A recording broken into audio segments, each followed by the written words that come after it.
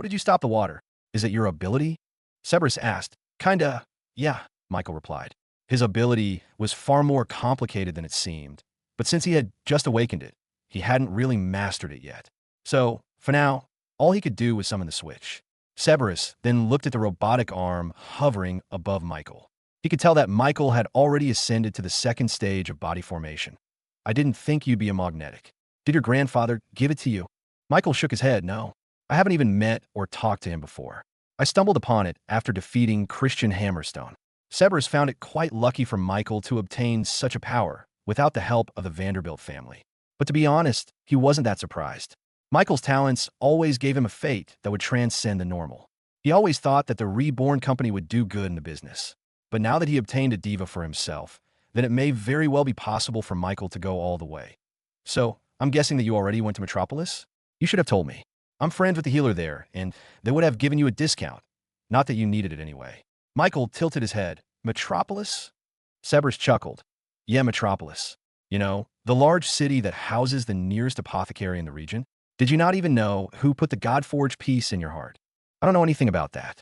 I didn't get the surgery, Michael replied. The Tower Master chuckled for a few moments more before he turned to look at Michael again, who still had the same serious expression from before. You're serious? Cerberus knew that the only way for someone to become a magnetic was through a risky surgery to put the God-forged piece in the heart. And that surgery had to happen each time someone ascended the stage of body formation, which meant that Michael was supposed to have had 2 surgeries at this point, since he was in the second stage of body formation. Yeah, I don't need surgery because I'm a natural magnetic. This really sent Cerberus into shock. The old man just stared at Michael before shaking his head. I know I shouldn't be surprised, but still, a natural magnetic? Do you know that even magnetics are still considered a myth from the general public? And among magnetics, a natural magnetic is even more of a legend. Nobody even thinks they're real. Cerberus had known Michael long enough to know that normal common sense didn't work on the child. But it seemed that every aspect of magic, talent, power, or smarts, Michael seemed to have an edge over everybody. It was definitely unfair. That's how I got my first God-forged piece. It suddenly flew into my chest. And I guess I can also attract other God-forged pieces for magnetics. Now, this was another bombshell. If any other magnetics heard this, they would quake in their boots. Just the thought of someone ripping away their power would make anyone want to stay away from him. But of course, he knew that Michael wasn't the type of guy to heartlessly steal someone's God-forged piece unless they truly deserved it. That's why you haven't been to any apothecaries. By the way, apothecaries are the only ones that can perform magnetic surgery. They're the only ones with specialized power to make it safe enough to perform. That's why Sinclair's Elixirs is a top conglomerate in the world. This meant that they had a monopoly on the surgery.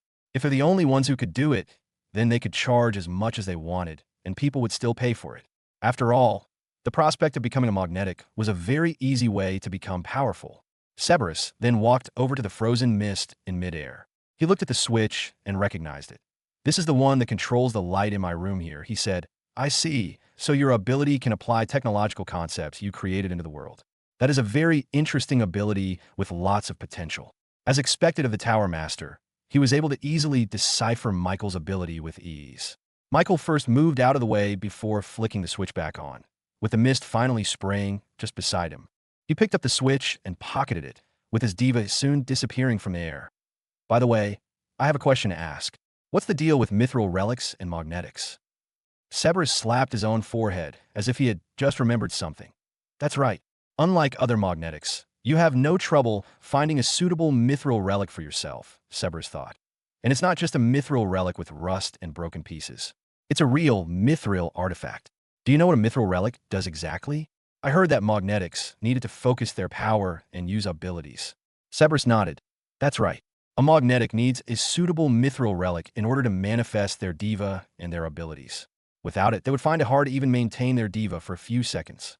Unlike them, Michael could do it without problem, so he never really had a need for getting his own mithril artifact. Cerberus then looked at the switch in Michael's pockets. How many switches can you make currently? 3 max, Michael replied. That's because you don't have a mithril relic, Cerberus explained. If you had one, you'd be able to make as many switches as you wanted as long as you had the stamina to do it. Michael couldn't believe how simple it was. He thought that he had to ascend to the next stages of body formation in order to increase the amount he could make. But as it turned out, he just needed a mithril relic to do it.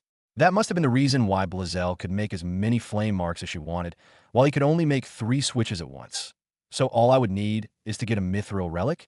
Michael reached down to a shadow on the ground and grabbed a rapier from his inventory. The rapier was colored bright orange, with a blade guard in the form of flames that jutted out to the sides. This was Blazel's rapier, so if I use this, then I can activate my ability as much as I want? I'm guessing that it's not yours. Nope, it's from Blazel, a magnetic from Flare Corp, he replied. Then no, you can't use it. There's a certain process that a magnetic has to do in order to transform their mithril relic into something that they could use. And that process will start to bind that weapon to the magnetic. So unless you repurpose that weapon, then it will be totally useless to you and maybe even damage your cultivation. Michael remembered something that Virion said.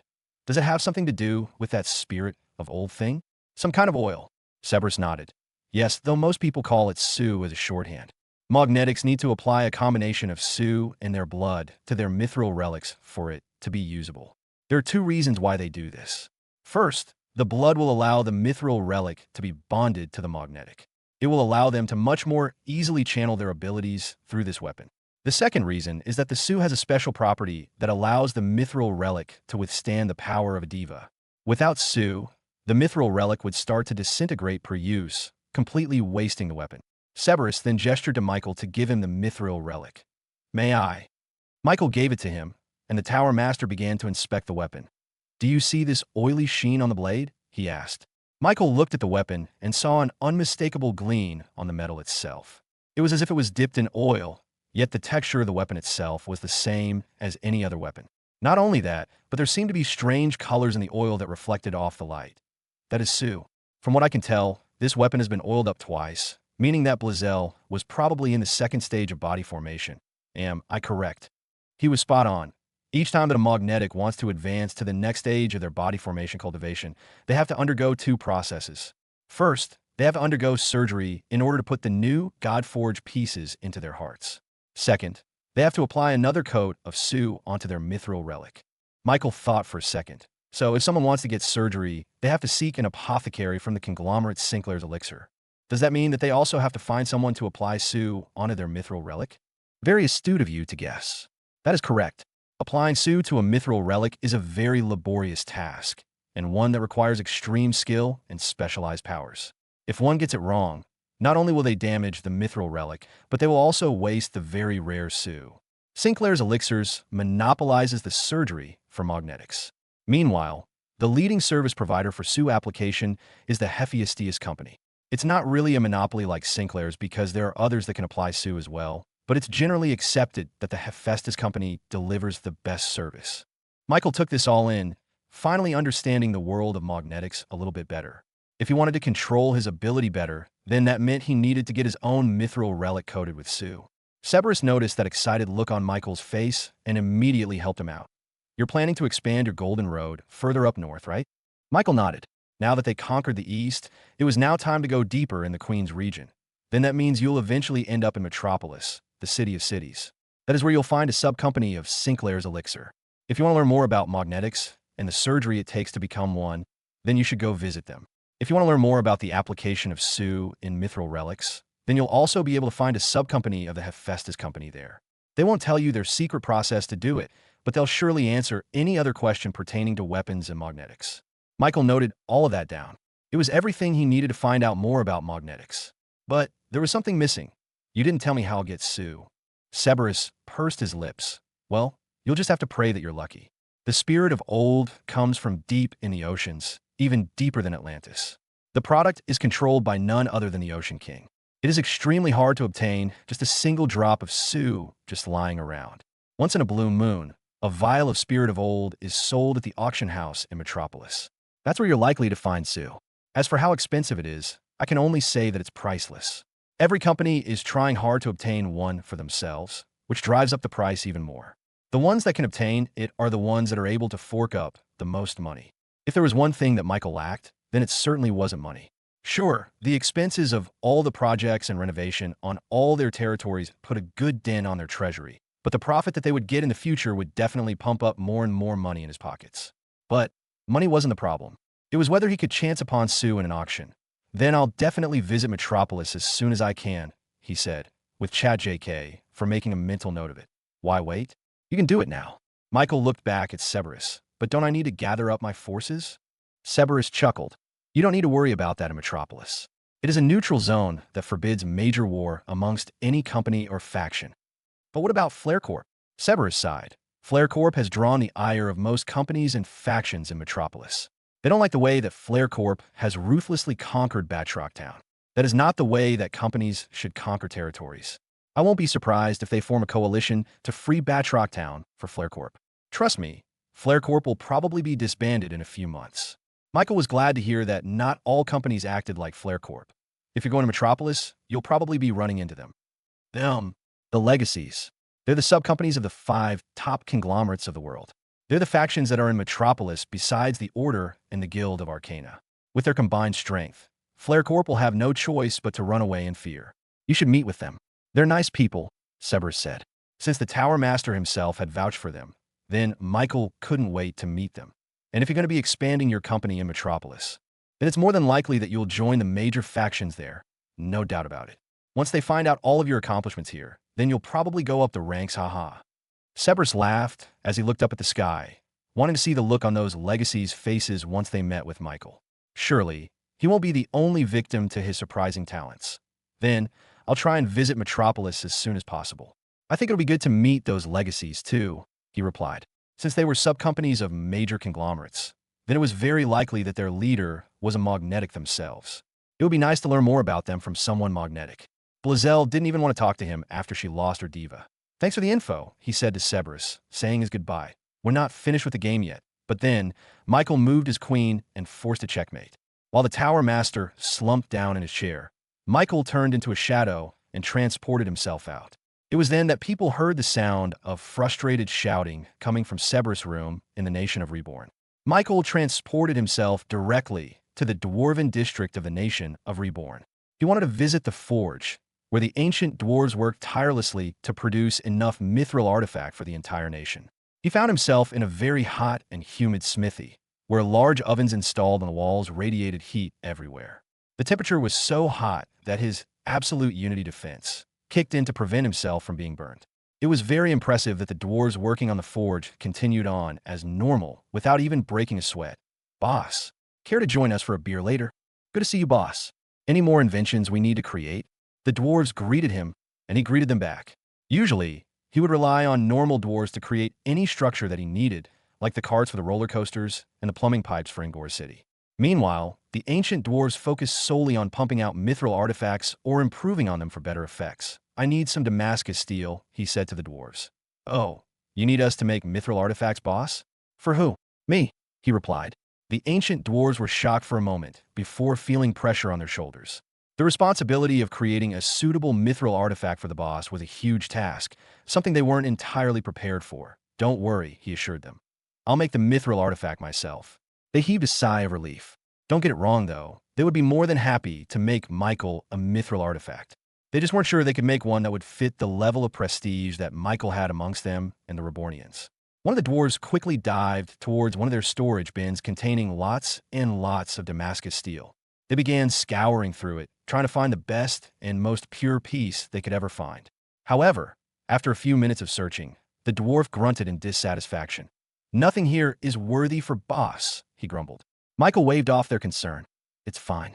Any regular piece of Damascus steel would suffice, he told them. But the dwarves wouldn't accept anything less than perfect for their boss. They quickly rallied up all of their dwarves in the forge, trying to find a perfect piece for Michael. Eventually, someone just decided to get one from the very source, the Dwarven Kingdom. If there was any Damascus steel that was worthy of Michael's status, then it could only be found in the personal vault of the Dwarven King. Hey, you don't need to bother Bairu, he said. But in approximately 5 minutes, the Dwarven King himself personally delivered Michael a pristine block of Damascus steel, with its wavy and rippling design looking very organized and without any flaw or error. Anything for my best friend, Bairu said, grabbing Michael's shoulder and laughing. You didn't have to go all the way here, Michael said to him. Nonsense. How could I ever show my face to my ancestors if I couldn't even bring such a small gift to the man who brought us our ancient ways of mithril? Michael would have believed him, but the man's breath was practically smelling of beer. You just want to relax here, don't you? Bairu grabbed at Michael's clothes and tugged on it, desperate. They just won't let me leave the castle. They keep wanting me to sign papers and bills. I just want to drink a cold one and relax. Michael laughed and consoled Baru. I hear ya, buddy. I hear ya. Tell them that you need my help for one day. No, a week. No, a month. A week. Anymore, and I would worry for the state of the Dwarven Kingdom. Bairu rejoiced and immediately made plans with the other dwarves about drinking in the tavern. Of course, they couldn't really deny the request of the Dwarven King. Join us at the baseball game tonight, said Bairu. But Michael had to decline. I'll be busy for the whole night, he said, carrying the Damascus steel block he received. And so, while Bairu and the dwarves went out to have a tour of the nation, Michael situated himself into the closest forge. He put down the block of Damascus steel onto the anvil and began to think, what kind of mithril artifact do I want to create? He knew that this decision was important because Cerberus told him that mithril artifacts were kind of permanent. Once Su was coated into the weapon, it would remain in that state forever. If Michael wanted to change weapons midway in his cultivation, then he would have to reapply the coat of Su onto the weapon, wasting a lot of the very rare oil. Should I go with a weapon? He asked himself. Immediately, his gut said no. After all, he had never even held a weapon before. It wouldn't really work with his style of fighting too. Then maybe a wand? It was true that he mostly used mystical spells to fight, but he didn't really feel any sort of connection with a wand. Other mages could perform better with a wand, but Michael didn't need them. My mithril artifact should be a tool of some kind. He came to this conclusion because he prided himself in being a creator first. That was his main thing back when he reincarnated into this world. He wanted to create the comfort he had back then. A hammer? A chisel? A wrench? All sorts of tools came to mind, but nothing felt right. In the end, he decided to consult his partner, ChatJK4. What do you think?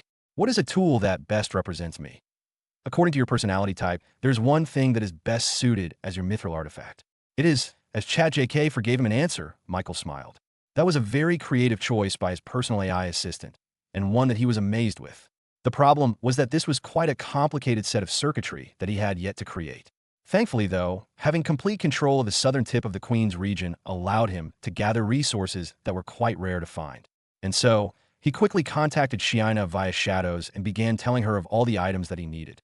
He only needed the raw form of these ingredients, and he could process them all by himself to make it into whatever the blueprint required. You can expect these things to be delivered in an hour, Lord Michael, Shiina replied from the shadows. No need to rush, he replied to her. Then I shall make sure they're delivered within 30 minutes, she said.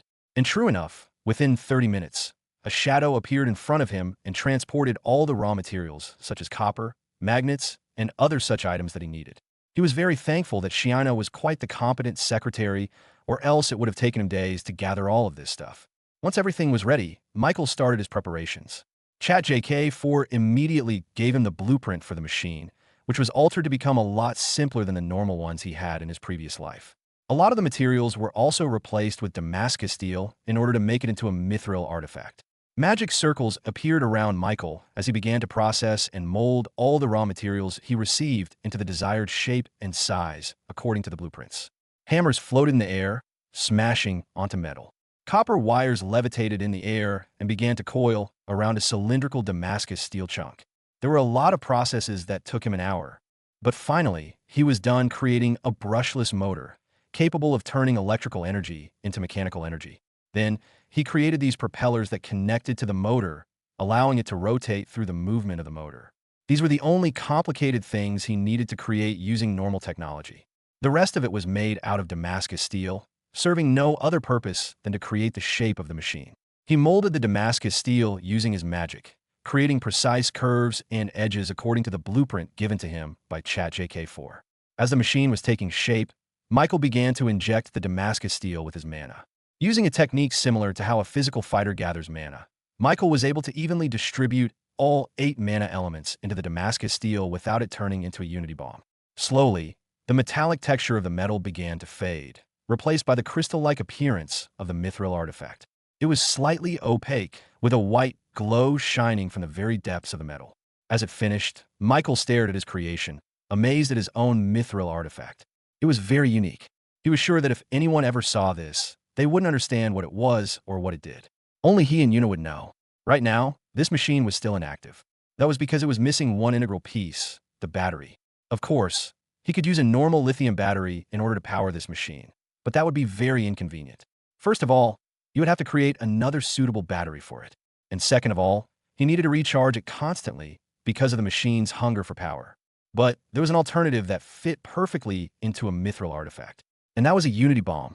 Using the normal method of creating mithril artifacts, the same way a mystical mage gathers mana in the body. Putting all 8 elements into a Damascus steel would result in a very volatile and unstable material that would explode upon the slightest bit of contact with anything. That was what he called a unity bomb. But through experiments, he found out that if he created a small enough material, and with the right amount of mana, it could become stable enough to be used as an eternal power source. It was what he called a unity battery. This worked because the mithril would constantly gather mana from the surroundings, keeping it powered every time. So he pinched off a very small piece of Damascus steel from the block and molded it into the shape of a AAA battery. He injected it with all 8 elements, using no complex methods, simply brute forcing it inside. And soon, the mithril artifact was filled with the immense power of unity mana. Contained within this small vessel was enough energy that could turn an entire village into a crater. He slowly inserted this unity battery onto the machine, and with a satisfying click, the machine roared to life. VZE, the propellers whizzed, creating enough lift for the machine to take flight into the air. Michael had created a drone. This was his mithril artifact. However, what he created was a very crude and very simplified version of a drone. First of all, it didn't have any complicated circuitry like electronic speed controllers or transmitters and receivers. It didn't even have a navigation system, gyroscope, accelerometer, or anything like that. It only had its 4 propellers connected to a motor. The only thing that the drone could do was fly upwards and nothing more. Of course, if he wanted to, he could have put all the bells and whistles that a first-rate drone would have back in his previous life. But he just felt like he didn't need to. After all, he could already control the drone, even without a controller. As the drone continued its flight upwards, Michael focused on the unity contained inside the mithril artifact. They were still made out of mana, which meant that he had complete and absolute control over it. His supreme skill grabbed onto the drone, allowing him to control its movements through thought alone. This was even better than if he used a controller. The drone flew down and whizzed past him. It flew over a tree and dove down towards a bald spot in its crown. Then, it quickly turned upside down and looped around one of its branches before zooming past toward Michael again. It was like a fish in water.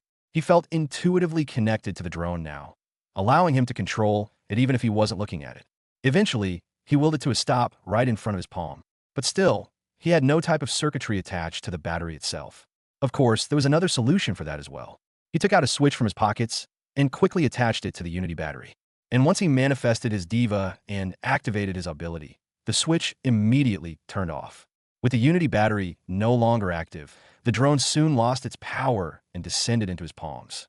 And with a single thought, the switch flipped on and the drone roared to life. He then took out another switch from his pockets and attached it to one of the grooves at the very bottom of the drone. Then, he let the machine take flight. He set his sights into the distance, where eventually, he saw an acorn falling from a tree. He willed the drone into action, whizzing through the air at relatively fast speeds. As it got closer, the drone quickly flipped sideways, letting its underside point directly at the falling acorn. And with one thought from Michael, a spring burst forth from the bottom of the drone, releasing the switch that had been loaded into the groove. The switch accurately hit the acorn before hitting the ground, freezing it in the air.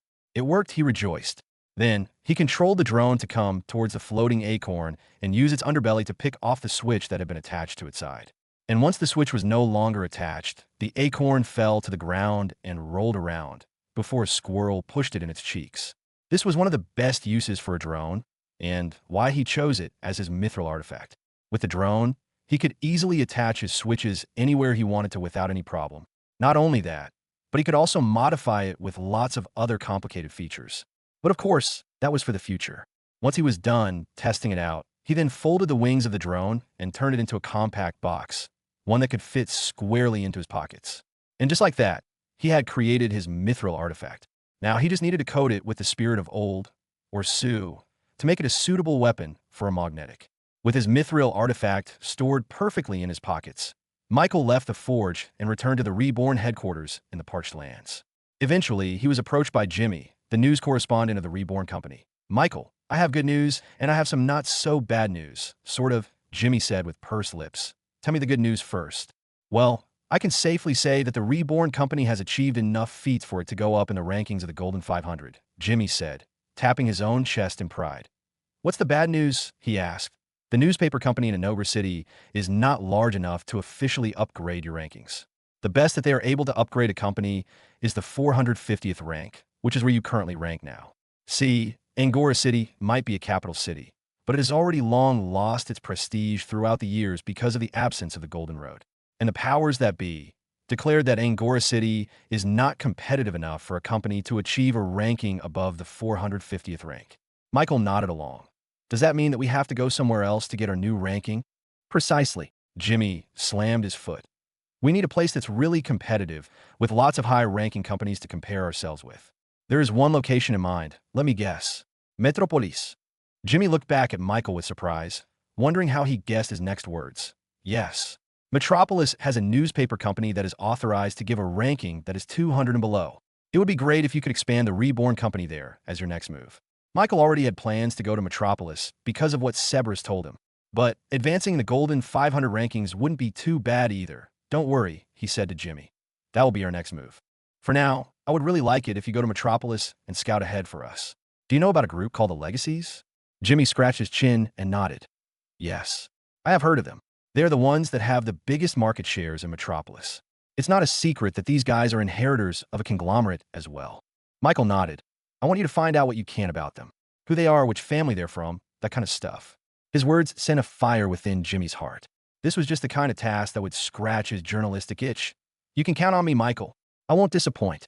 Jimmy didn't wait any longer and took a train back to the Queen's region. Michael offered for him to use a shadow orc for teleportation, but the rookie journalist refused, saying that he needed to feel the ground by himself, whatever that meant. Once Michael dealt with that, he soon entered the main office building of Reborn, where he saw a completely different vision than the one he was used to. Jakku, Zion, Fudge, and even Grieve was stuck in 4 connected desks, doing their best to sift through piles and piles of paperwork with Shiina just behind them, with a bow locked and loaded ready to fire. Lord Michael, welcome back. Shiina greeted with a smile, but never letting the tension in her bow loose. Bro Mike, help. Zion muttered, lethargic. His eyes looked unfocused, as if he was starting to go crazy. No more, Jakku said, with his scales paler than even Shiina.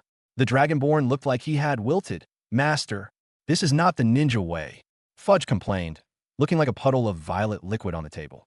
I'm sad, huh? What was I saying? All right, I'm sad. Grieve, on the other hand, somehow looked even more aged, even though he was already a skeleton. While the boys were having the worst time of their lives, the girls, on the other hand, were just relaxing on the balcony outside, drinking tea and chuckling to themselves. Amisu, Yuna, Vivi, Virian, and his mother were all passing around hot tea and biscuits, enjoying the view of the nation of Reborn outside. And the one that was serving them was none other than his father, Bart. The dignified Vanderbilt businessman was reduced to being a butler in front of these women. Dad, what are you doing here? He asked. Bart looked back up at Michael and smiled. Meanwhile, Lilia was the one who answered for him. Your father here is proving his worth to us, to see if he could go with us or not. Michael was confused. Go where? Lilia chuckled. With you, silly. You're going to expand the nation of Reborn to Metropolis, aren't you? Well, you're going to need a lot of support. And who better to go with you than us, your parents? Oh, Bart, more tea, please. Bart obediently poured tea in her cup. Then, he quickly turned to Yuna. Yuna, dear, would you like one as well? Yuna smiled back and nodded. Yes, please. Of course, Bart replied. Anything for my future daughter-in-law. Michael soon turned lethargic as well, slumping down on the chair right next to him. There's 2 of them, he grimaced. One of the reasons why he fixed up his parents was because he wanted them to entertain each other.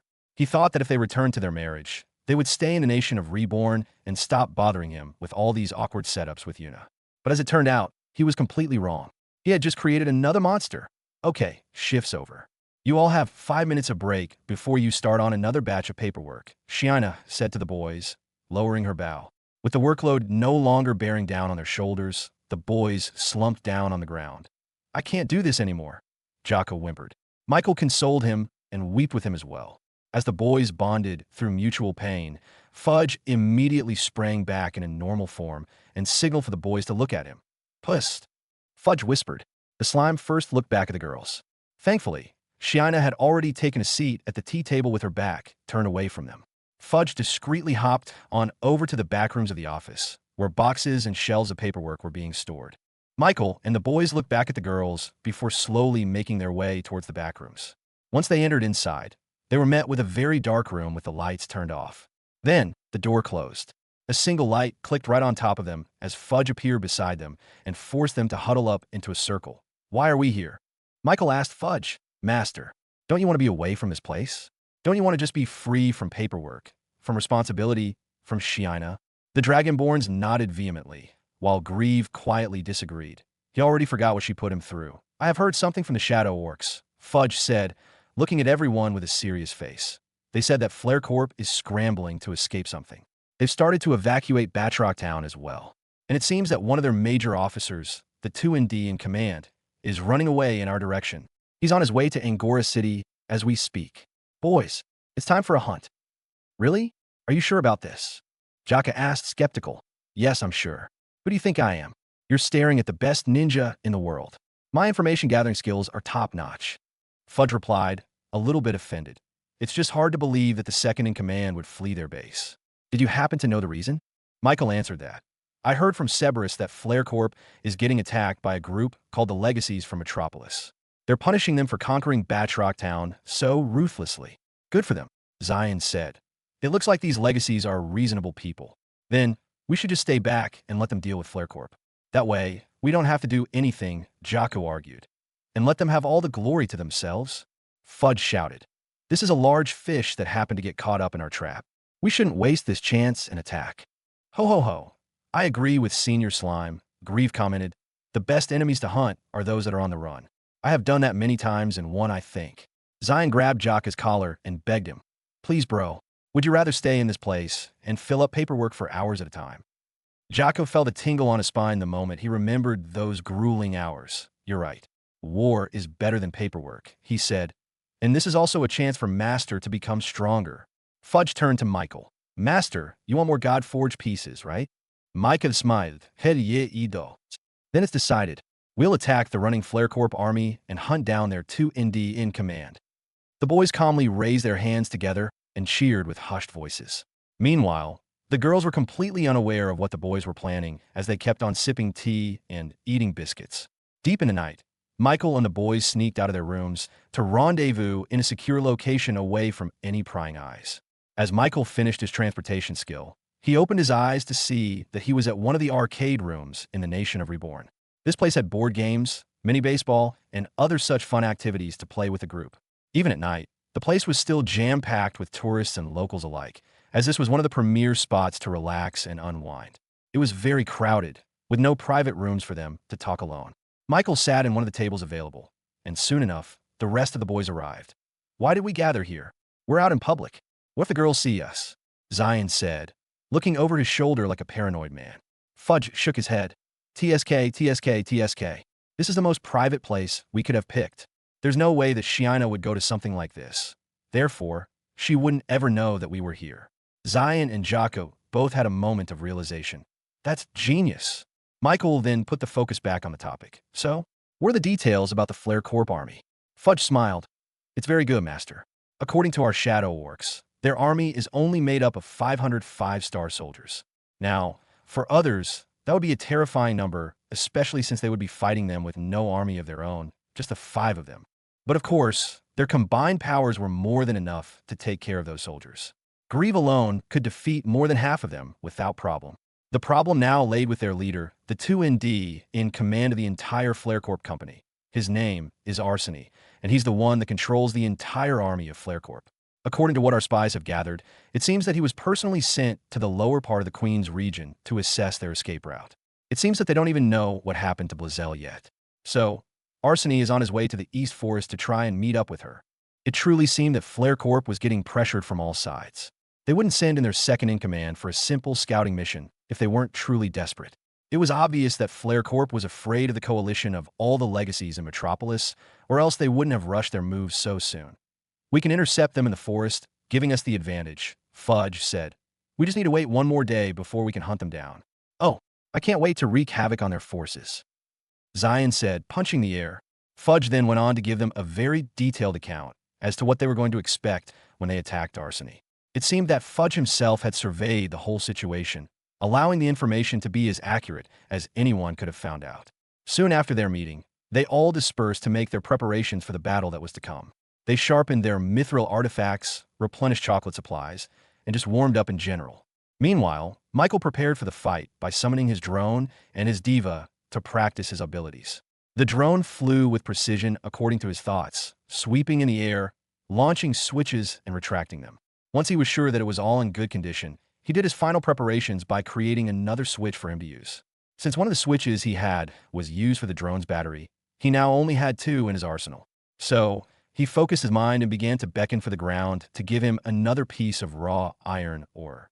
And in just a few moments, a chunk of iron ore burst out of the soil and landed in front of Michael's hands. It didn't take long before his diva began to do its magic onto the raw iron ore, melting it and molding it into a fine, precision artwork that only electricians could appreciate.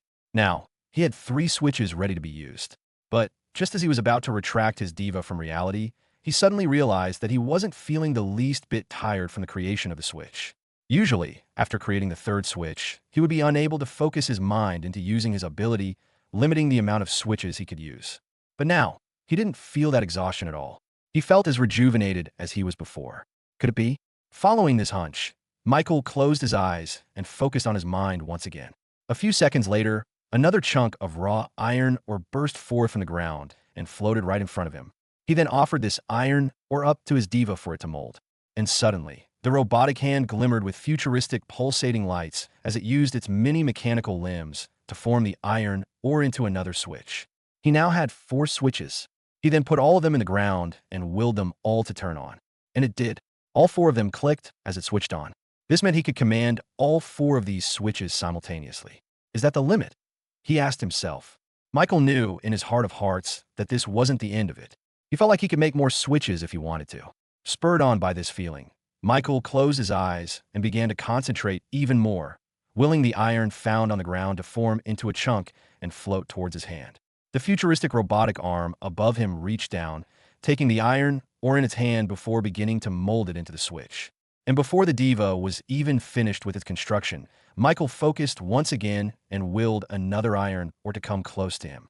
As the diva finished the switch, it immediately went back and reached for the new iron ore, creating a new one without even a single break. Michael was astonished. The fact that he didn't feel any fatigue or exhaustion meant that he could create as many switches as he wanted without limit.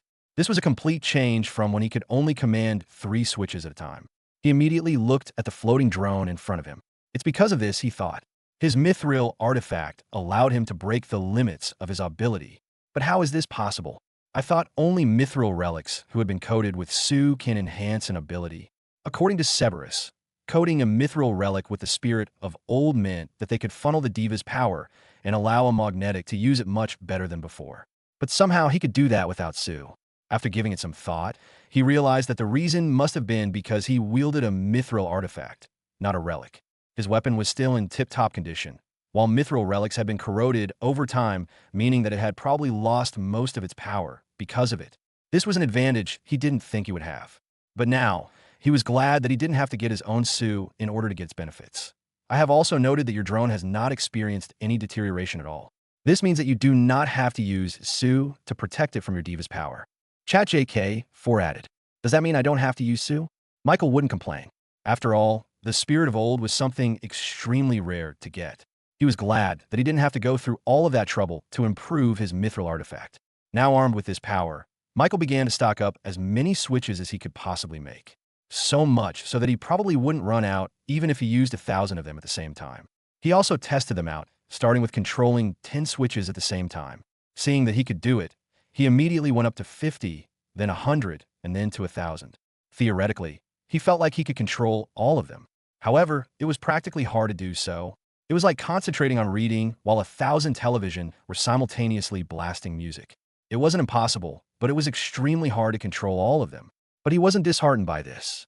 In a true fight, he probably wouldn't use more than 100 of them at the same time. He already tested this out and found out that it worked smoothly without any problems. He spent the rest of the day continuing to experiment with the switches and train using his drone to place and detach them anywhere he wanted. On the very next day, Shaina woke up early in the day to supervise the boys on another session of paperwork. But as she entered their rooms, all she saw were empty beds and a small note that said, "Sorry, feeling sick today. I'll work tomorrow, Now, the fact that they got sick at all was the very first red flag. Ever since they became Dragonborns, they never got sick, not even once. But even then, the fact that every single one of them had the same excuse meant that something fishy was going on. She also went over to Michael's room and saw Lilia already by the door. Lord Michael is gone too? She asked Lilia. Yup. Those boys are up to something, Lilia said, squinting her eyes. But of course, by the time they found this out, Michael and the boys were already out of the parched lands and entered back into the Queen's region. They hid on the very edge of the eastern forest, hiding by the bushes and waiting for their target to come running towards them. Are you sure they'll come here? Jocko asked Fudge. Stop worrying. They'll be here. I'm starting to worry. At this point, what if this Shiina comes in and ruins everything? Zion said, biting his nails. I would rather just meet the army head on than just wait here. I feel like my mom is already breathing down my neck, Michael said, shivering. Michael and the boys were more worried about the girls rather than fighting an actual army. Meeting one meant death, and meeting the other meant that they would have to find 500 new spots in Reborn prison. It made sense why. Eventually, Michael saw something in the distance. With his supreme skill, he was able to see past the rolling hills in front of them and saw organized rows and columns of light mana trekking the land. These were none other than the Flare Corp army that they were expecting. Here they are, he said to the group. Are you all ready? Jocko held his sword's hilt and muttered a countdown. 3 to 1, Zion shouted, springing out of the bushes and rushing towards the army alone. Hey, I didn't say go yet, Jocko complained. Fudge turned into a shadow and zoomed past the rolling hills and towards the Flare Corp army. Even Michael had already gone off flying in the air, getting ready to intercept the army. Ho ho ho, we better get going, Sir Jocko, or else we'll lose out on all the fun. Jocko shook his head before a smile crept on his face. As he pulled out the sword from his sheath, his body turned into blue lightning that raced through the lands, eventually passing Zion, who quickly tried to catch up. Ho ho ho, youth, Grieve cheered, seeing all the young Ines be so active. Me though, I shall take my time. He then slowly walked towards the rolling hills, using his sword as a cane, just like an old man. Meanwhile, the 500-men Flare Corp army eventually noticed the change in the air. Even if they weren't paying attention, Michael and the boys weren't exactly hiding their presence. They could see lighting zooming in the air, a shadow looming over them, a golden-haired boy floating in the air, and a lizard-like boy punching the air and creating shockwaves. At the very end of this army was a man whose hair was short and was colored a fiery red. It rose up in the air, creating the illusion that he had fire on the top of his head. This was none other than Arseny, the 2ND in command of the entire Flare Corp company. Some would say he was the entire brains of the operation. But right now, he had no idea what he was seeing. Now that he was closer, Michael finally had a good look at the supposed 2ND in command of the Flare Corp company. Arseny wore bright orange armor, with symbolisms of tyrannical fire embedded into its very design. He looked regal compared to the other soldiers who wore the signature Flare Corp chestplate. Not only that, but he was riding a horse who had the flag of Flare Corp attached to its side. Michael, as he floated in the air, made eye contact with Sonny. You came from the East Forest, Arseny observed. Blazel is supposed to welcome our troops. Are you part of the Bastard Bandits? As expected, the 2ND in command was a lot more perceptive than Michael thought. No, I'm not, Michael replied. The Bastard Bandits have disbanded. Arseny showed a face of shock before his eyes focused as he tried to process the information. Then, I'm guessing that you are not here to welcome the great army of Flare Corp? No, I'm not, Michael once again replied. By now, Zion, Jocko, Fudge, and Grieve had all taken their respective spots in front of the Flare Corp army. It was them versus 500 soldiers in the 5-star realm, with only a few hundred meters in between them. Then surrender to the glory of Flare Corp.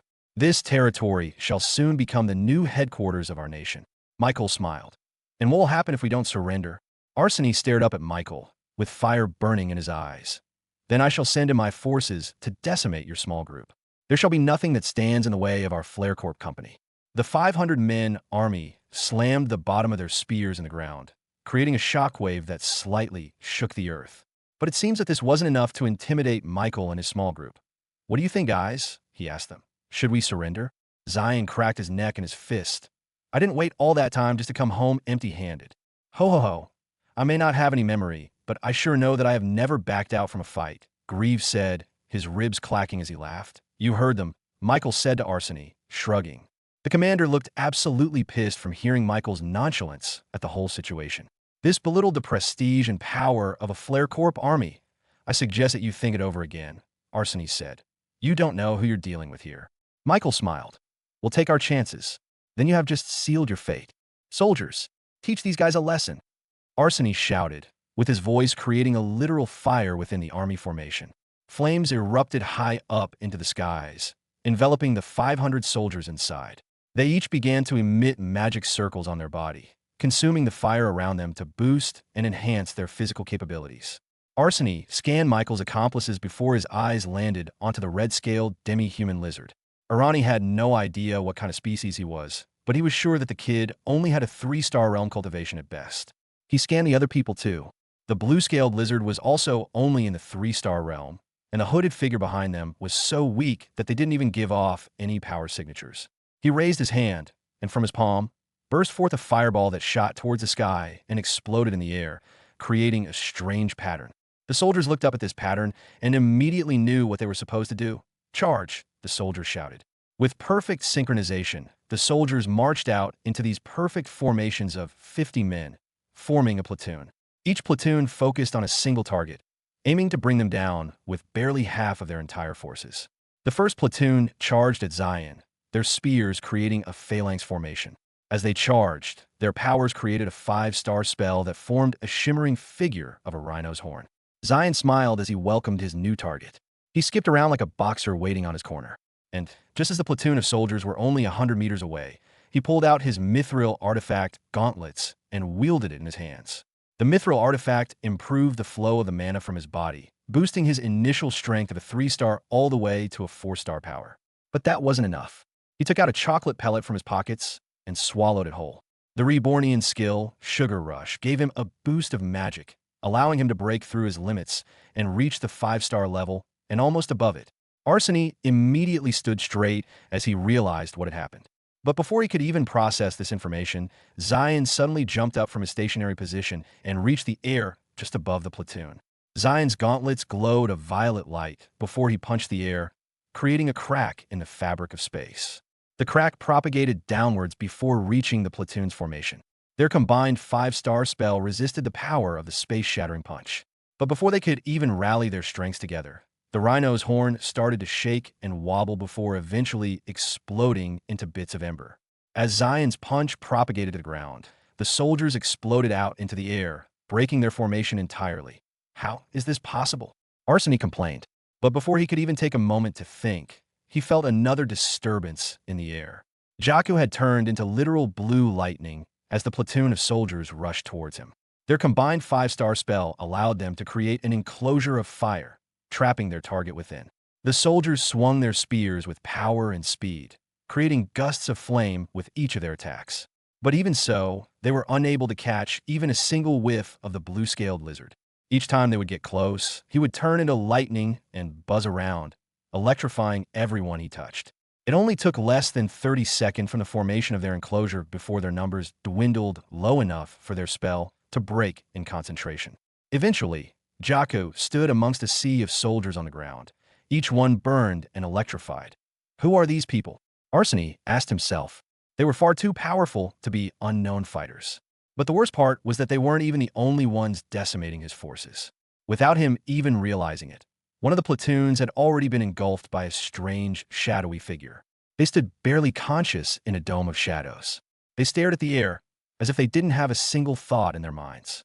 Arseny couldn't even see who was doing this. And before he could scan the area for the shadowy perpetrator, he suddenly felt something that made his skin crawl. He looked to the side and saw that his platoon of soldiers were slowly backing away. They were running from the decay that spread through the ground, wilting everything that it touched. The soldiers tried to fight this decay through their flame spells, but even their flames decayed from contact with the ground. Arseny looked towards the source of this decay and saw a skeleton figure standing still with a thin sword in its hands. As Arseny felt the power coming from this skeleton monster, he realized why his arm hairs were standing up. This monster was in the 9-star realm. Grieve raised up his thin sword and waved it in the air. His movement was slow, almost too slow for it to do any real damage. Yet a few moments after he finished his swing, the entire platoon suddenly felt themselves struck with the blade directly in their chests, with necrotic energy suddenly disintegrating their proud flare-corp chest plates into rust. An undead monster? How are they controlling it? The more and more Arseny fought with this strange group, the more he realized that their confidence was not just empty bravado. They were the real thing. The rest of his army charged forward after seeing each platoon get decimated by these single individuals. Even without Arseni's instructions, they knew that they had to put all of their efforts together if they had any chance of defeating them. However, their large numbers meant nothing to these people. Zion's punches broke through space, creating a shockwave of disturbance that destroyed all of their formations. Jaku's lightning-fast sword was untouchable, defeating tens of soldiers just before the thunder cracked in his wake. Fudge kept himself hidden in the shadows, abducting any soldier he touched into an insurmountable illusion that kept them standing in place, completely vulnerable to any attacks. And the most dangerous of them all was Grieve, whose 9-star power completely destroyed any coordinated magic spell that these soldiers could think of. His swings looked normal, yet it would decimate almost 10% of the soldiers each time, decaying their armor and weapons into rust particles that flew into the wind. Arseny knew at this moment that his army was about to lose. This unknown group of individuals had somehow bested FlareCorp's best of the best. You guys have no idea who you have angered. This world has powers that you do not even comprehend, he said, summoning all the strength he could muster. He raised his halberd in the air, its blade suddenly glowing in orange light as he started to unleash the power hidden in his chest. A flame emerged on his entire body before a shimmering figure appeared above his head. The roaring head of a lion appeared above Arseny, with its mane filled with that of blazing flames that only seemed to grow hotter as the lion slowly awakened. This was Arseny's diva, a flaming lion. However, this diva's body was still clearly incomplete. The only thing that was manifested was its head, with the rest of the body still yet to appear. But that was enough to bring back the dwindling morale of the FlareCorp soldiers. They suddenly gained a new sense of confidence as they saw the appearance of this flaming lion. They knew that their commander would finally unleash one of his greatest strengths that surely none of these people had ever even seen before. The fire on this diva lit up their spirits once again, giving them a second wind to rally up their power and defend against these powerful individuals. With the formation of his diva, Arseny burst into action. He jumped up from his horse and charged towards Zion and the rest of them. Seeing this, Zion's smile seemed to only grow wider. He took this as a challenge. With his gauntlets glowing with a violet power, he stepped back before unleashing one of his strongest attacks. He punched the air multiple times, creating more and more shattered fabric of space that eventually traveled down towards the speeding Arseny. Zion's barrage of punches traveled through multiple soldiers, each one launching far away the moment the shattered space propagated towards them. However, as it reached Arseny, he raised up his halberd with both his hands and reared it up behind him. And just as Zion's space-breaking barrage of punches reached him, he swung his halberd wide, meeting the punch head-on. The two powers clashed, creating a shockwave that sent the weaker soldiers flying. Even the ground began to crumble, creating a crater at the point of impact. Zion's attack was an unrelenting force, continuing to add more power even after the collision. And for a moment, it even seemed as if Zion was going to win this battle. But it was at that moment that Arseny's diva shouted a silent roar, with its flaming mane bursting forth with life. Suddenly, Arseny's halberd erupted in a pure red flame, a power that did not contain a single ounce of mana, yet its power was enough to fight against Zion's power. The red fire spread towards the shattered space of Zion's punches, engulfing it in a red flame. "Submit," Arseny commanded. And suddenly, the shattered space engulfed in red flames suddenly lost all of its power. Zion felt its connection with the spell break, as if he no longer had control of it at all. "Return for me," Arseny added. And suddenly, the shattered punches began to turn back, creating a shattered space that reached towards Zion at speeds far faster than his original spell. Zion felt his own shattering punch come towards him at full speed. This was the first time that the young Dragonborn felt his own spell backfire on him. With his physical speed, Zion could have dodged away at the very last second. But his stubbornness got the better of him, and he ended up powering his gauntlets a second time to try and beat his own power. He punched the air, his arms almost blurring as he released a flurry of blows even faster than when he used it the first time. A new shattered space appeared in front of Zion. As soon as his final punch landed, the cracks propagated forward, coming face to face with flaming red shattered space. The two collided, creating sparks of lightning as the two cracks crashed into one another. Wind picked up from the impact, turning the green field into a bald crater, turning deeper and deeper as the two forces fought against each other. "In power," Arseny shouted, and soon, The red flames enveloping the cracks suddenly grew even bigger and hotter. The cracks seemed to have gained a new strength as it started to overpower Zion's attack. Seeing this, Zion didn't hesitate to jump forward and create more space-breaking punches to defeat Arseni's counterattack. But it was at that moment that the red flames grew larger, soon enveloping Zion's attacks. Zion felt his own power get cut off once again. The two cracks, once fighting, had ceased all conflicts and merged together to become a giant crack in space. Soon, this giant zombified amalgamation of Zion's punches combined and then started to shoot towards its sender. "There is nothing that my flames cannot conquer," Arseny said. "You are a formidable fighter. But you too shall perish in the face of Flare Corp's greatness." The giant flaming red cracks would soon envelop Zion, and there was nothing that would stop it. Arseny knew it was over. He turned around, scanning the battlefield for his next target. But it was in that moment that silence reigned. A couple of seconds had passed, yet the crash that was supposed to have resulted in a large explosion never happened. He turned around, only to see the red, flaming cracks frozen in the air, just a few meters away from Zion. "Phew," the young Dragonborn said. "Thanks for the save, bro Mike." Arseny felt the hairs on the back of his neck stand up. The flaming lion above him was growling, as if it was wary of something. He slowly panned up his head to the skies, only to see the golden-haired boy standing in the air. This child had stayed away from the battlefield this whole time. Arseny thought that he was just a spectator, nothing more than a kid who tagged along without knowing anything. Yet as he looked up at the skies, he saw something that he could not believe. Above the boy's head, there was an image of a right hand made out of metal, whose veins seemed to be glowing with a strange white light. The fact that his own flaming lion diva had noticed this right hand meant only one thing. It was a diva. How is this possible? Arseny muttered under his breath, his eyes trying to adjust. He tried to scrutinize the figure, wanted to see if it was just an ordinary illusion. However, the more he observed it, the more he realized that it was the real deal. Somehow, an unknown child had gotten his hands on one of the strongest metals in the world and obtained an ability all on his own.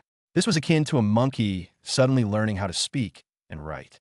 This shouldn't have happened, especially in a backwoods part of the Queen's region. "Who are you, really?" Arseny asked. There was no way that a boy would be able to obtain a diva accidentally.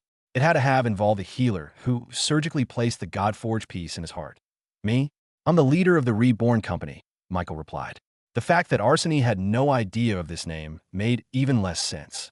If it was low enough in the Golden 500 ranking, then there was no way it was powerful enough to obtain even a single Godforge piece. "How did you obtain that, diva?" "I just found it," Michael replied. "Oh, and Blazel gave her piece to me. Or more accurately, I took it from her." The moment Blazel's name was mentioned, a sense of realization came to pass in Arseny's mind. She would never betray Flarecorp. "This means that you defeated her. I think I understand it now. Your Reborn company has somehow defeated Blazel and the army we sent her, foiling our plans to conquer this entire region," Arseny said. "And looking at your members," he said, looking at the Rebornians, "it's not hard to see how they lost." "Ding, ding, ding. You got right, blah," Zion said, sticking out his tongue. "They tried to attack us." "Well, you know what happened," Jaka said, sheathing his sword. Arseny ignored them and focused on Michael. "But it still doesn't make sense. How did you defeat her and obtain a diva for yourself?" Michael shrugged. "The Godforge pieces just came to me," he said truthfully. But Arseny just scoffed, thinking that it was a bold-faced lie. "It does not matter. I will force you to tell me the truth once I have proved my diva superior to yours." "Try," Michael challenged. Humph. Such confidence for someone only in the second stage of body formation. "Meanwhile, I'm already on the third stage and have matured enough to advance to the next one. Once I have defeated you, I will take back Blazel's Godforge pieces and surgically implement them to myself." Arseny squatted deep in the ground, holding the halberd in both hands and sweeping it in an arc around him. The red fire of the mithril relic weapon spread to the ground in a circle, creating a crescent platform that Arseny could stand on. "Arise," he commanded. And soon, the chunk of soil on the ground lifted in the air and began to hover, allowing Arseny to float closer towards Michael. "So anything that touches your weapon has to follow your words," Michael observed. "That is correct," Arseny nodded. In his mind, the results of the fight wouldn't matter even if Michael figured out his power. A lion is the king of the jungle. My flaming lion is the king of everything in the world. Anything my fire touches will submit to my words. "Interesting," Michael said, nodding in satisfaction. "I do not know how you prevented my flames from hitting your red-scaled friend from below, but it doesn't matter. It was a fluke." Arseny raised his hand, beckoning the platform underneath his feet to charge towards Michael.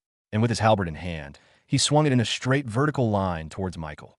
"Even your clothes will strangle you," Arseny said, intending to use his red flames on Michael. Michael's feet blasted off air, allowing him to dodge easily from Arseny's swing. "Humph, you're fast," but before he could even finish a sentence, he suddenly saw a bright light flash on the corner of his eye.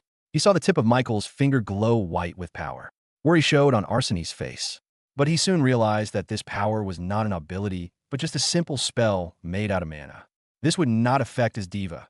How did you defeat Blazel if you don't even know the basics of magnetics? It was at that moment that Michael fired his Unity gun, creating an instantaneous white laser beam that hit Arseny square in the chest. Arseny's eyes widened, not expecting it to be so fast he couldn't even react. But thanks to his top-of-the-line Flare Corp armor, the laser beam slowed down just a few milliseconds, enough for his red flames to manifest and try to conquer the laser beam. However, Arseny's red flames seemed to recoil in pain as it touched the Unity gun beam, with its flames becoming destroyed upon contact.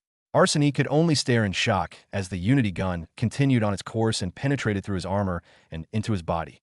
KGH. Arseny winced. Blood started to flow from the wound in his chest, despite it being smaller than a fingernail.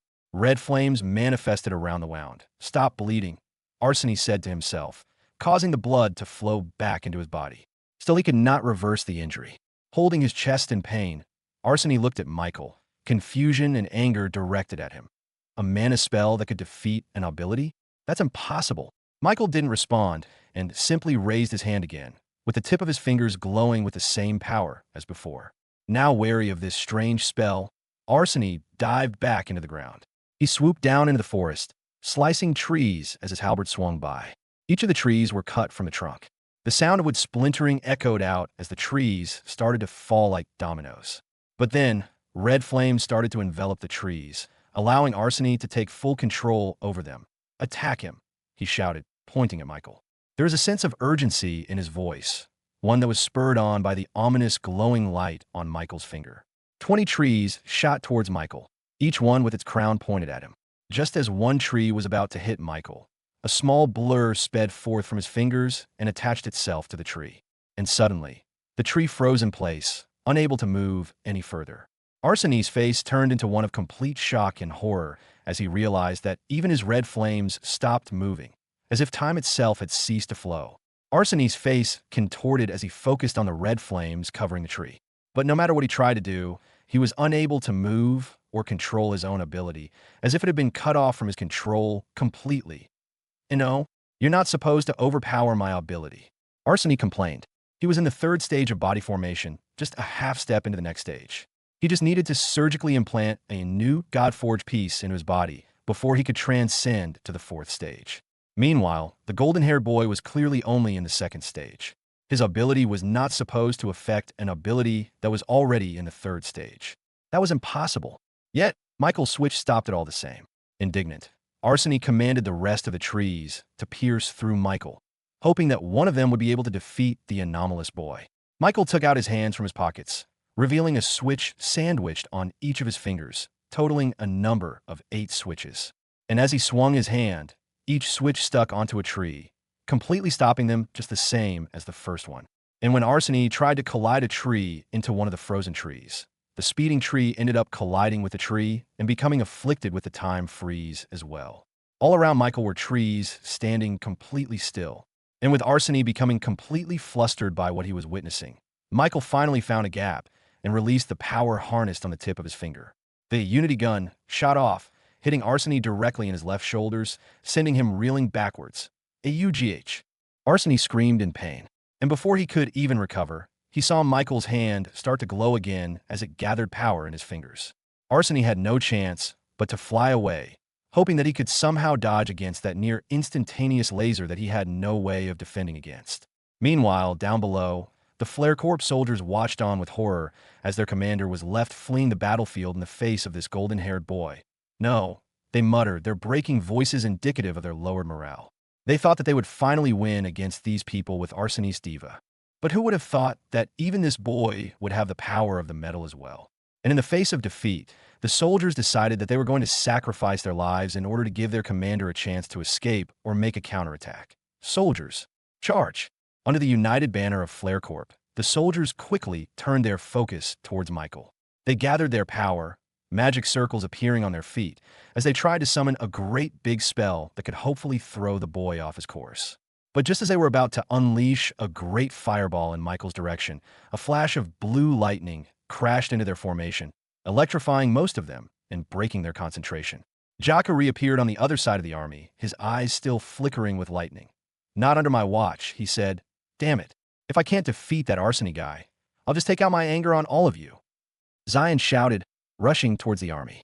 The soldiers who weren't electrocuted by Jakku rushed towards Zion, thrusting their spears at him. But then Zion put his hands up, protecting his chin, and started to weave left and right into a lying figure-8 pattern. This was none other than the Dempsey roll. The soldier thrusted his flaming spear towards Zion, but his attack simply phased past the Dragonborn. And before he could retract his spear, he suddenly felt a great power punch him in his chin as Zion delivered an uppercut. Zion jabbed, punched, and uppercut anyone that tried to attack him, destroying their formation even further. "Ho ho ho, I don't even have to do anything," Greaves said, leisurely lying down on the ground and watching everything unfold.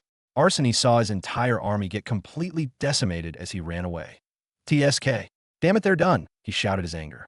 There was no one left remaining to help him. He knew that this was his final stand, so he quickly turned back and faced Michael. There were still about 10 trees left in his control, while the rest of them were frozen in the air. "Those blocks of metal," he said, observing the switches attached to the trees. "That's the source of your ability."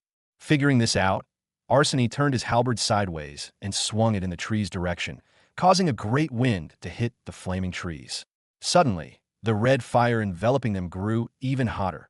"Explode," Arsony commanded, and soon the trees burst out into a million little splinters, with each one of them turning into toothpicks with a sharp point rivaling that of a pin. If your weird freezing of time is controlled by those blocks of iron, then your weakness is an area of effect spell. Arsony laughed, thinking that he had a way to win the fight. Michael, faced with millions of these splinters, looked at Arsony and fired off another one of his unity gun.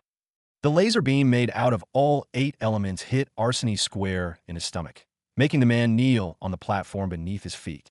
Blood started to drop from his mouth. Clearly, the injuries from the unity gun was starting to catch up to him. But despite the injury, Arsony looked up at Michael and found a way to smile through the pain. "My ability cannot be broken," he declared. "Pierce him." His face contorted as he commanded millions of these splinters to skewer Michael from all sides. Up, down, left, right? Everything was covered. But because there were too many splinters to take control, some of them ended up malfunctioning and shooting off in the complete opposite direction. Still, there were still enough splinters to cover every inch of Michael's body. A bloody smile formed on Arsony's face, thinking that he won. But just then, he heard a buzzing sound behind him. Whizz's Arsony turned around, only to see a strange metal object hovering in the air. Even though it had no eyes, it seemed to be looking at him directly in the eyes. And before he could react, a switch block launched from the side and hit Arsony directly in the chest. As soon as the switch block attached itself to Arsony, a strange force seemed to take hold of his entire body, causing it to freeze in time.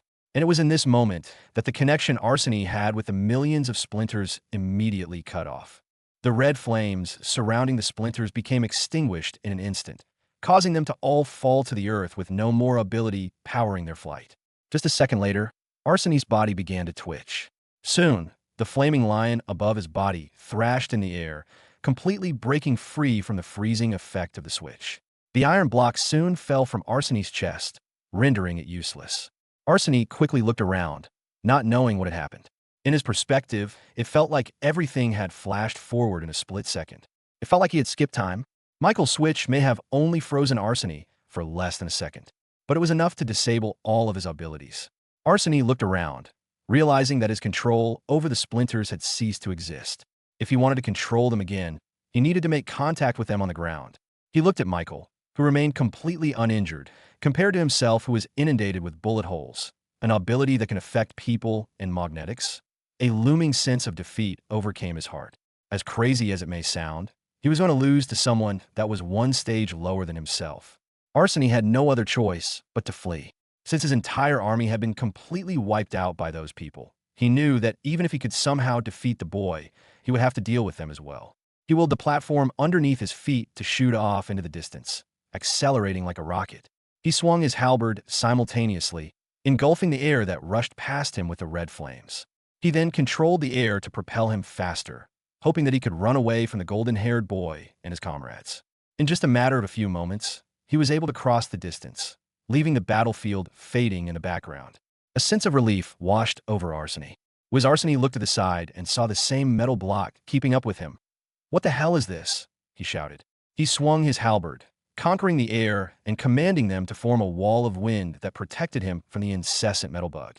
Just then, the metal block launched 2 consecutive switches towards Arseny. One of them stopped the air wall, and the other attached itself to Arseny's chest. The man found himself frozen in time once again. A second later, Arseny overpowered the switch and regained control of his body. But not before a beam of Unity gun hit him on the right shoulder. "Do you mean it?" Arseny grumbled. Michael had already caught up with him because he was frozen for a second. Not only that, but Michael seemed to be accompanied by a weird metal monster as well. The drone flew close to Arseny, intending to launch another switch on his body. Learning from this mistake, Arseny didn't try to escape. He lunged forward, bringing his halberd into a 180-degree arc from behind him. The mithril relic's blade clashed with the drone, creating sparks that shot off from the point of impact. Arseny's face contorted as his muscles bulged. He was trying to overpower the drone, trying to spread the red flames to take over the metal bug for himself. But as soon as the flames tried to consume the drone, the power of Unity surged through it, deflecting the red flames and disintegrating it into pure energy. It didn't end there. As Arseny kept on pushing his halberd into the drone, the power from the collision started to create cracks under his weapon. No. Arseny tried to deny it, yet the cracks from his mithril relic were echoing in his ears as clear as day. The red halberd in his hands shivered for a moment before finally, it exploded out into a million fragments. Its diminished power let out small bursts of lights, before finally dissolving into nothingness. Arseny felt the weight of his weapon become as light as air. The world around him seemed to turn into slow motion as he saw his own mithril relic shatter into pieces. With no more weapon to focus the power of his diva, Arseny's flame lion soon shimmered in and out of existence, before finally powering off. The platform underneath his feet finally gave, leaving Arseny plummeting to the ground. He crashed and tumbled onto the ground, breaking several of his bones. Yet, the pain of this moment could not overshadow the pain of losing his mithril relic. Completely battered, broken, and bruised, Arseny looked up at Michael as he slowly descended from the air. The drone floated towards Michael's palms before its propellers came to a stop and letting it fall gently onto his hand. "I should have known. That's your mithril relic," Arseny said, coughing out blood. You should have found it weird that Michael had been fighting all this time without a visible weapon in his hands. You are an anomaly. Those were the words that fit Michael the most. His strange power that could defeat those a stage above himself, and even a mithril relic that could somehow fly without any magic or aid. Tell me your secret." Arseny used the rest of his energy to prop himself up. "How are you able to defeat me? How do you have a mithril relic that can fly? There are no such weapons in the world." But Michael stayed silent. "Well, go on. Kill me then," he said to Michael. Michael looked down at Arseny. "After seeing how your FlareCorp company heartlessly conquers towns and forces them to submit, you don't deserve a punishment of quick death." Arseny scoffs. "That's the only way we could compete." "There are other ways," Michael declared, "and I'll show it to you. I will conquer the world, forcing no one to submit under my rule." A laugh almost breaks out from Arseny's mouth. Yet he saw that Michael was completely serious. "There's no way you can do that." Michael shrugged. "We'll see. I've proven you wrong once. I'll prove it again." And it was at that moment that Arseny felt a tug from his chest. It felt like something from inside his body was trying to get out. He looked down, only to see that a liquid metal was seeping out of the bullet holes in his flaming orange armor. It took a second for him to realize what it was. Only when the first drop floated out of his body and started to burn into a white fire did Arseny finally realize what it was. It was a God-forged piece. More and more drops of liquid God-forged pieces flowed out of his body. "No. What are you doing? Come back." Arseny tried to reach out to the droplets, but the white fire that consumed the God-forged pieces burned him to the touch. These drops floated forward, coming towards Michael's chest. And as it got closer and closer to him, its speed picked up before it eventually shot towards his heart like a bullet. Michael felt no pain from the God-forged piece. The liquid pieces continued to transfer out of Arseny's chest, leaving him weaker and weaker. Eventually, the last drop of Godforge left his body. His flaming lion diva roared out in defiance. But as that final drop left Arseni's body, the diva dispersed into the air like smoke, completely disappearing permanently. Arseny felt a void in his heart, powerless. Meanwhile, Michael continued to absorb the Godforge pieces. Each drop covered more of his heart's skin, allowing him to feel more connected with his diva. The robotic arm above him started to grow, completing the shoulders before it finally stopped. He absorbed the last drop of the Godforge pieces. Unfortunately, it was not enough to push him to the next level of the body formation realm. Arseny fell to the ground, completely shattered in body and in mind. He finally understood how Blazel could lose to a country bumpkin like him. As expected, a boss, Jacques said, appearing as a streak of blue lightning beside Michael. Certainly, ho ho ho. I haven't seen anyone as powerful as he is, at least in the few seconds of memory that I have, ho ho ho. Michael didn't know if he should take that as an insult or a compliment. But knowing Grieve, he just probably said it without thinking. He had no brain after all. Master, these soldiers are going to be in prison, right? Can I please have them as my subordinates? Fudge said, hopping towards Michael with 100 zombified soldiers walking behind him. All of them were still connected to Fudge's shadow, which meant that they were still under an illusion. Fudge, remember what I said. You can't do that anymore. You'll have to recruit them after they are of sound mind. Fudge deflated. Feeling disappointed, bro Mike. That was so cool, Zion said, mimicking the moves Michael made during the fight. Even Michael's signature shrug was completely replicated by the young Dragonborn. So, what do we do now? Jaka asked. Do we just go home? Fudge and Zion immediately crossed their hands. No. Nah. When we go back, that white devil dragon is definitely going to punish us. We may as well keep away from her as late as possible, Zion insisted. Well, we have nothing more to do, Michael said. Unless Michael and Fudge both made eye contact. There was a hidden connection between the two, a nonverbal conversation that was completely in line with each other. Unless we go after the rest of FlareCorp, Fudge said, rejuvenating back into a slime ball. Great idea. Zion jumped. There's still the one SD in command of the entire company. The leader. As soon as he said those words, Arseny immediately whipped his head up. He tried to stand up, but losing his diva not only completely exhausted him, but also exacerbated the injuries he sustained from the Unity gun. No, I can't let you guys meet with Florexis. Everyone turned to look at Fudge, who is the sole investigator of this whole affair. Florexis Oscorp is none other than the leader of FlareCorp, the ninja slime explained. No matter how injured or exhausted he was, Arseny picked himself up from the ground, only to lose his footing and stumble backwards. I can't, and under no circumstances, let you meet our lord. He is the only hope of our company. I can't let you steal away his Godforge pieces. Arseny declared, staring at Michael. Although Florexis was far stronger than Arseny in terms of power and ability, the 2&D in command wasn't willing to risk a meeting with Michael. The chance was small, but there was a probability that Michael could achieve victory against Florexis, making him suffer the same fate as Arseny and Blazel, losing their diva in heartbreaking fashion. Arseny had a bad feeling about the meeting between the two. The worst part was that Arseny was sent here by Florexis in order to consolidate their footing in the lower part of the Queen's region after they were being hunted down by the Legacies. It would only be a matter of time before Florexis ended up coming to this part of the Queen's region and meeting with Michael. Arseny would rather his lord be captured by the Legacies. At least they were people bound by principle and rules. They couldn't just blindly kill someone like Florexis to take the Godforge pieces in his heart.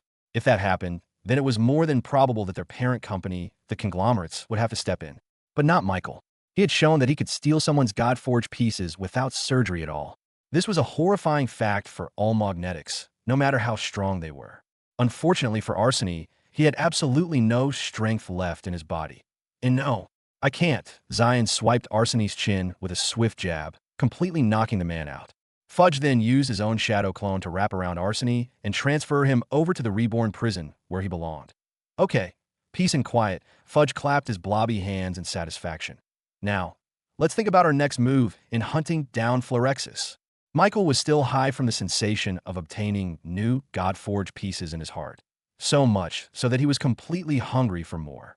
But still, he didn't let himself get taken over by impulse. Fighting the main leader of a major company like FlareCorp was no easy task. They were just lucky that Arseny had only been dispatched to an isolated place here in the Queen's region with a small army for himself. They thought this was a simple reconnaissance mission to make contact with Blazel, not expecting that she was already defeated and that there was an ambush waiting at their arrival. This was good for Michael and the others because they were able to defeat them. But this meant that Phlerexus probably had the rest of the Flare Corps soldiers under his command right now. Michael wouldn't be surprised if that number was in the high thousands. And if they charged into Batroc Town, guns blazing with nothing but all 5 of them and no backup, even they would feel the pressure. So if they were going to siege the walls of Flare Corp, then they better be ready. It's too dangerous to try and fight thousands of soldiers by ourselves, Michael said to them. I agree with Michael. Ho ho ho, I may have lost my memory, but I know a losing battle when I see one, Grieve said, having a strangely solemn look on his bone structure. The Dragonborns had no response for that. They knew they were still weak. This put a damper on their excited moods.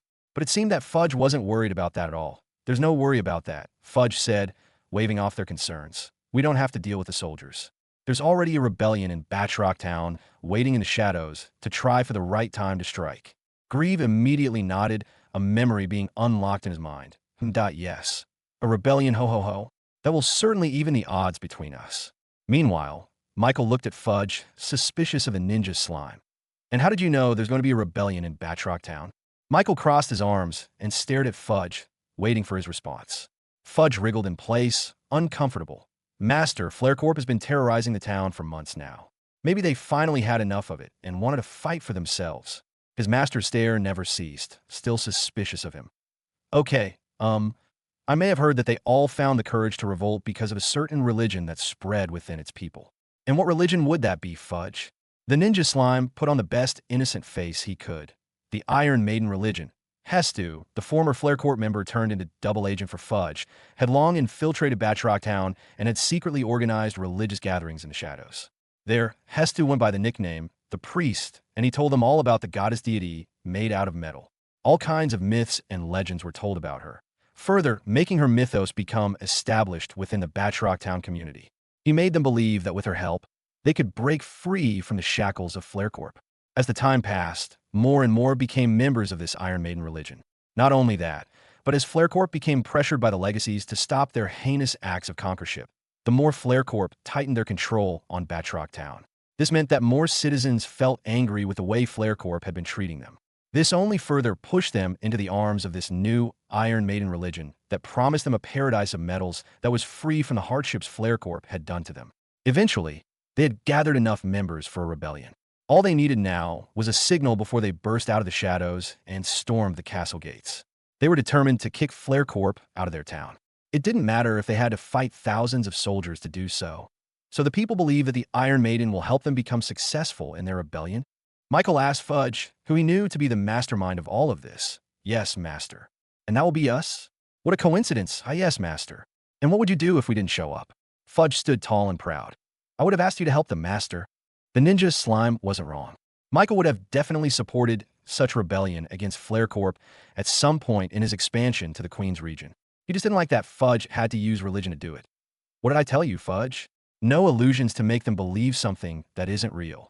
Fudge held out his blobby hands, trying to show his innocence. I didn't, Master. The priest guy just told them that the Iron Maiden is real. It's true, right? She appeared. And who's to say she wasn't a goddess? Michael sighed. Technically, Fudge was right. And as long as he didn't deceive them or anything, then Michael didn't really care about what religion they believed in. Fine, he said, trying to brush past the topic. So, we'll show up in Batroc Town and start a rebellion. And then, we'll use the chaos and hunt down Phlerexus. Fudge nodded, excitement building up in his face. Yes. Yes, Master. Perfect plan. Yes. Another mission, which means more time away from my sis. Jaku said, locking shoulders with the others in celebration. Wait, he said to them. We should bring them all in on the plan. We'll need all the help we can get. Fudge, go back and tell them about it, Michael ordered. But it was just then that they heard the sound of rustling grass on the side. Too late. We already know, said Yuna, as she came walking down with the rest of the girls behind her. Honey, I'm very disappointed that you went into a dangerous fight without warning me, Lilia said, sulking. Mom, Lord Michael, it'll be very advisable for you to give me notices on any change in your schedule. I am your secretary after all, Shiana said, with an emotionless smile on her face. And you, my brothers, will talk later. Jaku and Zion felt their spines tingle. They felt like their lives were in danger. How did you even know we were here? Mihail asked them.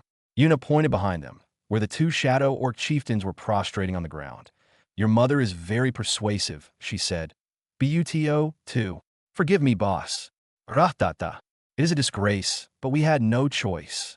She is a monster. Michael didn't even want to know what his mother did to make those proud orcs become like this. But since they were already here anyway, it was all good. He didn't waste any time and briefed them on the situation. Anyway, so here's the plan, he told them. Eventually, everyone found themselves transported inside the very walls of Batroc Town just a few minutes after their untimely reunion. And since Fudge had already spread his clones to all corners of the town months ago, Michael was able to use his shadow transportation skill to cover everyone within and teleport them to Fudge's clone in Batroc Town. Michael opened his eyes and immediately saw that they were in the middle of the town plaza. And everywhere he looked, he saw fire engulfing houses and burning constructs. Hay bales were ablaze, bridges were falling, and a huge smoke cloud was accumulating up in the air. Not only that, but they were fighting all around them. Normal citizens wearing nothing but leather armor and pitchforks fought against armored soldiers wearing the signature insignia of Flare Corp. The surprising thing was that the soldiers were losing. All around, he saw the bodies of unconscious Flare Corp soldiers, and barely any civilians were among them. It seemed that the revolution had already started, and they were winning too. What happened, Fudge? I thought you'd wait until we arrived before you started the rebellion. Fudge closed his eyes for a second as he connected with the thousands of clones he had all around the town. It wasn't long before he found out the reason for the early start of the rebellion. Master, someone already got here earlier than us.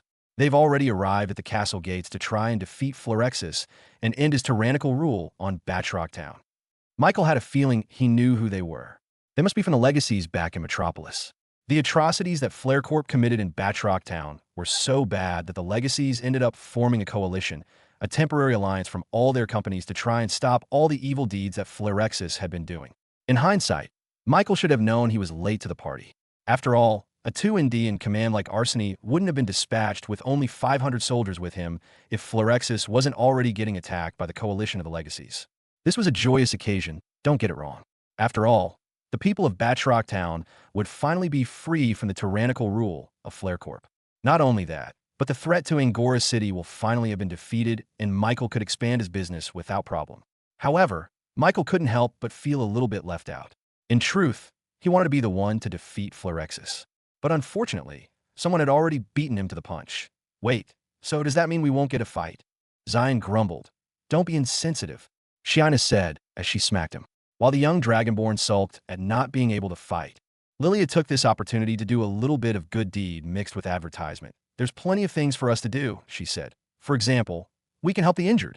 Lilia approached the civilians on the ground and started to use earth healing magic on them. Don't worry. My son Michael will definitely fix up this whole place and build a better one, she promised them. Michael slapped his head. That's not the time to be doing this, Mom. Yes, yes. The Iron Maiden has helped improve your luck, dear citizens. Fudge declared. Praise be. Even Fudge was out of control. Michael would have reprimanded them, but there was other things on his mind. Despite everyone doing their best to help the injured, Michael couldn't help but look at the castle in the distance. Even from here, he could feel the echoes of a fight. Not just any fight, but a fight between magnetics. Michael decided to split off from the group and head on over toward the castle grounds. He floated over the entire town of Batroc, seeing all the chaos in the battlefield between the soldiers and the insurgents. It was clear that these citizens, although plenty brave, didn't defeat these soldiers all by themselves. He saw evidence of large magic spell residue in the air, something that was probably in the 5 to 6 star realm. Finally, he passed over the castle moat and ended up in its giant front doors. It was at that moment that the ground shook. He felt the propagation of power beneath his feet. This was not an earthquake. There wasn't any mana at all from this disturbance, meaning only one thing. This was due to an ability. Michael continued through the castle interior, passing by the burnt flags and paraphernalia of Flare Corp strewn about on the walls and up on the ceilings. As he came closer to the throne room, he noticed that there were a lot of life mana signatures in the room. Everyone was standing up. Meanwhile, there was only one person who was kneeling on the floor with his life mana slowly dwindling down. He pushed open the door, finally laying eyes on Florexis Flare Corp. The man was in his mid-20s with a fiery red hair that used to be slicked back with gel, but was now disheveled. Michael knew that he was the owner of Flare Corp because his face was depicted in all the paintings that he had passed through to get to the throne room. Florexis was injured, with blood pooling on his feet. He was on the brink of defeat. Michael's eyes swept over the entire room, noticing 5 individuals standing around Phlerexis in a circle, with 20 or so more people scattered about the room. He immediately knew that these 5 people were the one responsible for bringing down Phlerexis to his knees. They weren't exhibiting any kind of strength or mana fluctuation for that matter, which only served to verify Michael's suspicions that they were magnetic. You people, and you pride yourselves as honorable. Is that what you call honor? Combining forces to defeat me? Phlerexis denounced. One of the 5 people stepped forward. This man had long black hair, wearing gold jewelry and gold armor around his body. Judging from the fact that Phlerexis focused his anger onto him, Michael guessed that this man was the leader of this entire group. We have rules, Phlerexis. It's what makes us human. What you did to this town, what you did to its people. It's not human. We had to stop you. Phlerexis spat on the man's shoes. Spare me the lecture, Alaric. You can only say that because you're at the top. But when I tried to claw my way up to your spot, you just had to bring me down. Alaric, the man with long black hair, shook his head in disappointment. I welcome a challenge. If you had played by the rules and not cheated, I would have graciously accepted my defeat. But you didn't, Phlerexis. Meanwhile, the other 4 people beside Alaric seemed bored out of their minds. One of them sat on the ground, playing with his knife. The other read a book. One was leisurely laying on the ground, while the last one was sitting cross-legged with his eyes closed. TSK. Damned legacies. I never liked all of you. Treating each other nicely, making friends. What bullshit. This is supposed to be a competition between us all. Phlerexis ranted. We don't have to, Alaric retorted. Humph. You can only say that because you're up on your pedestal. It must be nice being the golden child, the prodigy, the insurmountable talent. Phlerexis felt his anger rise up, and as it did, a figure slowly emerged from above him. Flames erupted, slowly forming the spherical structure of a fiery sundae. But as Phlerexis roared out his anger, more and more flames got added to the sun, creating a rotational movement within it. Anything that lays eyes on my sun will feel my wrath and suffer the heat of a star. A pillar of flares started to erupt from the poles of the sun, creating a replica of a quasar from deep in space. One could easily guess that Phlerexis would be able to use the power of his quasar to empower himself. Michael looked at Phlerexis' diva and gauged that he was probably in the 4th stage of body formation. This was verified by ChatJK4, who used a comparison of Michael's strength and extrapolated the result. If the 2 of them fought, Michael knew that it would be a hard battle. But still, he felt like had a good chance of winning, albeit maybe suffering a few injuries here and there. Please don't do this, Phlerexis. Give up, Alaric warned. And oh, this world shall know the power of Flarecourt. Phlerexis faced the ceiling, which had been blown wide open from their earlier fight. He stared at the sun, absorbing more power from it. His power kept rising, allowing his own diva to become inflated with power. In just a matter of a few seconds, Phlerexis' power bulged up to the 5th stage of body formation and had no signs of stopping. If Michael was the one fighting him, he would have already thrown out his switches to disrupt Phlerexis' ability and render his absorption useless. However, Alaric and the other 4 didn't seem to care at all as Phlerexis became stronger. Alaric, according to our agreement, we only had to bring support. You have to finish him off yourself, said one of the legacies. You don't even need us here, said the other. I did my job. I helped the rebellion outside. That's my contribution. Alaric nodded to his temporary allies. He knew his role. He approached Phlerexis and raised his hand. The emerald ring on his middle finger glowed with power, showing itself to be a mithril relic. As soon as the ring showed itself, a strange power seemed to propagate from Alaric's hand, reaching the fiery sun above Phlerexis' body. The diva recoiled, as if it had been hit by an invisible force. And suddenly, the fiery sun started to shimmer in and out of existence before finally dispersing like smoke blown by the wind. Michael couldn't believe what he saw.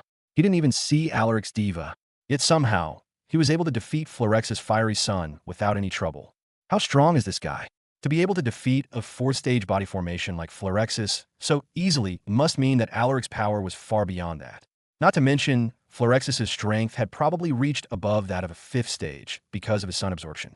He's in the 8th stage, or probably 9th stage, Michael guessed. Phlerexis coughed out blood. Damn it, he shouted in indignance. Just finish me off. I clearly am no match for you. I will not kill you. You deserve to go to jail and lose your company. That will be your punishment, Alaric declared. And what? Become the disappointment of Oscorp? I would rather die, Phlerexis scoffed. And before anyone could even react, Phlerexis' entire body started to glow with the same light as his fiery sun diva. In the next moment, Florex's body exploded, disintegrating his body and releasing a tremendous amount of energy inside the throne room. What is up with these people from the Oscorp family and their love for self-destruction? Michael complained.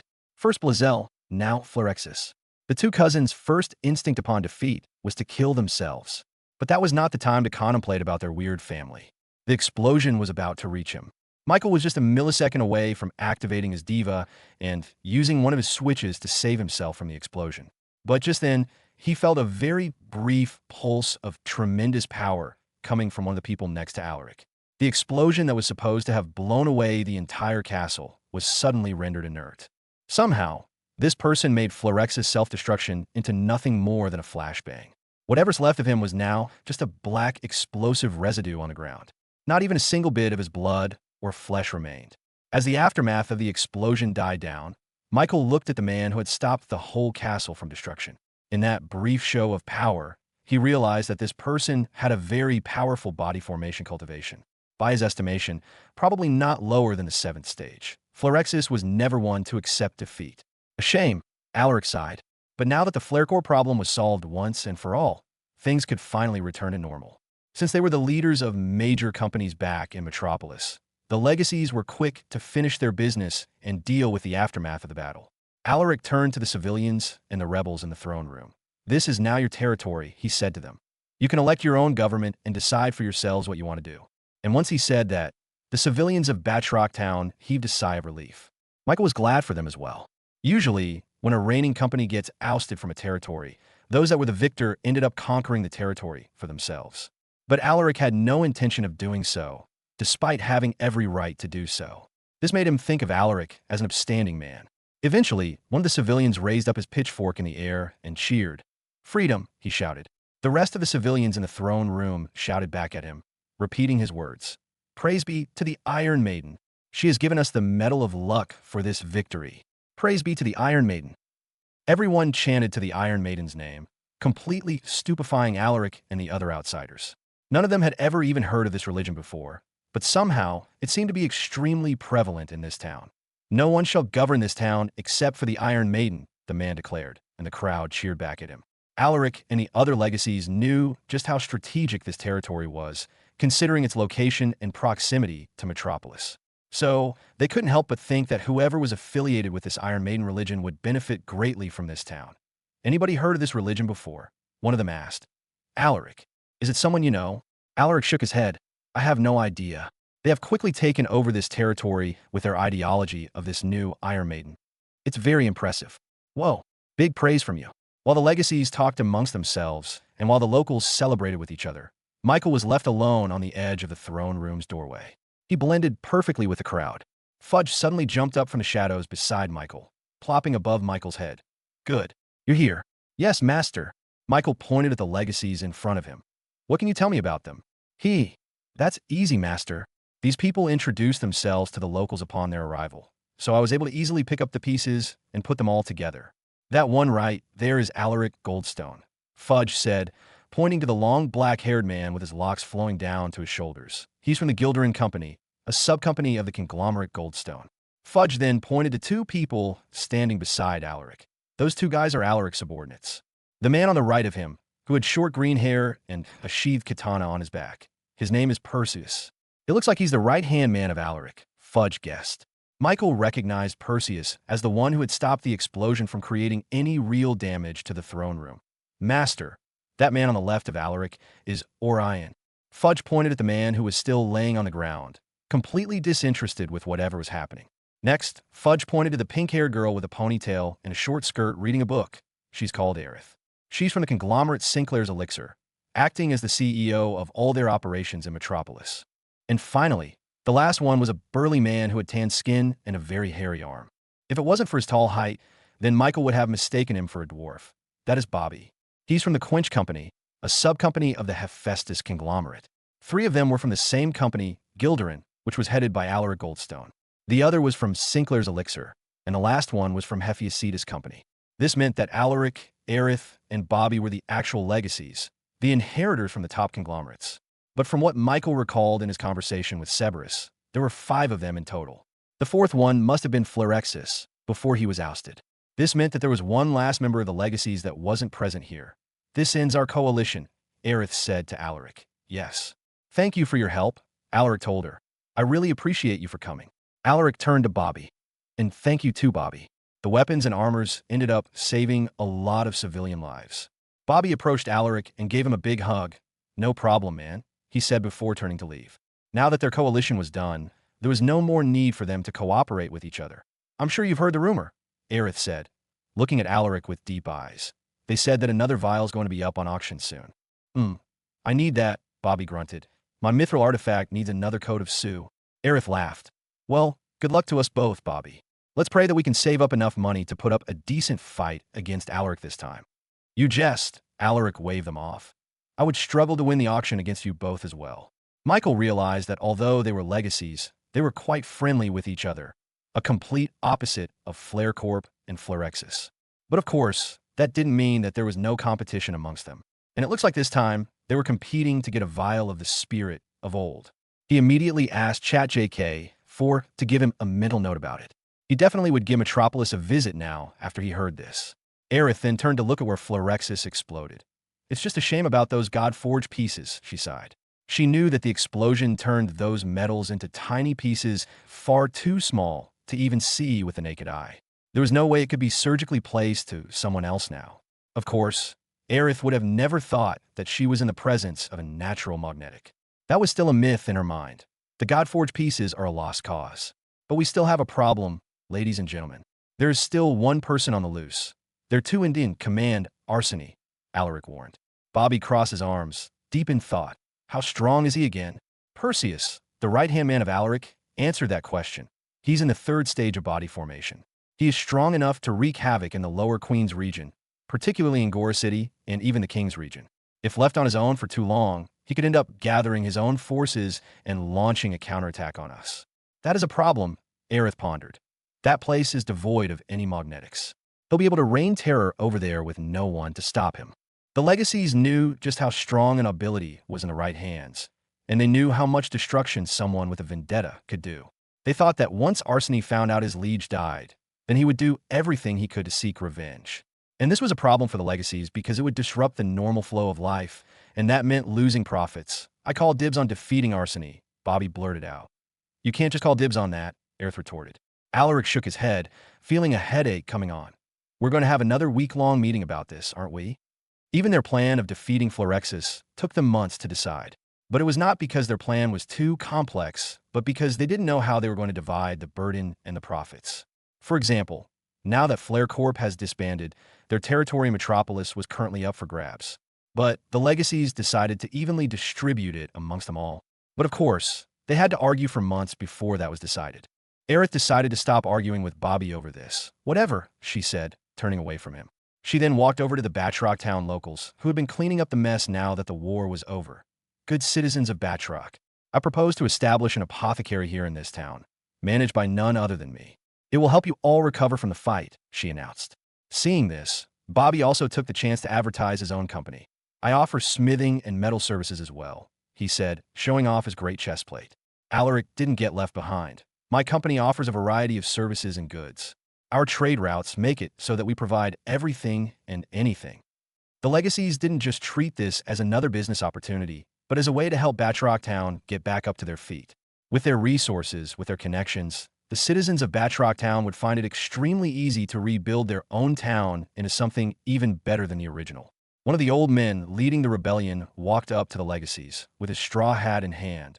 I apologize, great heroes, but we have already found our new sponsor. The legacies were quite surprised by this. They had just liberated the town just a few minutes ago, and yet somehow had already gotten to them. This was quite absurd to think about. Who is it? Aerith asked. The local looked up at the skies with zeal and patriotism in his eyes. It's the Reborn company. They're the ones blessed by the Iron Maiden. We long to get our hands on their metal automobiles and treat it as our sacred animal. The legacies looked at each other, confusion painted on their faces. It was clear that none of them had ever heard of this company before. The Reborn company certainly wasn't located in Metropolis or further north of the Queen's region, because they would have heard about this company by now. Can you tell us where this Reborn company is located? Alaric asked. According to the holy text spread around, the Reborn Company had their humble start in the king's region. But through the grace of the Iron Maiden, they were able to expand in Angora City and beyond. And we shall be the next one to receive the Iron Maiden's blessings. The locals kneeled down and prayed up to the skies, seemingly grateful for the Iron Maiden. A company from the king's region was able to expand in Angora City. Alaric said, pondering with an amazed expression on his face. That's pretty impressive, Aerith commented. I didn't know exciting things were happening in the south. Meanwhile, Bobby was more interested in the metal automobile. In his mind, he couldn't understand how something metal could be likened to an animal. They have reached the 450th ranking of 450th in the Golden 500, and we are confident that we shall be taken along as they advance even further up the ladder, praised the Batroc Town local. Now, this fact was truly surprising for the Legacies. They would have never thought that a company in the King's region could even break through the rankings, let alone reach the 450th spot. Just then, one of the locals finally turned his head and noticed a certain golden-haired boy standing by the doorway. The man's eyes widened as he realized who he had just seen. That's him. It's as the holy texts say. He's the bearer of the metal animals, the leader of Reborn, Boss Michael. All the locals turned their heads immediately, seeing Michael just a few meters away from them. They quickly swarmed towards him, treating him as if he was the one that saved them, and not the Legacies. And it was just then that the Legacies finally looked at the supposed leader of the Reborn Company. Their eyes turned into one of confusion and shock. How could that be, they thought? Michael was barely a teen, and yet he was the one who created the Reborn Company who was able to reach the 450th spot. They thought he would be older, much more wizened. They never expected a literal child. They knew just how complicated it was to build a company, and much more to let it become a top company in the world. Yet somehow, a child was able to do it, and from the King's region, no less. Alaric, Aerith, and Bobby looked at Michael, trying to see if they recognized his face. But they didn't. He wasn't part of the inner circles of inheritors from major conglomerates. Excuse me, you're the owner of Reborn? Alaric asked, approaching Michael. Michael sized up the guy before nodding. Yes, I am. And you're part of the Legacies. Alaric put his hand on his chest and bowed as a sign of greeting. That is right. It's a pleasure to meet someone as talented as you. Hey, I made it. I'm a grandchild of Sinclair, she butted in, and Michael greeted her too. The name's Bobby. If you have any metallurgy needs, you can hit me up, he said. Michael greeted the Legacies and found them to be very agreeable, not like Florexis and Flarecorp. These three leaders were very nice despite their high stature. It's very impressive to see someone as young as you achieve a ranking in the Golden 500. Alaric praised Michael. I have very good friends and allies, he replied. The three immediately smiled. Just from that one sentence alone, they knew that he wasn't arrogant or selfish like Florexis. Michael was very humble despite how great his achievement was. Well, I hope that you will take good care of Batroc Town. They will need a lot of renovation to repair the damage that Flarecorp has done, Alaric said, giving him a piece of advice. Don't worry about that. We'll have them up and running within 2 weeks, Michael promised. The Legacies chuckled, thinking that Michael was joking. After all, if they had been the one tasked with the job to restore the town, it would take them half a year at the least. So, in their minds, Michael was clearly exaggerating this time frame. But of course, Michael wasn't kidding. ChatJK already gave him an estimate with their tools and their resources, and it would only take about 2 weeks or so. Well, if you're ever planning on visiting Metropolis, then you should come by my company, and I can help you settle in, Alaric offered. Or if you want this town to have a proper apothecary for once, then you can talk to me, and we'll arrange for a branch here to be made. Of course, for a good price, hi-ya-ya. Aerith laughed as she put Michael's head in a lock on her arm, making him feel a very soft sensation. Michael blushed as he slipped away from Aerith's grasp. It's not safe to be wearing just leather armor.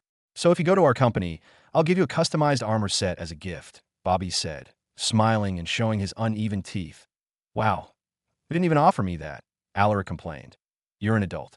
He's a kid, Bobby said. So Michael, what do you think? As grateful as he was to be given a gift, Michael was already satisfied with his current armor. And no offense to Bobby, but Michael was pretty sure that the dwarves could give him better armor if he needed one. No thanks. Suit yourself, Bobby shrugged. Just then, Michael looked down at his shadow and felt something tug. A disembodied voice rang throughout his head. Master, we're heading back to Angora City. Shiana insists on arranging the transport of goods in Batroc Town as soon as possible. Shiana didn't waste any time and immediately went back to their headquarters to send in engineers and construction workers for the town repair. Not only that, but she even arranged for food and supplies to be carried with it so that the locals would have something to eat. Michael didn't mind that they left him behind. He knew that they needed to do this in order to secure their position in town and officially mark it as their territory. All right, I'll be right there, he replied to Fudge. He then turned to the legacies and bid them goodbye. I have a few things to take care of, so I'll be leaving early. All right, we'll be leaving soon as well. And remember, if you need any help, just reach out to me in Metropolis, Alaric said. Michael nodded before turning around and leaving the castle. Only when he was far enough away did he use his shadow skill to teleport away. Meanwhile, Alaric, Aerith, and Bobby both looked at the door with warm smiles on their faces. Do you remember when we were just a kid like him? Alaric asked. Yeah, I remember when I first started my company. It was so exciting. Aerith dozed off as she reminisced. Do you think he could go further? Bobby's question made the two of them sigh. Probably not, said Alaric. As cruel as it is, no normal human could ever hope to achieve a ranking above that of the 400 spot. He'll need to be magnetics like us. The reason why they were so nice to Michael was because, deep down, they felt sorry for him. Although he achieved great results in the King's region, and even in Angora City, they knew that he wouldn't be able to compete with the stronger companies in Metropolis and further beyond. The only reason they were able to reach the very top spot in Metropolis was because they had special abilities that other people didn't. They had divas, and to awaken a diva, one needed to have a God-forged piece. That was already hard enough. After all, God-forged pieces were either only handed down through inheritance or found at tombs and discoveries throughout the land. And if someone were to obtain one through great luck and fortune, they would have to be able to afford the services of someone like Aerith, who could surgically place the God-forged piece in their heart. And that didn't even end there.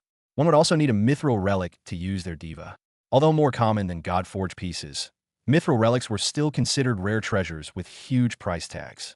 After that, one needed to have money and luck to obtain Spirit of the Old or Sue. And that was just getting a foot in the door of becoming a magnetic.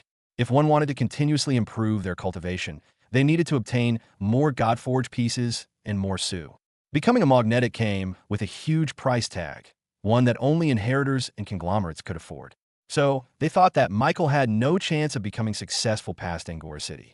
This wasn't out of maliciousness, but that was just the reality of it all. We still need to talk about Arseny, Alaric said, his tone becoming more serious. It is very likely that Arseny is going to set his sights on the Reborn company, seeing that it has reached the 450th spot. That DMN roach. We have to get rid of him. I really like that Michael kid. Aerith fumed. We have to move now, or else that kid's going to get destroyed, Bobby agreed. They would feel very sorry if they found out that Arseny killed Michael and took over Reborn for himself. They thought that the Reborn company had probably reached its peak in Angora City. It was already Michael's great misfortune that he wasn't a magnetic, so they didn't want Arseny to add to that bad luck. Excuse me, great heroes. One of the locals couldn't help but interject in their conversation. What is it? Alaric asked. I just want to tell you that the great demon Arseny has already been vanquished. The three legacies quickly questioned the local. What? Where did you hear about that? How did you know? That can't be true. The local innocently nodded his head. I am not lying, great heroes. Arseny has truly been bested. You can even look at the victory spoils. He then led the legacies out of the castle and into the main plaza, where a bunch of people were gathered in a circle and celebrating. Look, that is Arseny's armor and his clothes. Alaric and the rest of them couldn't believe their eyes. They recognized that armor. They wouldn't mistake it for somebody else. Aerith looked at the armor, using magic to confirm if it was genuine or not. That's his, she realized. That's Arseny's armor. This made them realize that Arseny had truly been defeated. How else would someone be able to get his armor? The only way someone could beat a third-stage body formation magnetic like Arseny was if they had a magic realm of 7-star or higher. But that was just the theoretical idea. Real-life fighting was much more complicated, and a magnetic could easily overpower an 8-star realm magician if they used their abilities correctly. The only one who could have defeated him was Cerberus Agendor, an 8-star tower master back in the King's region. But, from what they knew, Arseny hadn't left the Queen's region as of yet, so he couldn't have encountered someone as strong as Cerberus. Could this be a hoax? Bobby asked. Maybe he purposefully left his armor so that he could escape.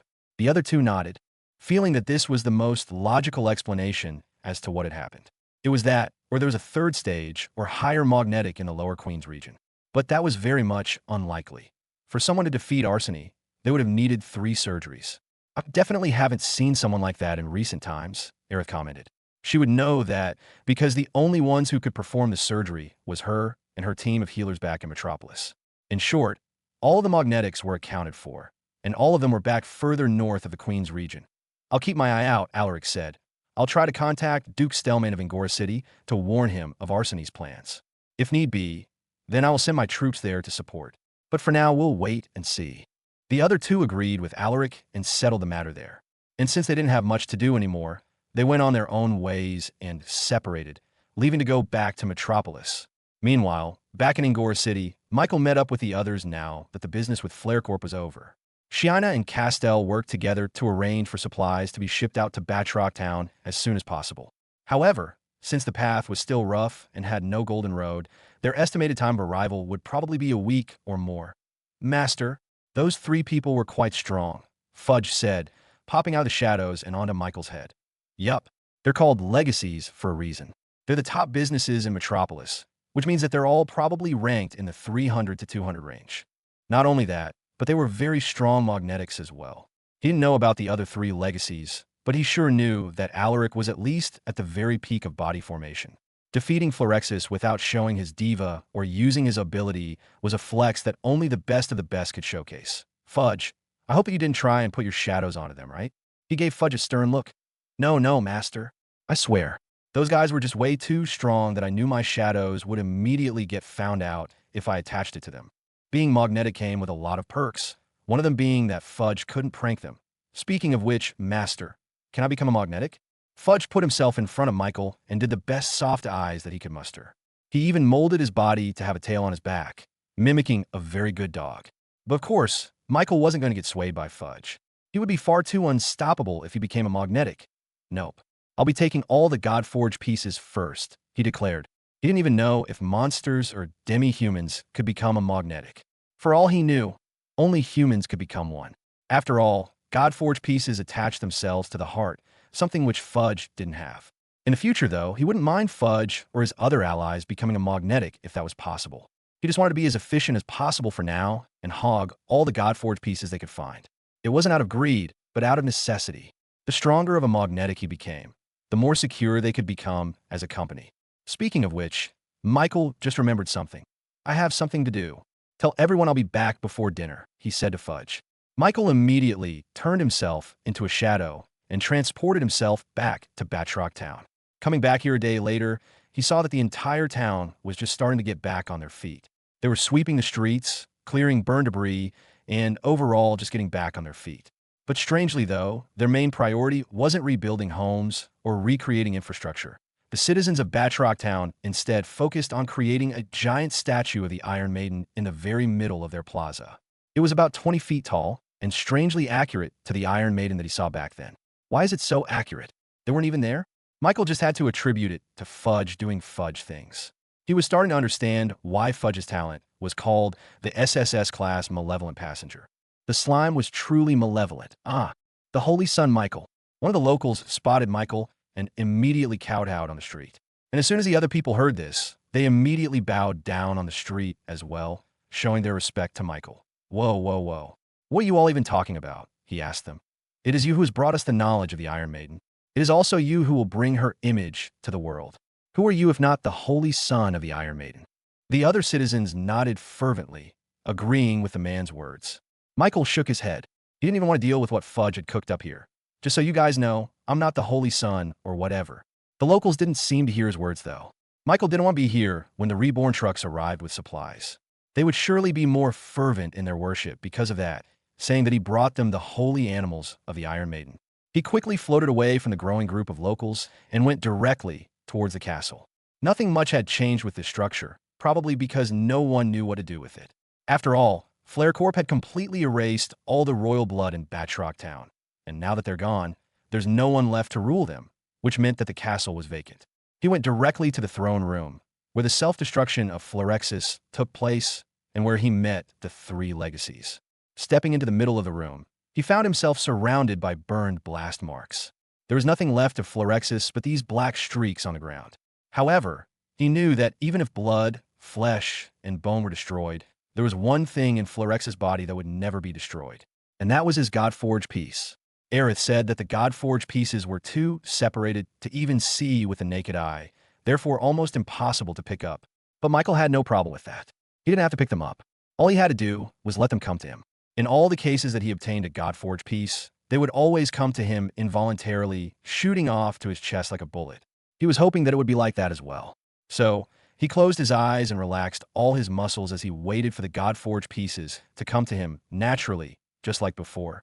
But no matter how much he concentrated, nothing happened. It has been noted that manifesting your diva allows you to connect more with your God-forged pieces. It is possible that doing so will allow your natural magnetism to become enhanced enough to attract the separated God-forged pieces. Good advice, he said to ChatJK4.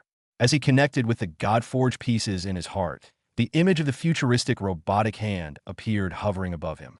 The diva in his hand floated in the air, inactive, just like it had always been.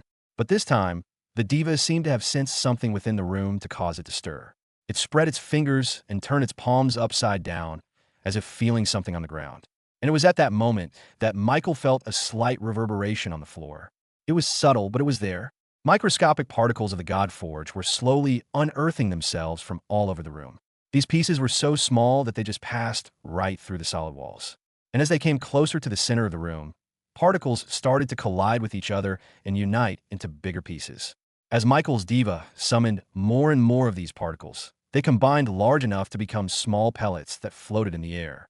The white flame of these God-forged pieces became large enough for Michael to see, giving him a once-in-a-lifetime visual of millions of little white lights gathering towards him. Eventually, the particles swirled around Michael, creating the visual effect of a galaxy swirling around Michael, or more accurately, around his diva. And just like a real galaxy, the closer things were to the center, the faster their rotation became. As particles came closer and closer, they finally reached the point of no return, shooting off towards Michael's heart as if they had just entered the event horizon of a black hole. Michael closed his eyes and let the God-forged pieces come to him. More and more areas of his heart became enshrouded with the God-forged pieces, fully forming the upper half of his heart. The God-forged pieces continued to spiral until finally, they were all absorbed into Michael's body. The moment created complete silence. Michael stood in place as the God-forged pieces continued to surround his heart. At the very same time, his diva above him started to grow. But strangely, the formation didn't start at the very top of the shoulders. It started on the other side, forming the second hand. What seemed like nanoparticles manifested out of nowhere and started to form into 5 fingers.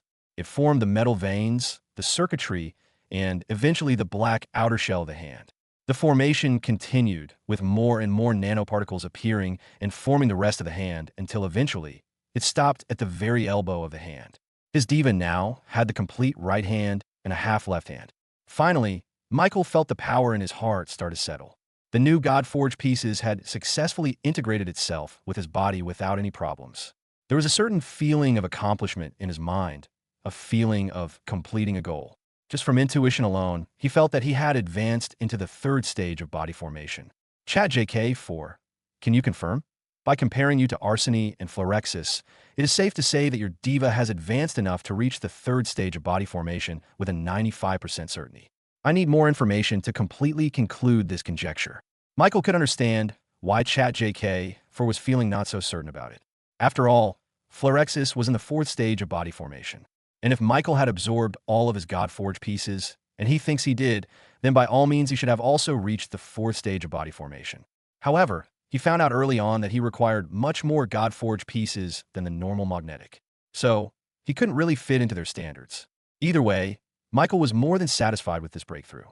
He was just about to leave when one of the locals came in and saw Michael. "Oh, holy son, we didn't know you were here." More locals stepped into the throne room, carrying brooms and other such cleaning materials. "I was just about to leave," he said to them. "I see.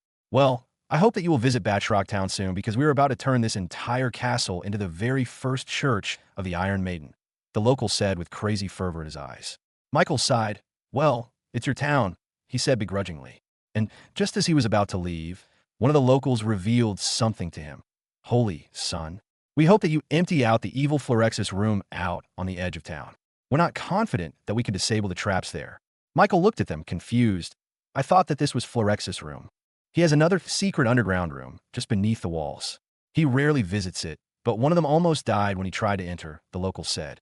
This was very interesting. Another secret room? What kind of treasures does Florexis have in there? Michael asked for the directions, and the locals immediately guided him there. After floating for a minute, he reached the southern side of the wall, where there was a trap door beside some bushes. It looked like it had previously been hidden underground since there were still some pebbles and soil on top of it. He opened the hinged door, with a wooden ladder leading him down a dark underground tunnel. With his supreme skill, he was able to see a trap at the very first step towards the tunnel. If he stepped onto that plate, it would lead to arrows shooting off from the sides. Michael, being the lazy guy that he was, carelessly stepped foot inside the tunnel, causing arrows to fire in his direction. Just then, a prismatic shield appeared around his skin and protected him from the poison-tipped arrows. He continued to walk through the tunnel, with more and more arrows shooting at him from the sides, until he eventually found himself in a small empty room filled with just a single wooden box. "This is the treasure room? Just a single chest?" he asked, a bit disappointed. Even when looking through the walls, he saw nothing but earth and soil, meaning that this was the end of the tunnel. But seeing as Phlerexis took this much effort to hide this single wooden chest, Michael felt that there had to be something special hidden inside. After making sure that there was no trap inside the chest, Michael tore the locks away and immediately opened the box. As he opened the box, he only saw one thing inside. It was an opaque glass vial that was colored dark green, about as thick and as long as his pinky finger, with a cork to top it off. After inspecting it with his supreme skill and saw no sign of poison mana inside the bottle, Michael picked it up and started to inspect it against the light. He was very careful. He didn't know if something inside the bottle would react upon shaking it, just like how a carbonated drink could explode when shaken. Upon first look, Michael was a little bit confused. After all, he saw nothing inside the glass vial, making him think that it was empty. But upon closer inspection, he noticed that there was a very small amount of liquid settling at the very bottom of the vial. The amount was so small that he thought it was just part of the glass design at the bottom. However, when he tilted it a little bit, the few droplets of liquid slowly flowed down the glass walls of the vial. From what he could see, the liquid was clear, but this definitely wasn't water. It was too thick and viscous to be water. It almost looked like oil with its consistency. And it was at that moment Michael realized what he was probably holding. He wasn't sure, as if he hadn't seen it before. But if he were to guess, then this was most probably a vial of the spirit of old. "I have no information that would confirm your suspicion," answered ChatJK4, slightly ruining his pleasant mood. How could it not be Sue? Phlerexis took all of this effort to hide it here. He wouldn't do that with just a simple treasure. Of course, he could never really be sure that it was the spirit of old. The only way was to speak to a person who had already seen Sue in person. Virian came to mind, as she was the original one who had helped him get knowledge about magnetics in general. Cerberus could have also seen one himself, given his position within the Guild of Arcana as one of their mystic masters. He decided to go keep it for now and see if it was genuine or not. But even if he wasn't sure, Michael still made sure to be careful with the vial as he handled it. This was potentially a priceless treasure worth probably in the 100 millions or billions even. He wasn't going to take the chance, even if it just turned out to be normal oil. He used his shadow skill to wrap itself around the vial, making sure that it was securely placed. This would make sure that the vial wouldn't accidentally topple upside down as Michael teleported back to the nation of Reborn. With his preparations finished, he immediately turned into a shadow and left the underground tunnel. As he teleported, he immediately heard a mix of horrified screaming and excited cheering as landed backstage of the roller coaster park, which was now home to the fairies who feasted on all the emotions getting thrown around from the people in motion. He walked through the back door of the main control systems, finding the engineers and the operating manager of the very ride itself. Not only that, but there was also a certain fairy lounging on the window with a book in her hands as she watched her fellow fairies have a feast. "Virian, can we talk?" The old fairy didn't hesitate and nodded. Michael then motioned for the engineers to temporarily leave the room so that they could have privacy. "What is it?" Without further ado, Michael's shadow floated out from his feet and revealed a cylindrical bulge in its limb. The shadow slowly uncovered from the top, revealing the cork and the dark green vial containing the strange liquid oil substance. Virian immediately turned serious as she observed the vial. This was good news for Michael because it looked like she recognized it. "Is it?" Michael asked. Virian floated towards the vial, knocking on its glass and watching as the liquid reacted to her motion. She nodded, saying, "There's no doubt about it. This is a vial of the spirit of old. There's about 4 drops of them here. Where did you get it?" "I found it," Michael said, before explaining to her about Phlerexis and Batroc Town. "I see. Then it makes even more sense. It seems that Phlerexis was trying to upgrade his mithril relic to accommodate his 4th stage diva. That's why he got 4 drops of Sue." Michael reigned in his excitement over finding 4 drops of Sue. He didn't know how much that was or how valuable it was, but getting his hands on just a single drop was already good enough in his books. Do I need to worry about hauling this around? Will it explode or something? Virian shook her head. The spirit of old is quite resilient. As long as you don't spill it on the ground or on any surface, then we'll be fine. In general, it's good to keep Sue in that original vial until you're ready to use it. That glass vial is forged from the very depths of the ocean, making it the only surface that can handle the spirit of old without reacting to it. Now, Michael would never waste even a drop of Sue, but he couldn't help but get curious. What happens if I spill it? He asked. According to the scrolls, the Sue will make any surface it touches become as hard as mithril. Although mithril is the strongest metal in the world, it's very wasteful to use Sue in order to make it. Michael was even more sure he wasn't going to waste the Sue. He could make as many mithril artifacts as he wanted, but Sue was always going to be in limited quantity, unless, of course, he could get in contact with the Ocean King, but that was a pipe dream. Thanks, Virian. I appreciate the help. Michael left Virian to her own and transported himself over to Cerberus' private house in the nation of Reborn. The old man had chosen quite a spot for himself, having a backyard with a pond with fishes. And he didn't know where he got the idea from, but his house looked like one of those old Japanese houses made for ancient samurais with tatama flooring and wooden canopies. Ah, Michael, to what do I owe the pleasure? Cerberus asked, looking at peace as he sat cross-legged in the middle of his pond. I just wanted to get your opinion. On what? On what I should do next. How can I apply Sue to my mithril artifact? Cerberus opened one of his eyes, intrigued. So you have made your own mithril artifact. That's nice. What did you choose? A wand, I hope. Michael reached down his pocket and took out a block of metal that looked like the same shape as a gold bar. Then he tossed the block over to Cerberus for him to inspect. The old man watched as the block of metal came over towards him. His eyes tried to discern what kind of weapon it was, but found that it didn't look like anything he had ever seen before. And just before it landed on Cerberus' palms, the drone suddenly burst into life, revealing its 4 propellers on the corner sides and buzzing up and away from Cerberus, startling him. What the foo? His words were cut off by the drone's sound. What is this? Cerberus blurted out, trying to understand the metal monstrosity that was hovering in front of his face. One might have thought it was an animal of some sorts. That's my mithril artifact. It's called a drone. Cerberus knew nothing about drones, but he did know that Michael had created another one of his otherworldly objects that seemed to defy all laws of physics and magic. A flying weapon? That is something else. It certainly is unique, Cerberus muttered. The prospect of a magnetic not being limited by his weapon's range was something that was quite impressive to think about. As expected, Michael had found yet another overpowered ability to keep himself above even those people touted as geniuses and prodigies. Cerberus didn't know how Michael kept doing these seemingly impossible things time and time again. At this point, he hoped to have developed a tolerance for Michael's surprises, yet he was still caught off guard whenever he revealed something. Cerberus now felt sort of anxious whenever he met Michael, thinking that he would pull out another world-breaking invention that would nullify all of his efforts as a magician. If you want to make this mithril artifact your weapon, then you have to imbue it with blood and the spirit of old. Now, you have to be patient on this, Michael. Sue is very hard to get, and very expensive as well. Not just anybody can get their hands on it, Cerberus chattered on. Cerberus? The Tower Master didn't let Michael interrupt. Now, listen here, Michael. In Cerberus' mind, this was a chance for Michael to learn about the hardships of a normal human. In reality, people just don't magically get what they want whenever they want it. Michael had been living quite a privileged life, not in terms of money per se, which he totally does by the way, but in terms of other intangible qualities like talent. While people worked hard to study magic, Michael could master it in a single second. While people worked hard to earn money, Michael invents a new machine and earns millions easily.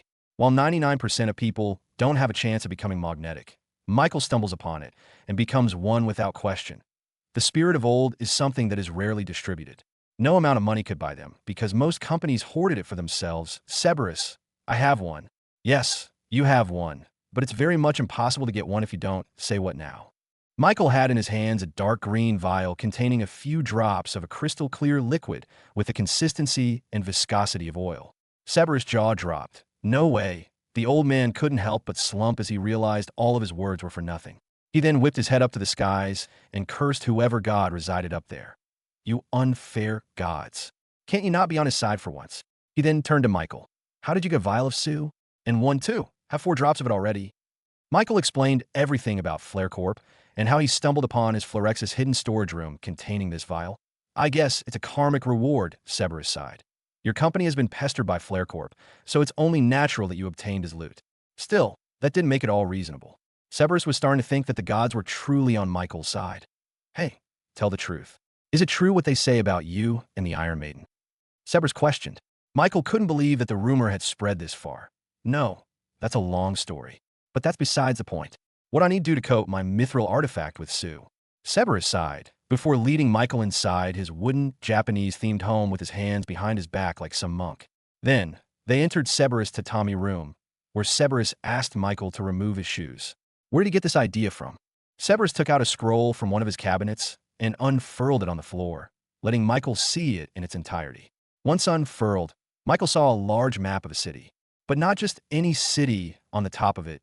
The name of the territory was inscribed. It was Metropolis. You've met the Legacies, correct? There was one of them called Bobby. He's a main descendant from the Hephaestus conglomerate, and he owns a smithing company. He owns this lower east part of Metropolis. Cerberus circled the map with his fingers, and a magic light appeared and highlighted the lower right side of Metropolis. Coding Sue onto a mithril artifact is a delicate process. It requires intimate knowledge of abilities, magnetics, and mithril relics. Binding the weapon towards the person is a process that not even magic or nature can describe. One wrong move could waste both the Sue and the weapon. The only viable technique has been discovered by the founder of the Hephaestus conglomerate and has been passed down through the generations. Bobby has undoubtedly inherited this technique as well. If you want to have your mithril artifact be coated with your Sue, then you'll have to recruit his help. In the end, Michael really had to go to Metropolis if he wanted to use Sue. Thankfully, though, Bobby looked to be a very reasonable person. He even offered Michael a free armor set when they first met. So, I just need to get help from Bobby? That's easy. Cerberus nodded. Yes, getting Bobby's help is the easy part. But the problem is that you can't just waltz into their company and demand for his help. Now, you may be known as the leader of Reborn here in the lower parts of the continent, but in Metropolis, you're probably still unknown. Compared to that, Bobby is one of the legacies. His company is high up in the ranks. There are rules to be followed. Specifically, just one. You have to be a member of the association in Metropolis. What association?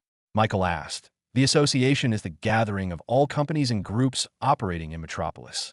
Basically, you have to register with them in order to get a permit to be able to work inside Metropolis. Without that permit, you won't be able to transact with other members of the association, meaning you won't be able to hire Bobby's help. All in all, getting that permit would basically hit two birds with one stone. Michael had already been planning on expanding to Metropolis, so he would have needed that permit anyway. Now, he could also get Bobby's help as a bonus. Now, I have to warn you, Metropolis is a big market. There are a lot of other companies in your position who want to get a piece of the pie in Metropolis. The competition, there's going to be fierce. Not in terms of companies competing against companies to get a spot, but instead, companies are trying to get the public to accept their products or services. That is the real hurdle. Why would people want to buy something new and unfamiliar if they could already buy it from companies already in Metropolis? For most companies, that is a big hurdle.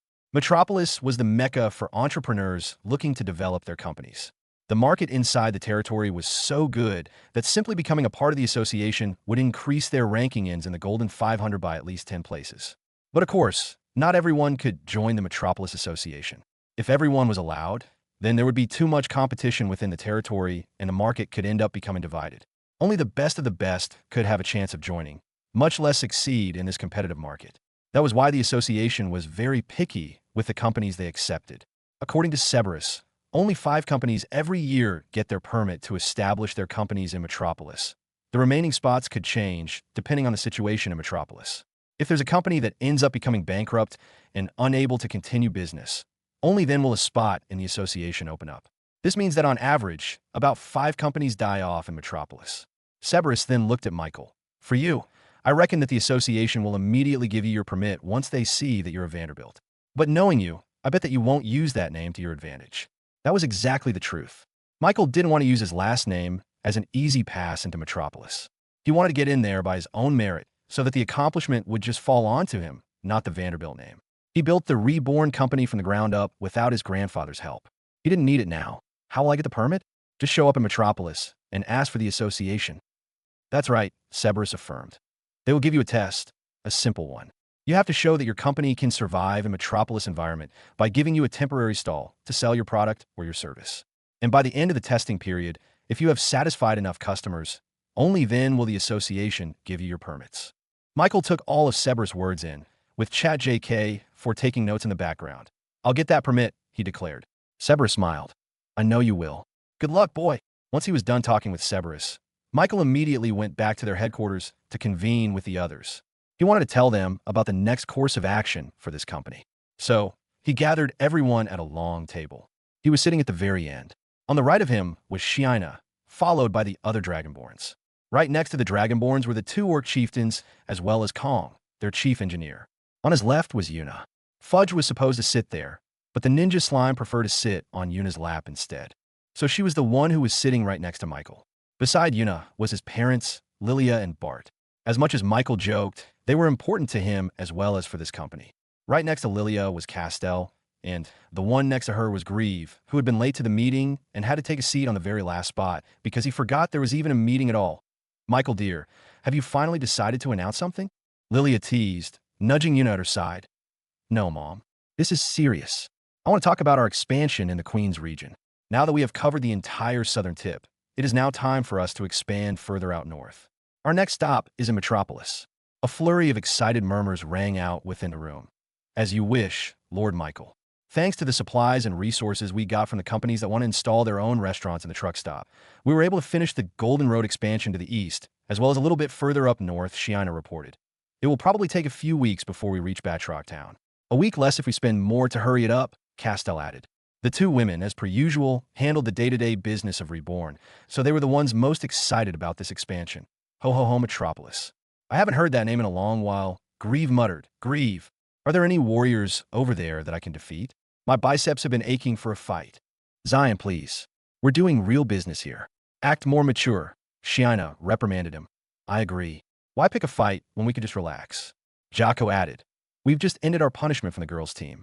It's time we just lay back without worrying about paperwork. You won't get to, Shiina replied. If we want to hurry the construction of the Golden Road and reach Metropolis within a month, then we need all hands on board. Contrast to them, Amisu just quietly fidgeted in her seat and held her pen steady.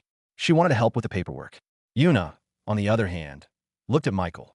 You do know that you will need a permit in order to conduct your business in Metropolis, right? His dad, Bart, seconded Yuna's words. I heard it's hard to get a permit there, and even harder to survive. Michael nodded at their concerns. I know, and that's why I've gathered all of you here today. I'm planning on getting a permit from the Metropolis Association. Metropolis has a complicated judicial system. There are many rules and regulations when it comes to companies, Yuna warned. He looked at her. I know, and that's why I need your help. As Yuna stared at Michael's eyes, she felt a flush of heat come to her cheeks. Feeling embarrassed, she quickly turned her head away. Fine, she said with a begrudging tone. But you'll owe me big time.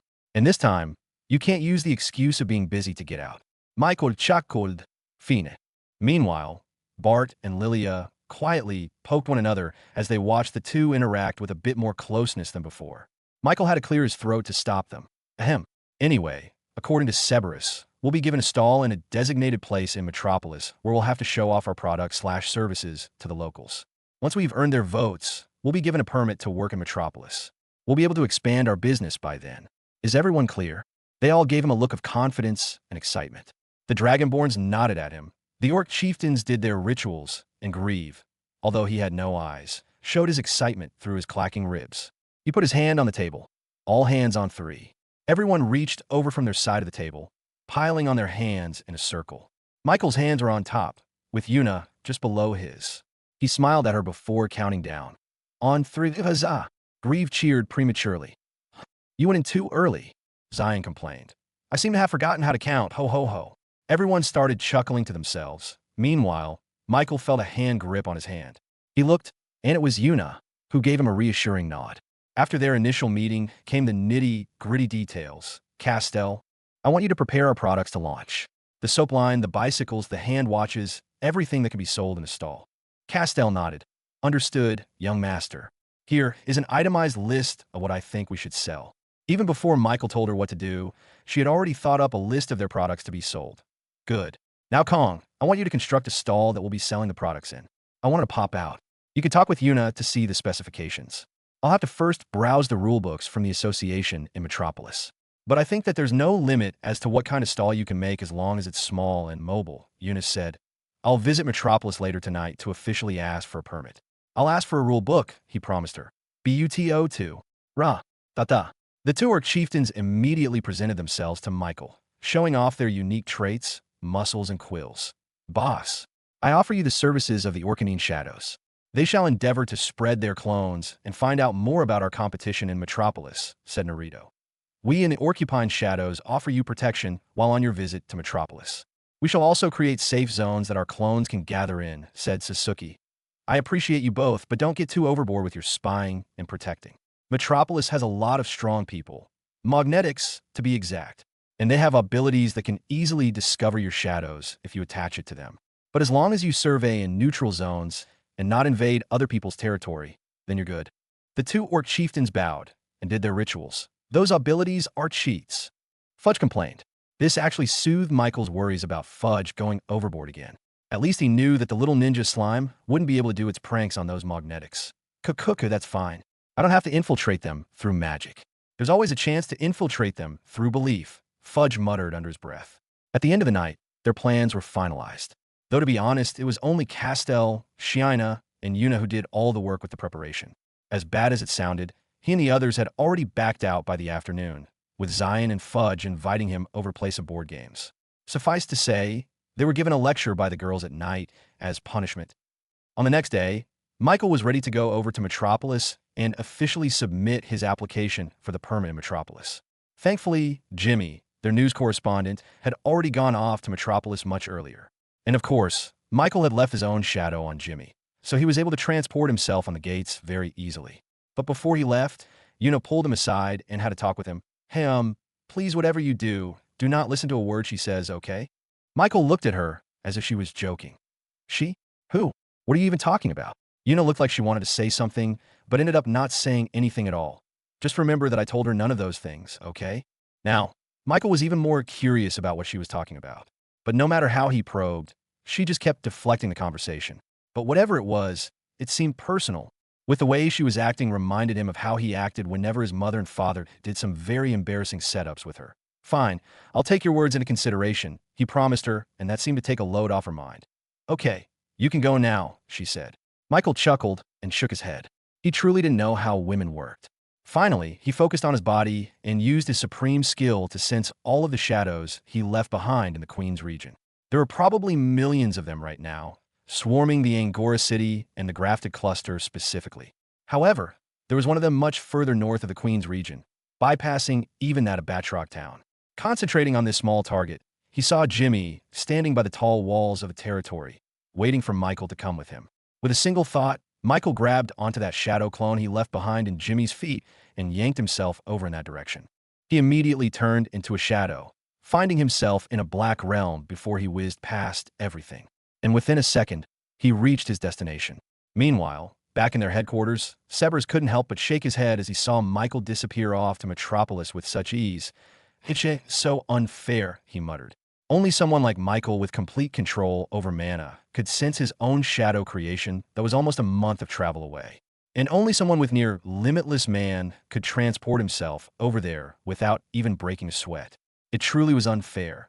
Michael opened his eyes and found himself right next to Jimmy. Boss Michael, you're finally here. It's good to see you. How was the trip? Jimmy breathed out his exhaustion. Next time, I think I'll take your shadow transportation. The trip was very boring. I can't wait until you can install train tracks and roads here.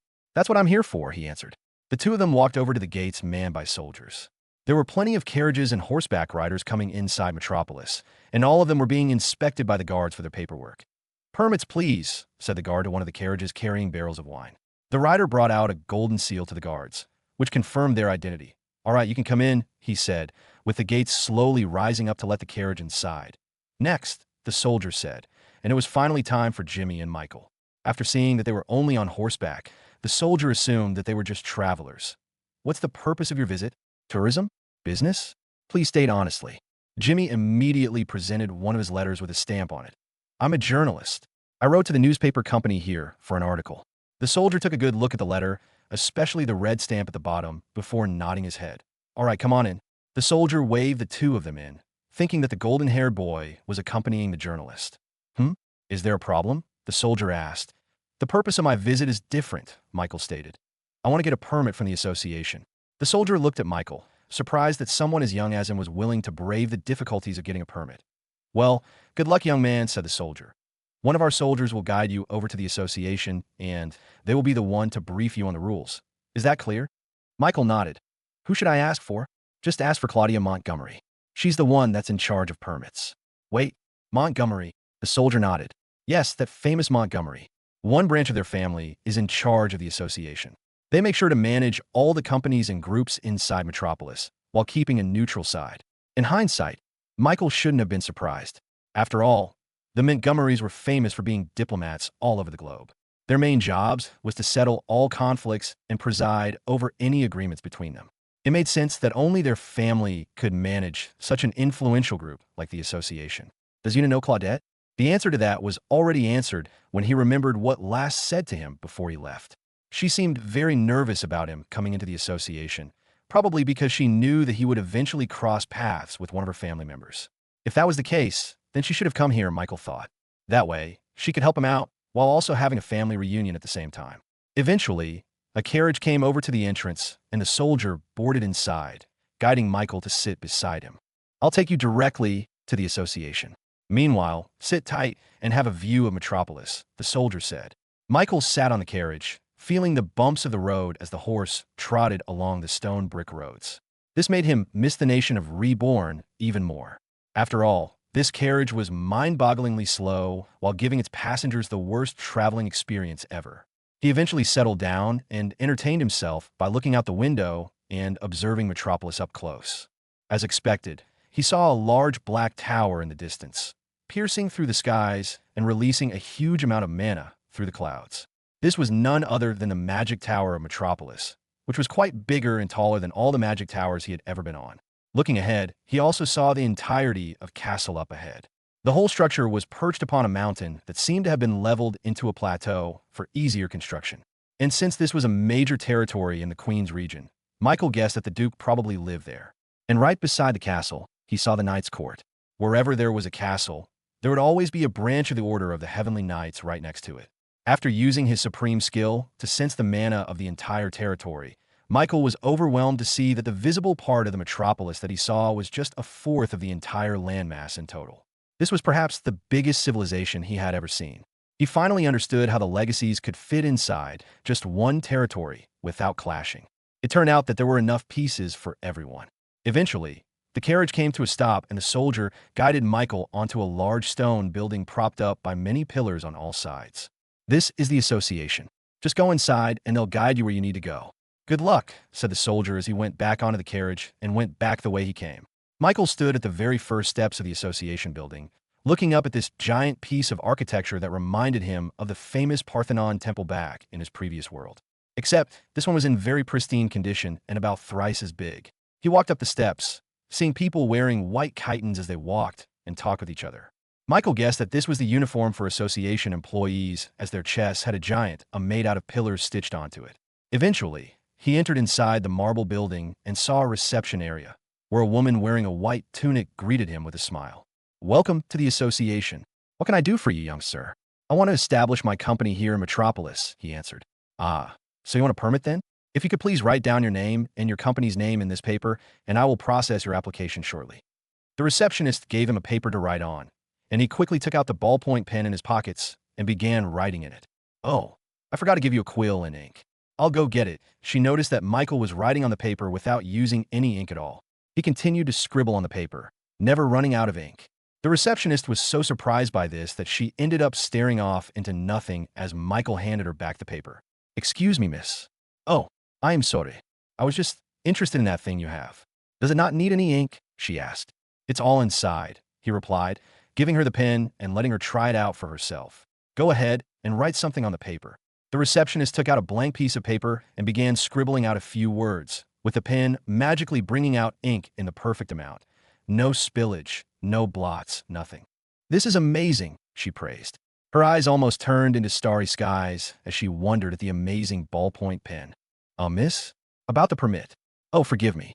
Now that I have your application, you just need to wait right there on the chair for your turn." Michael looked over to the side and saw plenty of people, about 10 in total, sitting on the chair and waiting for their turn to enter the room. "Thanks. By the way, you can keep that pen if you'd like." Her eyes bulged. Really? Thank you. She took her new ballpoint pen and rubbed it against her cheeks. She would treat this as her treasure from now on, as it would save her a lot of trouble while being a receptionist. She then looked at the inscription on the long cylindrical piece of the pen. Reborn, she muttered to herself. Meanwhile, Michael sat on the seat and waited for his turn. He looked at his seatmates and chatted with them in the meantime. And just like him, they were all leaders of companies wanting to step foot inside Metropolis. There were even some people who were on their second or third try to get a permit. They had to wait a year after they failed before they could try again. He learned very valuable lessons from them, as they gave him tips and things that he should avoid. They were all quite nice, which Michael appreciated. Eventually, it had finally come for his time to meet with the permit manager of the association. He stepped forward, seeing the name Claudia Montgomery etched onto the wooden door. He knocked a few times first before he entered. Once inside, he saw a large office made out of marble, with oil lamps flickering with light on every corner. There were scrolls and papers all around the desk in the front, slightly obscuring the person behind it. "Good morning. I'd like to get a permit," he said to Claudia. "I see. So you're the man who stole my niece's heart." Claudia got up from her seat and stared at Michael with her hands crossed on her chest. Claudia put her hands on her hips and waited for Michael to speak. Her combative expression, coupled with her wild wolf-cut black hair, made Michael feel defensive. "What? You know me? Of course I know you. Michael. Reborn. Those are the two words that have been the subject of my letters with Una. My cute little niece. She used to visit me every other month, but now it's just letters." Michael raised his hands, trying to show his innocence. "I didn't do anything," he insisted. "Oh yes, you did. You stole my Una's heart. Otherwise, she would have visited me by now. What kind of black magic have you done to make her stay with you this long?" Michael shrugged. "I don't know. We just have the same idea about living life in comfort." Claudia eyed Michael, still suspicious. "You can ask her yourself. I'll come get her." She waved her hands, stopping him. "There's no need to do that. I was just messing with you. I was just curious as to what made my cute little niece finally come out of her grandmother's shadow." He stared at her, confused. "What do you mean?" "Well, you see, Una is being primed to become the next successor of Zir Montgomery, the current worldwide diplomat that settles all disputes between continents. As part of her training, she was supposed to go around the world, travel, and gain experience about what it takes to become a good diplomat. One of the traits that she had to acquire was being unbiased. She needed to be a quiet observer, a fly on the wall on all things that was happening in the world. That way, when a conflict has to be resolved, she can mediate between the two parties and act with clear judgment. Now, imagine my surprise when I saw from her letters that she decided to hitch her wagon onto this unknown company called Reborn, being led by a child named Michael. She was abandoning her efforts to become neutral. She actively picked a side. Michael didn't know that Una's actions would be such a big deal. He thought there was nothing wrong with her helping him out on some contracts. He didn't know it would violate the neutrality of Montgomery. And why does it matter that she chose to follow me and Reborn? Claudia put her hands on the table. It's important because it decides her future. Now, she'll have to stick by her company's side and represent it as her chosen side.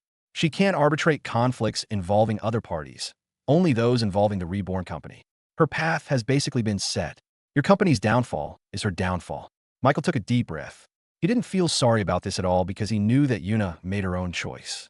She must have had her own reasons for becoming a part of Reborn. "I can't change her decision," he told Claudia, "but I can DM in make sure that it's the right one." Claudia was startled as she saw the seriousness in Michael's eyes. It wasn't the kind of thing that a boy his age could show. And for a brief second, she felt as if Michael's words were the truth. There was confidence in his voice that wasn't just backed by empty bravado. He seemed to be really convinced of his own eventual success. "All right, I admit that you do have some claim to your words. Reborn Company. It says here that your company has achieved the 450th rank in the Golden 500. Wow," she praised as she looked at the paperwork on her desk. "But that's not just the only problem I have with you. It's your name. Vanderbilt. Are you planning on using that to get the permit?" Claudia asked, peering through his eyes. "I can get the permit on my own merits," he replied. Claudia nodded, a hint of respect seen on her face. "I would have refused you outright if you did. You would have been another one of those inheritors who demanded a permit just because their last name coincided with a conglomerate. I'm starting to understand why Una picked you. You look laid back and gentle, but there's a hidden tiger within you that is quite feisty. Still, she couldn't have picked a better family name if she wanted her grandmother mad. Zira has always been petty about the Vanderbilts ever since Eyes found a loophole in her contracts." Michael quickly raised his hand. "That's just my last name. Me and my company have no affiliation with the Vanderbilt business," he corrected her. "Either way, you, a Vanderbilt, has taken her favorite grandchild from her. And as you may not know, a grandmother's overprotectiveness is something that can be akin to hellfire. Are you still willing to back up your words? Michael didn't know why that mattered, but he didn't change his answer. Reborn will succeed. And Yuna will succeed with us. Give me a chance to show it, he promised. Claudia clapped her hands together. Okay then, just like any other company, I will give you a spot in the market to sell your product or services to the general public. You will be limited to a small stall about as large as a carriage. Here is a rule book for you to browse. She tossed him a thick red book titled, How to Get a Permit 101. Take all the time you need. If you have questions, just ask. No need. I understand it all perfectly, Michael replied. Claudia stopped and looked at Michael. What do you mean? I read the book. No, you didn't. You just flipped through the pages without reading it. Michael put down the book back at her desk. Don't worry. I got it all on here, he said, pointing to his brain. Thanks to ChatJK4, just a single read-through of the entire book was enough for his trusty old AI assistant to understand perfectly the rules of the test. Candidates are given 1 week to sell products and services in the market. The total number of sales and profits will be tallied at the end. If it's high enough to beat just a single one of the local companies here in Metropolis, then you can grant me a permit for my business. Michael recited perfectly, word for word, without any error. This would have been impossible if he had just parsed through the pages like Claudia thought. That's correct, she muttered. Thanks. I'll be back tomorrow to set up the stall, Michael said before he left the room, leaving Claudia alone and still shocked. That boy. He's very surprising. I'll give him that. Although she was giving him a hard time earlier, she was very much rooting for him to succeed. After all, she knew just how hard it was to earn a permit in this territory. By her estimation, Michael and his Reborn company would probably find it hard to get the sales they wanted in Metropolis. After all, this place was completely different from places like the King's Region or Angora City. Metropolis customers were hard to please. And just as she was about to go back to her seat, she noticed a bunch of excited murmurings from outside her door. Curious, Claudia walked out of her room to find a lot of people crowding over the reception desk, creating a sea of people. Almost every worker in the association building was trying to squeeze themselves to see whatever it was they were trying to see. What's going on over here? She asked them. Miss Claudia, we're just amazed by this thing called a ballpoint pen. Claudia immediately parted the crowd and checked in on this ballpoint pen that they'd been clamoring about. And when the receptionist began writing on the paper without any ink, she couldn't believe what she was seeing. She even picked up the paper and started to wipe her hands along the written words. Surprisingly, there wasn't any smudge at all. This is amazing. Where did you get this? The receptionist looked over the entrance of their building. It was that golden-haired boy from earlier. He gave it to me. It's from Michael, Claudia muttered in surprise. This ballpoint pen would be considered a treasure here in Metropolis. And the fact that Michael willingly gave it to a receptionist as a nice little gift meant that he had plenty of them in store. Judging from the emblem of Reborn on the pen, Claudia realized that this was probably what Michael's company was selling.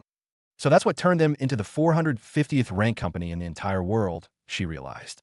With this kind of innovation in printing and writing, she could finally understand how a company from the lower part of the Queen's region had achieved so much so soon. With these pens, she knew that Michael had a chance in obtaining that permit. Meanwhile, Michael teleported back to their headquarters to reconvene with his team. As expected, Castell and Shiina took care of business quickly without any trouble. They had both prepared a collection of items that they could sell in the stalls. These items help people in their everyday lives, improving their quality of life. Things like eyeglasses, watches, matches, and other such little trinkets were their biggest sellers. For convenience, boss, we have asked the Shadows to transport these items directly to Metropolis. Even when using automobiles, they would take weeks to transfer, Shiina said. Michael didn't mind, and he would have transferred the items himself if needed. He then went out of their headquarters and into the warehouse just next door. This was where Kong and the other engineers created their prototypes for projects that Michael had them work on. And now, it looked like they had already finished the mobile stall that they were going to use for Metropolis. Wow, you guys went all out, he praised them. Usually, stalls in this world were only made out of basic materials like wood and other light materials. Since this was supposed to be mobile, they didn't use metals for their construction. What Kong and the engineers had made were something very similar to something Michael would see during an event. It was like those food trucks equipped with a generator to power it up with lights and possibly a whole kitchen setup. Not only that, but they made the whole thing from a scrapped automobile truck so that it could be driven anywhere despite how heavy it was. Boss, what do you think? Kong asked, his face full of expectation. Michael nodded his head, approving of their work. Nicely done, he said to them. Thankfully, the rulebooks said nothing about how big a stall had to be. As long as it could be packed up and tucked away each day, then it was fair game. They had probably come up with that rule because they never expected Michael to bring an entire truck with him as a stall. He then inspected the interior, seeing an entire living room of space inside. There was a very large fridge, some cookware, and of course a stack of tables and desks to display their wares. "This is perfect," he said. He didn't plan on just selling some everyday stuff. He was planning on selling food as well. Since the criteria for the permit was the number of sales in 1 week, Michael realized that a cheap, addicting fast food was a recipe for success. Unlike things like glasses or watches, people could buy food every day. Still, he was going to take advantage of their large stall space. He would be selling everything from A to Z. The best part about this was that since he would be manning this stall for the entire duration, he could simply just teleport any of the items that he needed to sell. His idea was that he would set up a large display of everything that he was selling. Everything. He would display one of each. And then, when a customer wanted to buy one of those, then he would discreetly use his shadows to take it out from their warehouses in Angora City or the nation of Reborn. The rulebooks said nothing about a limit of what they could sell. But then again, they probably never expected that there would be a Michael who would sell hundreds of items in a single stall. As for the stall itself, he would use it for the food portion of their wares. The reason why street foods back in his previous world were so popular was because people could see how they were made right in front of their eyes. So, he would use that to his advantage to gain customers. "Thanks for your hard work, guys. This is amazing," he said to the engineers. "No problem, boss." Now that he was done with the preparations for their stall, Michael had one last thing to settle. He closed his eyes and searched for a specific person in the entirety of their headquarters. Once he had locked in on them, he quickly transported himself towards their location. He emerged from the shadows, with the person in front of him unaware of his arrival. "Ahem, do you have anything to say to me?" he asked Yuna. Yuna turned around and immediately put on an innocent face. What? What do you mean, haha?" Michael sighed. "Why didn't you tell me that your aunt was in charge of the association? She was a lot to handle. She was barraging me with a lot of questions and all that." "Oh, haha." Yuna tried to pass off the awkwardness as laughter, but in the end, she finally gave in. "I am sorry, but if you knew that she was my aunt, then you would have asked me to join you. And just like you said, she can be quite the difficult person to handle." Michael crossed his arms. "So, in short, you fed me to the wolf." "It's for a good reason," she insisted. "If I had gone with you, she would have been a lot harder to deal with. Trust me, she would be going on and on about neutrality and all that stuff." "She already talked to me about that," he said. "Oh, teehee."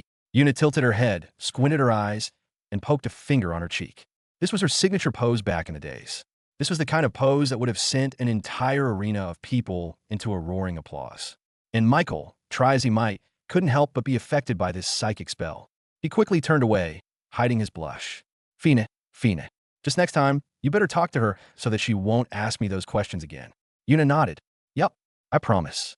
She quickly left the room, skipping happily with her hands behind her back. Meanwhile, Michael was left in the room, wiping off a sweat off his forehead thinking, that was close. The next day, with all of their preparations done, Michael went back to Metropolis to find their proper place where their stall would be. According to the rulebook, any applicant would be given a designated space in the market plaza of Metropolis. This was a large open space where people from all sides of the territory spent their day leisurely walking by and occasionally buying some product from stalls. This was where new companies got tested to see if locals wanted their product or not. Michael walked inside this plaza and realized just how large this place was. It was definitely bigger than a stadium from his previous world. This place was teeming with greenery and natural life, just like a real park. He could see people walking through the grasses, taking picnics under the trees, and some were even leisurely riding their horses around. This place was probably one of the most crowded places he had seen in this world, aside from his own territories. And scattered throughout the parks were wooden stalls, some very small, and some large enough to be a cabin, built along the walkways of the plaza. Their businesses ranged from food to armories, to books. It was all very varied. It was easy to guess that these companies were in the same boat as him. They also wanted a permit. Wanting to find his own designated spot for his stall, he walked over towards the entrance where a man wearing the white tunic uniform of the association was standing guard. "Excuse me, I'm supposed to get a space for my stall. Where can I put it?" he asked the employee. The man quickly took out his scroll and asked Michael for his name. "What's your company?" "Reborn," he replied. The man scanned through the scroll before finding Michael's company on a list. "I have confirmed your application, Sir Michael. Your designated spot will be on the spot J5, right between the pond and the large acacia tree. I can see here that you have just submitted your application yesterday." You have a choice to start your test within a month of your application. Would you like to take it? Michael answered, right now. The man seemed very surprised. Are you sure? Usually, applicants need a lot of time to set up their stall to transfer all their inventory inside Metropolis. I already had it delivered before. Don't worry, he said to the man. Still, the attendant was very worried for Michael. I would suggest that you use your allotted time to delay your permit test at least a week from now. Why is that? He asked. The annual Upperwood District Festival is about to start, the attendant explained. I think that you would stand to get a better chance if you let the festival pass first before you start your permit test. It would be an extreme waste for you to waste your chance because you can only apply for a permit once a year. Michael shrugged. I have no idea what the Upperwood District Festival is all about, but that doesn't matter. I want to take the test today. Seeing as Michael had no intention of ever backing out, the attendant quickly explained so that he would understand the severity of his choice. The Upperwood District Festival is an event for all of the companies located in this district. This means that this entire block will be competing for people's attention. These are companies that are already well established in Metropolis. And not to sound offensive, but your company is nothing compared to them. They don't know you or what you offer. Local customers will most probably pick companies that they already know about rather than new ones they don't know about. The attendant was trying to make Michael understand that getting a permit was an incredibly hard task. But trying to get a permit while the Upperwood District Festival was ongoing was an even more impossible task. Look around you, said the attendant. Do you see how many people are in this park right now? And do you see the stalls located all around? Did you notice that barely any of them are getting customers? Michael looked around and noticed that despite the foot traffic all around the plaza, none of them were even giving the stalls a second look. They were just passing them by as if they were nothing but stones on the grass. Stalls are barely getting any customers normally. And when the festival starts tomorrow, you'll see that none of them will even have sales above what you can count with two hands. So please heed my warning. It's still not too late for you to change your mind.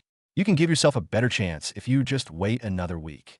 Now, for any other person, they would have simply just heeded the man's warnings. Even Michael, if it was before he reincarnated in this world, then he would have delayed his permit test for a week. But now, Michael wasn't willing to do that. There was a certain sense of pride within him that wasn't going to back away from a fight. He was confident in his ability to pass the permit test. He was confident in Reborn. And besides, if he was going to get the permit, then he would eventually be competing with those local companies anyway. If he couldn't even compete with them now, then he shouldn't even try to get a permit in the first place. Michael was just treating this as any other day. He was just going to sell his products to people who need to have their quality of life improve. The tests or the festival didn't matter. Have you changed your mind? The attendant asked. Yes, I changed my mind. I'll take the permit test tomorrow. The attendant was left standing with his jaw dropped. This boy named Michael was actively trying to compete with the local companies of the Upperwood District. This was insane. He had never met such a daring businessman. Meanwhile, Michael had already left to go find the J5 spot for tomorrow's permit test. He followed the direction given to him by the attendant, passing by the locals until he eventually found the spot that he was looking for. And coincidentally enough, he saw that there were a few stalls that were built close to him. These stalls were small, which was a clear indication of their small companies. Yet, Michael could see from first glance that their products were made with a lot of effort, labor, and love. Excuse me, this is J5 spot, right? He asked the stall owners. There were 4 of them in total. And the one that Michael spoke to was a middle-aged man with balding hair who was managing a small bakery. Are you taking the permit too? The old balding man asked. Michael nodded. Yep, I'll start tomorrow. As soon as he said that, the other 3 stall owners got out of their buildings and went over to Michael. Boy, I think that you should ask the association to delay your test. There's no need for you to waste your test like us. Take it next week. If they refuse to delay it, tell them that I harassed you. That'll probably get me kicked out, but I didn't have a chance in the festival anyway. At least you'll have a chance.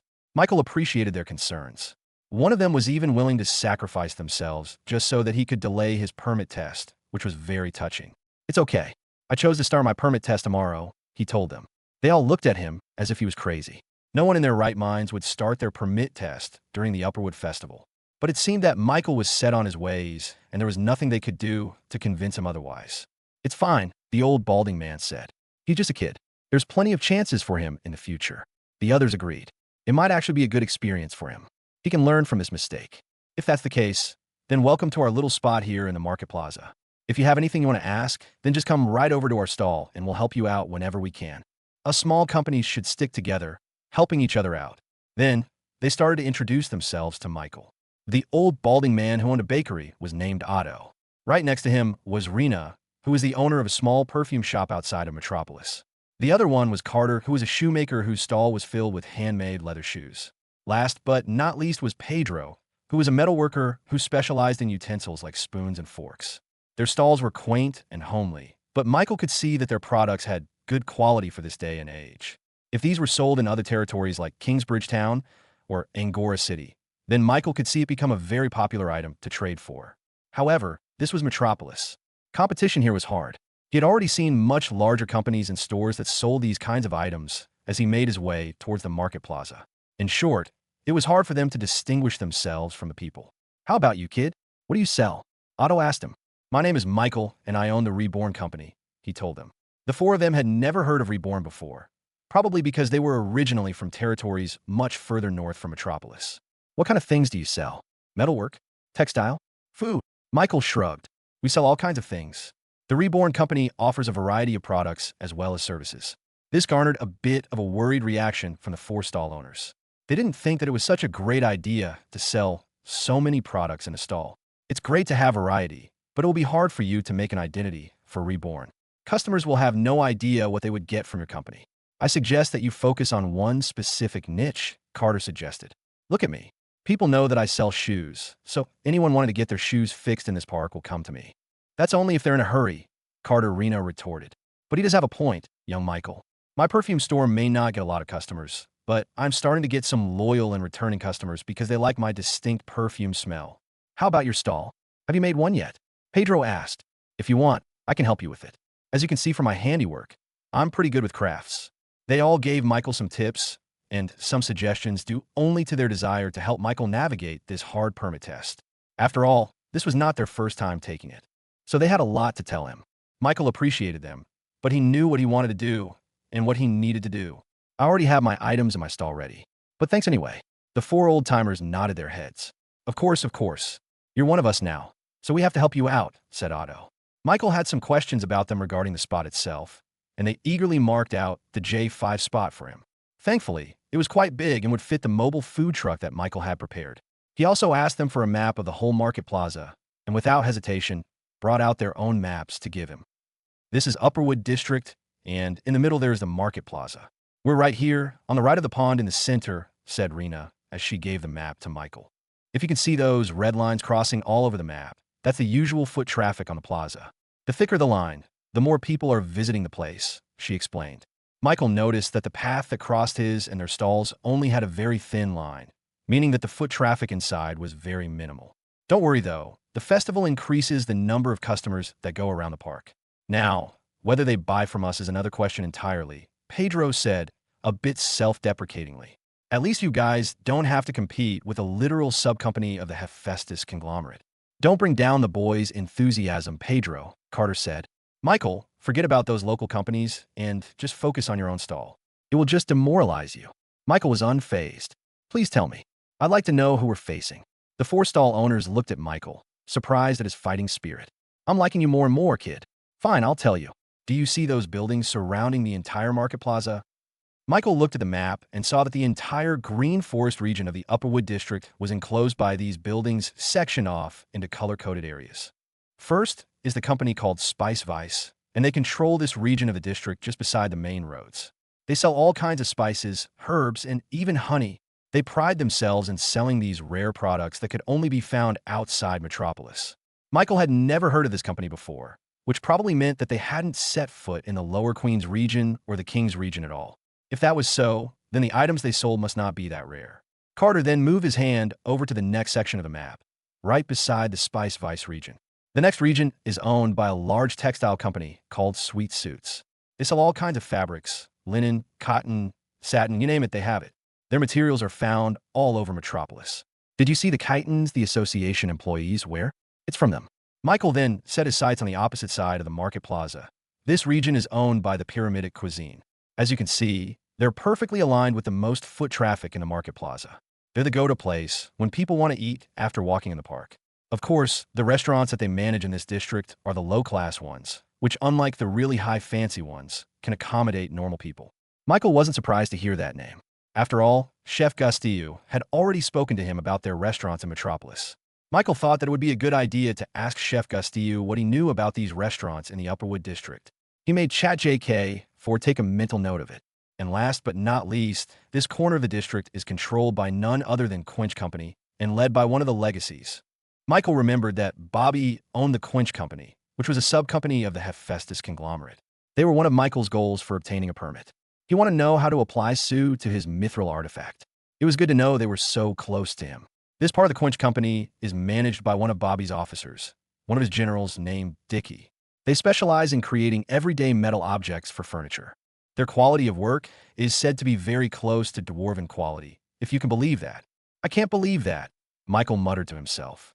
Anyway, those are the 4 companies that are going to be the major frontrunners for the Upperwood District Festival.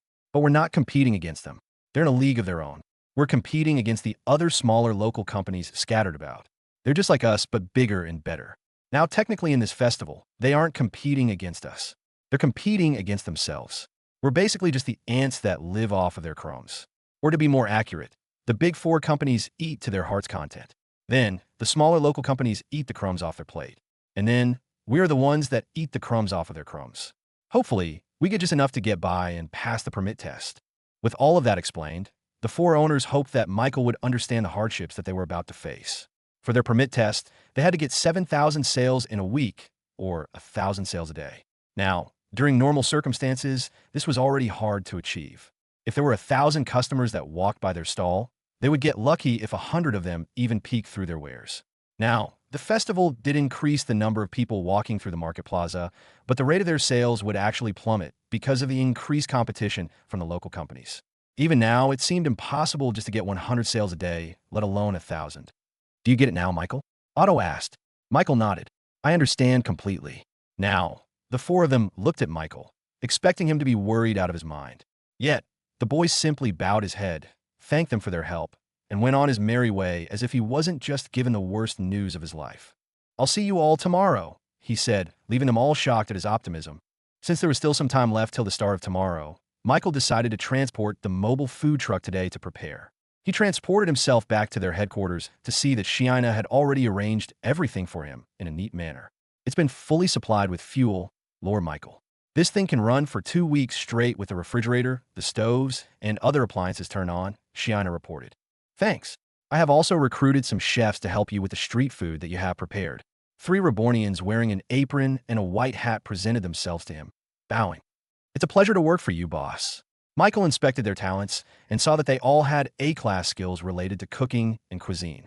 They were definitely up for the job, and one could even say they were overqualified with the simple street food that they were going to make. Tony and Remy wanted to help with this too, but he told them to just focus on growing McTony's. Their restaurant had continued to grow at a commensurate rate with no signs of stopping. Without them at the helm, it could hinder their progress or stop it entirely. Using the dragon's whiskers ingredient for their McTony's recipe made them unable to store it for a long time, which meant that long-distance delivery was not possible. If it was, then he would have wanted them to join in on the permit test as well. Anyway, he was already confident with the food and the items that they were going to sell tomorrow. I'll be taking the truck with me now, he said to everyone. So without further ado, he wrapped the whole mobile food truck with his shadow and used his skill to transport the entire thing over to Metropolis. For normal people, teleporting something this large at such long distances would have been impossible for anyone not in the 8-star realm. But Michael was different. He had near limitless mana at his disposal. A large magic circle appeared in front of him, gathering all the natural mana in the environment to power such a mana-hungry spell. The disturbance caused the wind to pick up, blowing across the warehouse and causing the engineers' blueprints to fly all over the place. While the engineers struggled to keep their hard hats on their heads, Shiina just stayed still and waited for Michael to finish his spell. And once enough mana had been siphoned away, the large shadow underneath the truck suddenly bulged up into a dome, swallowing the entire vehicle into the shadows. Somewhere a few kilometers away from Metropolis walls, a large shadow emerged from the ground and turned into a dome. And in a split second, the shadows in the dome started to recess into the ground, revealing mobile food truck in perfect condition with Michael standing right beside it. Michael looked around and noticed that the mana density in the environment had gone down significantly. As expected, this kind of large-scale teleportation needs such large amounts of mana from both sides of the portal. The magic tower in Metropolis would have noticed it by now. Thankfully, I have a friend that can smooth out all the troubles with the Guild of Arcana. Inside the tall black spire piercing the heavens in Metropolis, high-level magicians and wizards were in a state of panic. What's happening? Why did the mana in the air decrease? Is there a calamity? Should we panic? I am panicking. This was such an unusual event that they immediately thought of the worst possible reason to explain the lessening of mana in Metropolis. Of course, in such a calamitous state of emergency, the only person that they could talk to was none other than their tower master. All high-ranking magicians fled to the top floor of the tower, seeking the advice of their most respected leader. And as they entered their tower master's room, they saw the bespectacled, short-haired old man sitting at his desk with a letter in his hands. Surely, the tower master should have noticed the weakening of mana in nature. Yet, the man didn't look like he was panicking at all. Instead, he looked at the letter in his hands with confusion in his face. Dear mystical friend, there may be an instance where mana has tragically decreased in an instant. But do not panic. There is no need to raise the alarms, as this is just something that the kid does plenty of times. I shall explain it to you at a later date. You too will understand my frustrations at the proper time. Sincerely, Cerberus Augendor. The very next day, the start of the Upperwood District Festival finally commenced.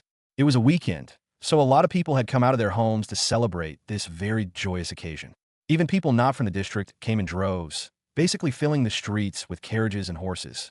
This was because the festival brought on lots of competition within the companies in the district, allowing for lots of discounts, special limited-time items, and especially cool events that everyone can participate in.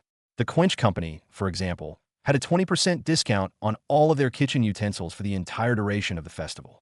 This was something people had been waiting for all year round, so there were lots of people already lined up in their stores even before the sun had come up. But this festival wasn't just for the companies, it was also for the people. This was the only time they could relax and unwind, celebrating the culture of Metropolis with a lot of other people. There were banners all around, with colorful triangular flags strung up high along the buildings, creating a very fun and festive mood for the people walking along the streets. The market plaza was no different. In fact, the festivities had been boosted up even more. The wooden stalls from companies on their permit test had upgraded their stores to accommodate festivities just like the ones on the street, hoping that it would attract more customers. Now, whether that worked or not was another conversation entirely. While Otto and the others had already set up their stalls early in the morning, Michael hadn't yet showed up at all. They were getting worried for the rookie, thinking that his nerves got to the best of him and he ended up quitting the permit test entirely. Of course, that was not true in the slightest. With his mobile food truck ready, Michael drove the vehicle towards the gates of the city, with the guards and other people looking at him with strange expressions. What is that? Is that made out of metal? Has a monster come over to invade? They saw this gigantic metal structure that was moving at speeds far faster than what they thought was possible. Not only that, the hum of the engine made them mistake the automobile for a large monster that had come wandering over into Metropolis. They quickly raised their weapons in the air defensively. However, as the mobile food truck rolled in closer, the soldiers was able to see humans through the glass panes. What the hell? Michael opened the door, surprising the soldiers and making them flinch away. A human boy? The soldiers slowly approached Michael. Boy, is this your tame monster? Nope, Michael responded. This is my carriage. The soldier was immediately doubtful. But where is your horse? How is it moving such heavy material if you don't have at least 10 horses pulling the reins? Michael knew that he wouldn't be able to explain how an automobile worked in a short amount of time, so he just presented them with a letter. The soldier took the letter and saw the wax seal on the very front. His eyes widened when he realized that it had the bearings of the Guild of Arcana. Not only that, but they knew that this seal was only available to mystic masters. Cerberus Augendor, the soldier proclaimed. Suddenly, a magic circle appeared on top of the wax seal. This proved to them that the letter was authentic and not a counterfeit. I apologize for the delay, the soldier said. You may come in. Thanks to Cerberus' authority as a tower master, Michael was able to bypass any security inspection on the vehicle that would have taken days, if not weeks, given how complex and strange an automobile was on the inside. Thanks, he told the guard before going back inside the automobile and driving it inside the gates. As soon as the engine roared to life, the soldiers flinched once again. Once he was inside the gates, he immediately noticed the gaze of someone far away. He looked through the windshield and saw a person floating in the very top of the magic tower.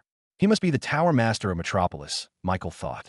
Now, thankfully, Cerberus had already informed this tower master that any and all inquiries on him and the Reborn company had to wait until the end of the permit test so as not to disturb him. So, as much as the tower master wanted to talk to him, the old man had to keep his distance and simply observe. And it wasn't just the tower master. The automobile immediately stole the glances of everyone in its near vicinity. Its massive size compared to a normal horse carriage in the street made it stand out even more. Whoa, is that a metal monster? Mom, is this part of the parade for the festival? What's that name on the side of the metal? Reborn? I've never heard of that. Of course. He took advantage of all of this attention and advertised the Reborn company. This was one of the reasons why he didn't teleport the food truck directly inside Metropolis. He wanted a more dramatic entrance. Hopefully, anyone curious about the metal monster would follow the truck into the market plaza and become customers for his permit test. Entering the park, all eyes were immediately on him and the truck. They all watched as this humongous piece of metal rode through the green grass until it eventually settled into the spot near the lake. Michael parked on his spot and got out of the vehicle, only to be swarmed by Otto and the rest of them. Whoa, Michael, what is this? Carter asked. Yep, it's my stall, before they could even question him about it. The sound of metal clanking rang out from inside the automobile as the workers inside began to unfold the metal container to show the interior of the vehicle. The counter windows opened, the roof unrolled, and the four demi-human Rebornians greeted everyone with a warm smile. Oh my God, that is a piece of art, Pedro complimented. He observed the metalwork inside the vehicle and was immediately blown away by the quality. How is this even possible? Otto asked. Come to think of it, I never even asked you what your Reborn company is all about. The truth is that Michael began to tell them all about his origins in the King's region, and how he had eventually reached Angora City and wanted to expand deeper in the Queen's region. The 450th rank?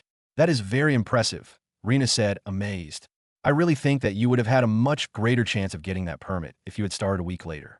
Michael smiled and didn't say anything. Instead, he gestured for the Rebornian workers to start unloading all of their products in front of the stall. They began setting up desks and pulling out new and strange pieces of technology that no one in Metropolis had ever seen before. It was an immediate eye-catcher, if nothing else. Michael looked at all this and said, Reborn is open for business. Michael's stall had two different categories. One was items for everyday use in the kitchen and in everyday life. Things like pans and pots. These were basic metalwork items that were already present in this world. The other items were personal items like soaps, shampoos, and even makeup. Now, usually, these items were made by hand and were usually filled with imperfections and dents because if it was too perfect, then the price would go up too much. However, when Otto and the others looked at the rate on these items, they were surprised that they were in the same price range as secondhand wares. The only problem was that the metalwork and quality of these items were far too good for the price. These are way too cheap, said Pedro. It looks like these have been made by the dwarves. Michael shrugged. That's the normal price in our territory. Actually, I even made it a bit pricier for this stall. They couldn't believe it.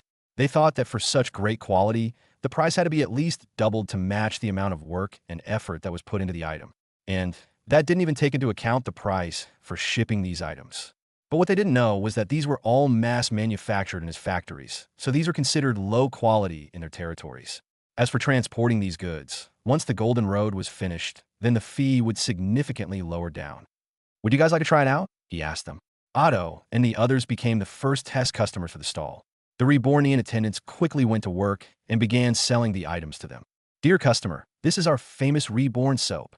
To see how good our product is, I will put all of this dirt and grime on my hand. And if I use this soap and a little bit of water, then voila, it's gone, and my hand smells even better than a field of flowers. Rena's jaw dropped when she smelled the different colored soaps on display. Some were even better than her perfumes. They were all surprised as each and every one of Michael's products were far beyond what they had seen in the market. And some of them, like the matchsticks, were amazing innovations that they knew could change the whole landscape of the market. Otto and the others were convinced. Michael was in a whole league of his own. They would even dare say that he could compete with the best of them in Metropolis, even the legacies. So this is the reason why you were so confident about the permit test, said Otto. With these products, you knew you were going to pass no matter what. I'm not ashamed to say that what I've been doing is amateurish compared to what you do, confessed Rena. Just that automobile alone, I knew that I was outmatched. It's a work of beauty that I have no way of understanding, said Perdo. Everyone said it already. You deserve that permit, Carter added. And it seems that they weren't the only ones who noticed Reborn stand out from the rest. A few customers had finally given in to their curiosity and approached the scary metal monster in the park. At first, they were just curious as to what kind of thing could move that fast despite being so heavy. But then, they saw that it was actually one of the stalls from those companies that wanted to get a permit. The one that approached was a small family of four, two kids and the parents. And as they approached, the Rebornian workers immediately put on their smiles and accommodated their first customer. "Welcome to the mobile Reborn store. What can I get for you?" Michael watched as the family observed the product demonstrations with wide eyes. They were immediately taken in by the dazzling display and wanted to get one for themselves. "I'll get the soap and the shampoos," said the mother. "I'll take that knife for me. Honey, it can slice a paper in half without even any pressure." "Mom, Dad, I want that matchstick. I can create fire like I'm a magician." "Me too. Me too." And within a few minutes, the satisfied family of four walked away from the stall having bought at least 10 items in total.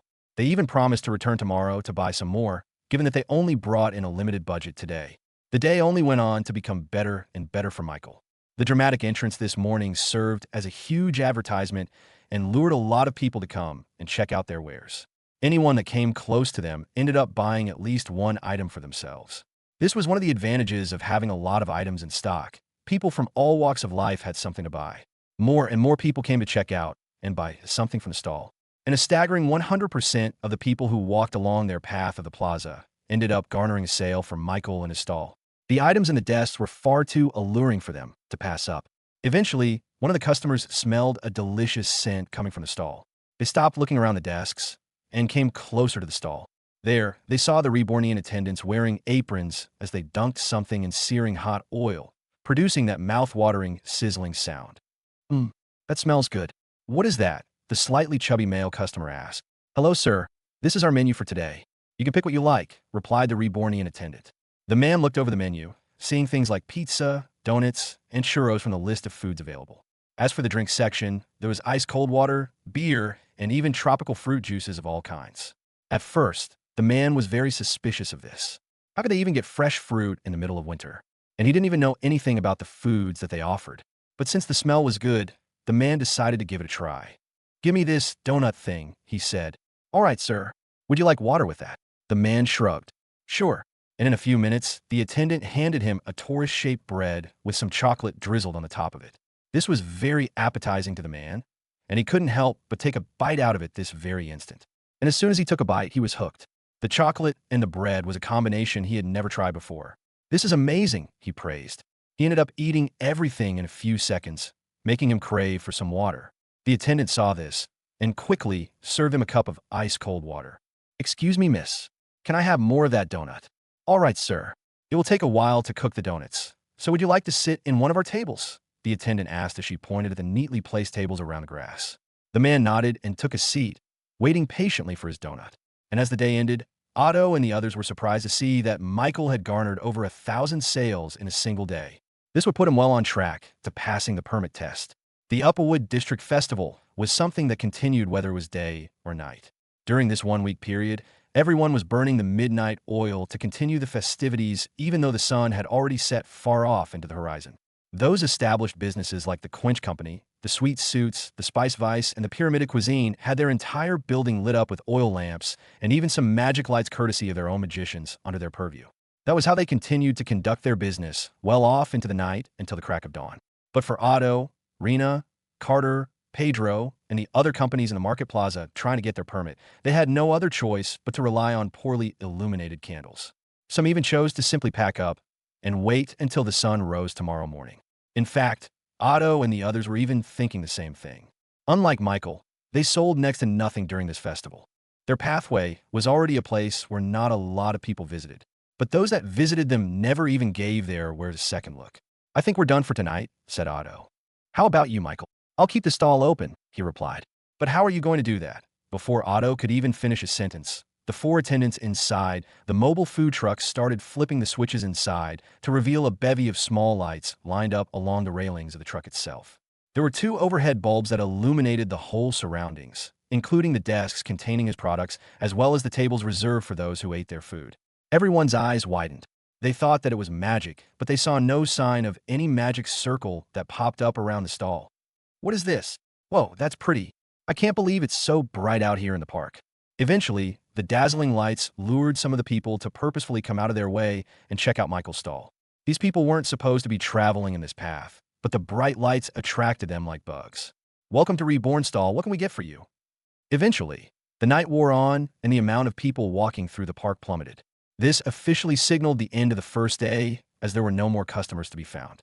Now, most people would usually have to pack up their products to safeguard them, but Michael chose to leave them be because he knew that there were shadow orcs surveilling the area at all times. Eventually, one of the association employees walked up to Michael and asked to tally his score. "Mr. Michael, good morning. Your first day has gone well, I hope." Michael shrugged. It could have been better. Although they had done more than 1,000 sales on the first day, Michael thought that he could have had more if people visited this place more often. He was very much limited by the amount of traffic going around in the J5 area of the market plaza. All the people who walked along this path ended up buying something from him, which told him that he would have gotten so much more if he had better visibility among the general public. The sensation with the automobile did extremely well, but the fact that there was no social media in this world really hindered the rumor to spread that fast. Though by his estimations, the amount of sales they would get on the second day would definitely increase by a lot. Hopefully, the word of mouth helped spread the name Reborn throughout the district. All in all, though, Michael's situation was pretty good. He was just disappointed that it wasn't better. However, the employee took that as something bad and patted Michael's shoulders, consoling him. "You could do better today." "Yep, that hopefully more than 2,000 on the second day," he muttered. The employee seemed to have ignored that. "Okay, I just need the special association coins from you."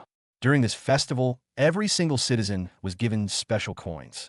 These coins were the currency of the festival, and they were the coins that people paid to exchange for the item or service that the companies provided. And at the end of the day, these coins would be exchanged into real monetary gold coins by the association. This helped measure how many sales a company had in a single day. "Please put all your coins into this special chest," said the employee as he brought out a wooden chest. It has a magic spell that helps count the pieces, as well as check for any forgery for the coins. Michael used his shadow skill and dumped out all of their special association coins into the box. As the first few coins landed and formed a small mountain, a magic circle appeared in front of the chest and started a counter for everything that fell inside. The number reached the 200 mark, and the employee couldn't help but nod in respect. Normally, companies were not even able to gather this much in a single day, much less the first day. Clink, clink, clink, clink, but then the coins kept tumbling into the chest without any sign of stopping. The employee's widened as he saw the counter on the chest start to go up from 200 to 500 and then to 1,000. Michael shook his hand until the very last coin had dropped into the chest, totaling 1,252 association coins. What the? The employee couldn't believe what he was seeing. For him, this was just routine. He had visited almost 100 other companies today, and they all showed a number below the 500 mark. And yet this golden-haired boy was able to get 1,200 sales in a single day. He couldn't believe it. And it was only now did the employee finally look up and saw the mobile food truck in front of him.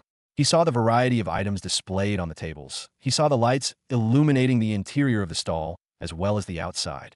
He heard the sound of sizzling food being cooked in the fryer. "What is this?" he asked. "This is Reborn.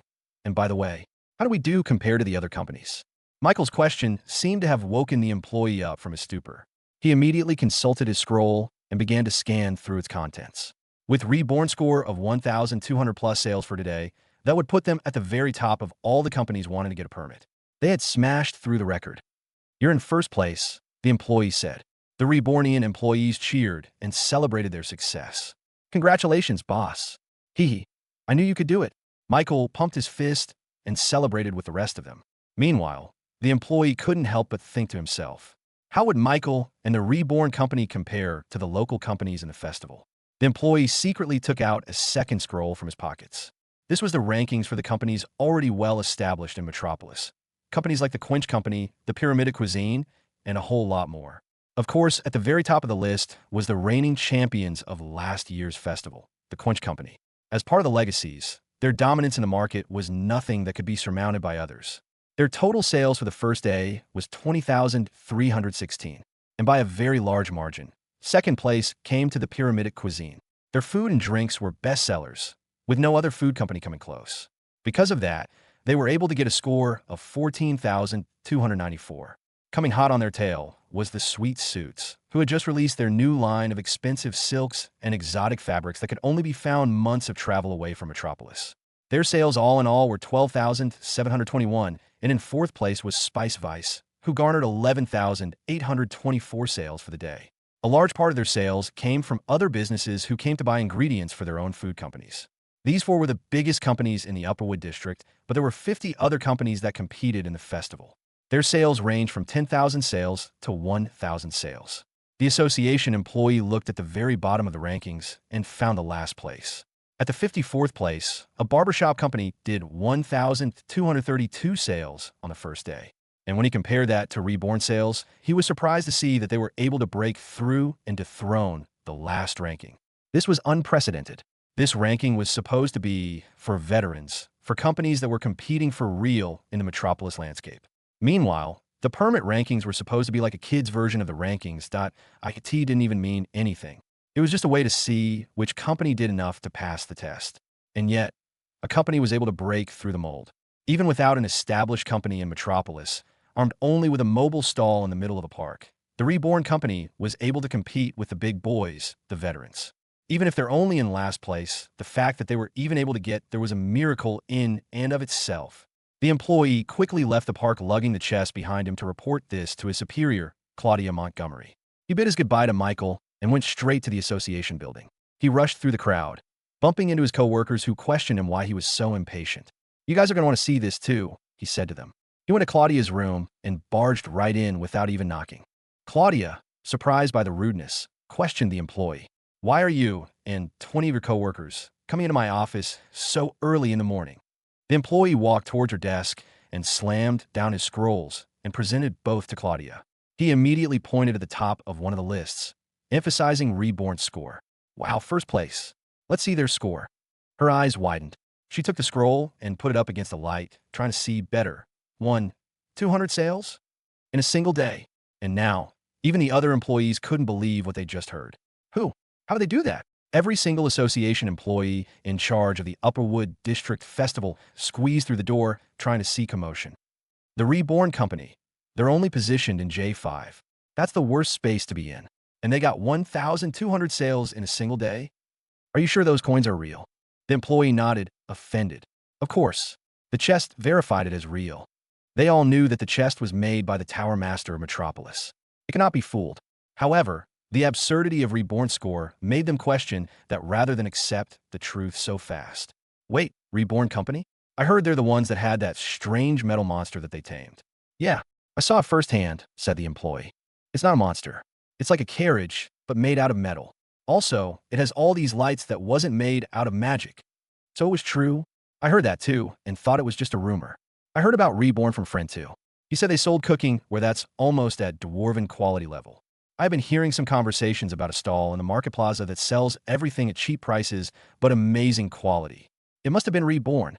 As our employees talked amongst each other, she shifted her focus over to the second scroll. They broke through this ranking, she muttered to herself. A smile started to break out on her cheeks. It seemed that her niece Yuna had chosen Reborn for a reason.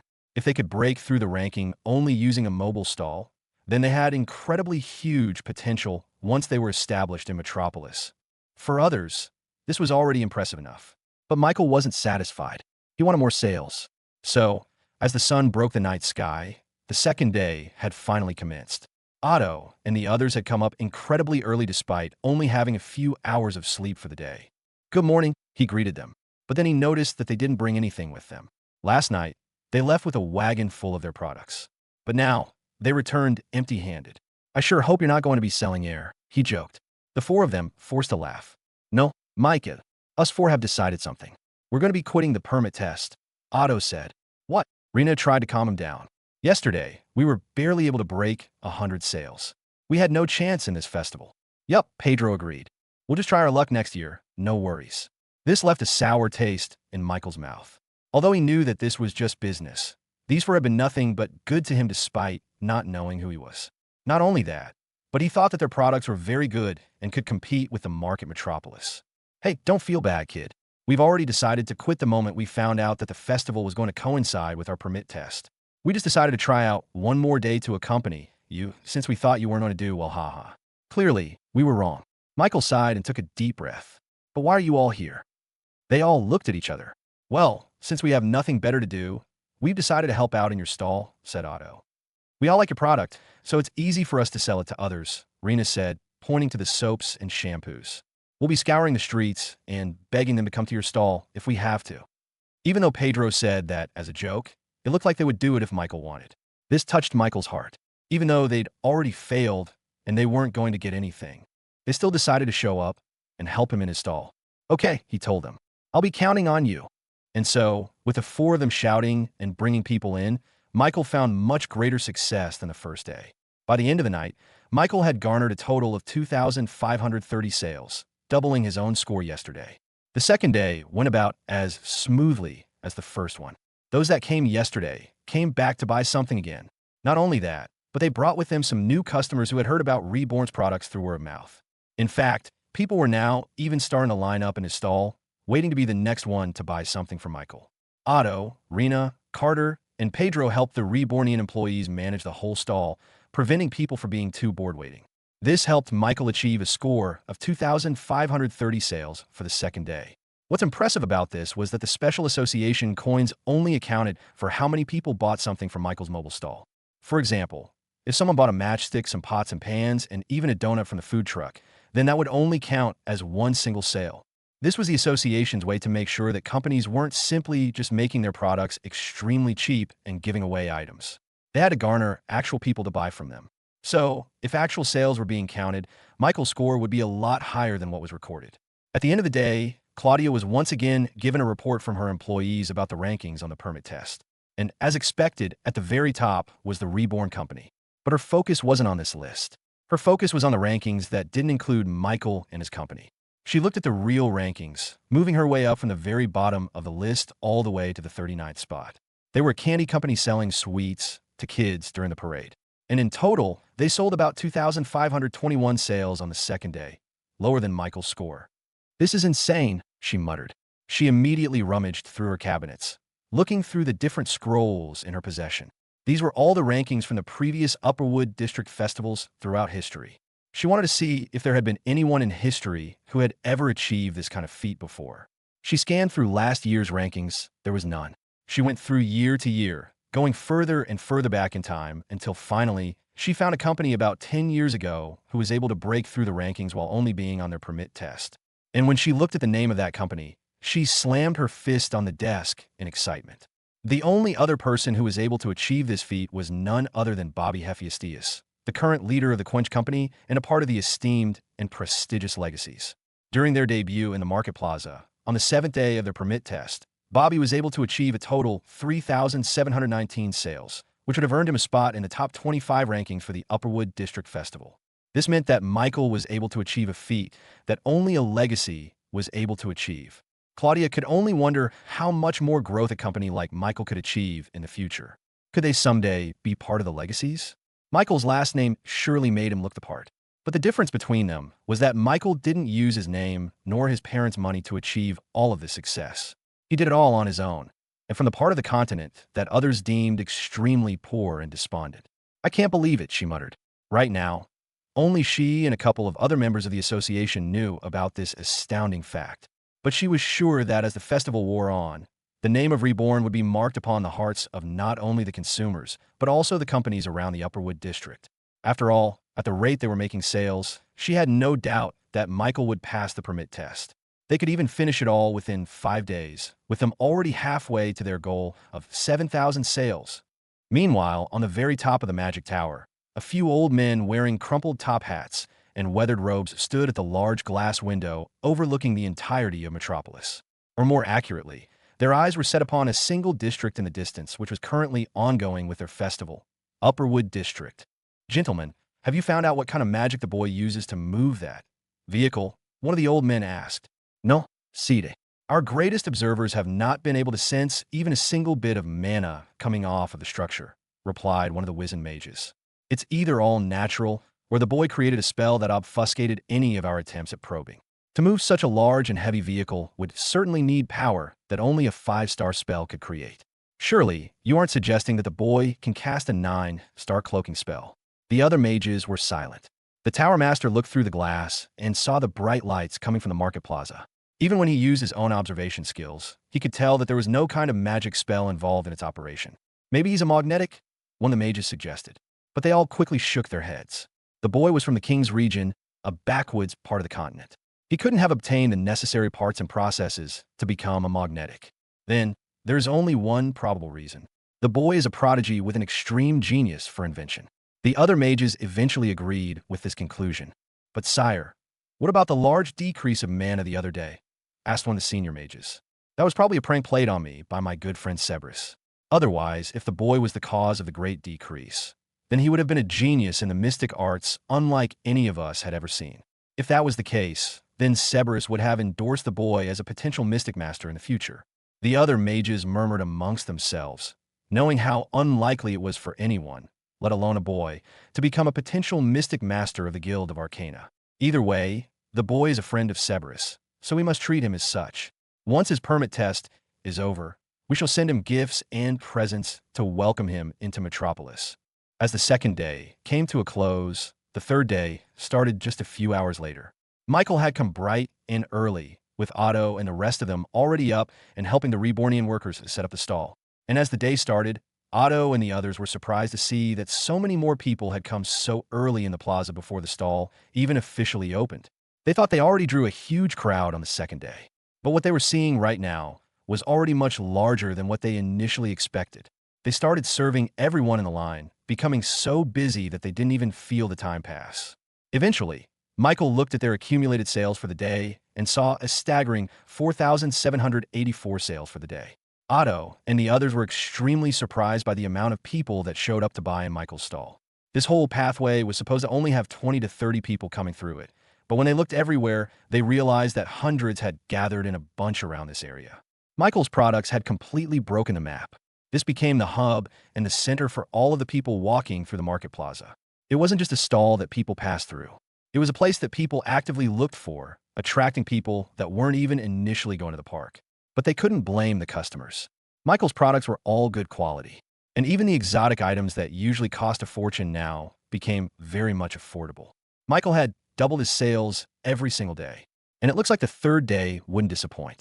After all, they had already reached the 4,000 mark, and when added with their previous sales, they had officially reached the 7,000 sales goal for the permit test. Once he counted it correctly, Michael walked over to the gates of the park and talked to one of the association employees handing out special coins to the customers. "Excuse me." The employee looked back and recognized Michael's face. "It's you. You're from the Reborn company stall." Michael nodded. "Do you know how much our association has been busy because of you? People have been asking for more coins from us so that they could spend it on your stall." Almost everyone in the association knew about the miracle company who garnered 2,000 plus sales in a single day. "What can I help you with?" the employee asked. "I want you to tally my score for today," Michael said promptly. The employee looked at him weirdly. "What do you mean? I have enough coins to pass the test." The employee almost scoffed in Michael's face, thinking that it was a joke. But seeing the serious look on the golden-haired boy's face, the employee couldn't help but shake his head in denial. "Can you say that again? You passed the test? You mean to tell me that you already got 7,000 sales?" Michael nodded. The employee was stunned for a second, not knowing how to react.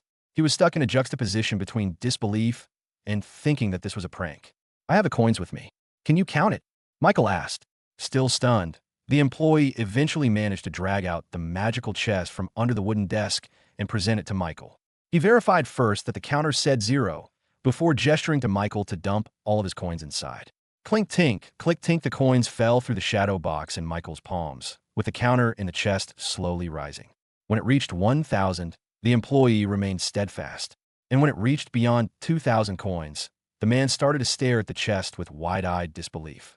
He already thought this was mighty impressive, but the coins just didn't stop falling. The number kept rising to 3,000 and eventually landed on the final number, 4,784 coins. The employee had to sit back down in his chair to digest this information. He then picked up a scroll on the desk and looked at the current tally that the Reborn company had. With a new tally of scores added, they far surpassed the 7,000 mark needed to pass the test. You have won the permit," the employee said, still in disbelief. This young, golden-haired boy was able to achieve the permit within 3 days. Somehow, Michael was able to double his sales every single day that he was open. And by the third, he had achieved his goal 4 days early. He couldn't even believe that this was true. If this was any other circumstance, then the employee would have immediately doubted the results.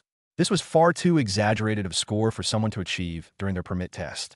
But he only had to look in the distance to see the truth. In the middle of the market plaza, within the greenery and vegetation of the park, there was currently a large group of people gathering inside one particular spot. J5. This was what made the whole thing even more absurd. The day hadn't even ended yet. It was still midday, with the sun still clearly at its zenith. Yet, Michael was already able to get the 4,000 sales that he needed to pass the test. This meant that in all likelihood, he would double his current sales by the end of the day, making his total above 8,000 sales. This is a dream.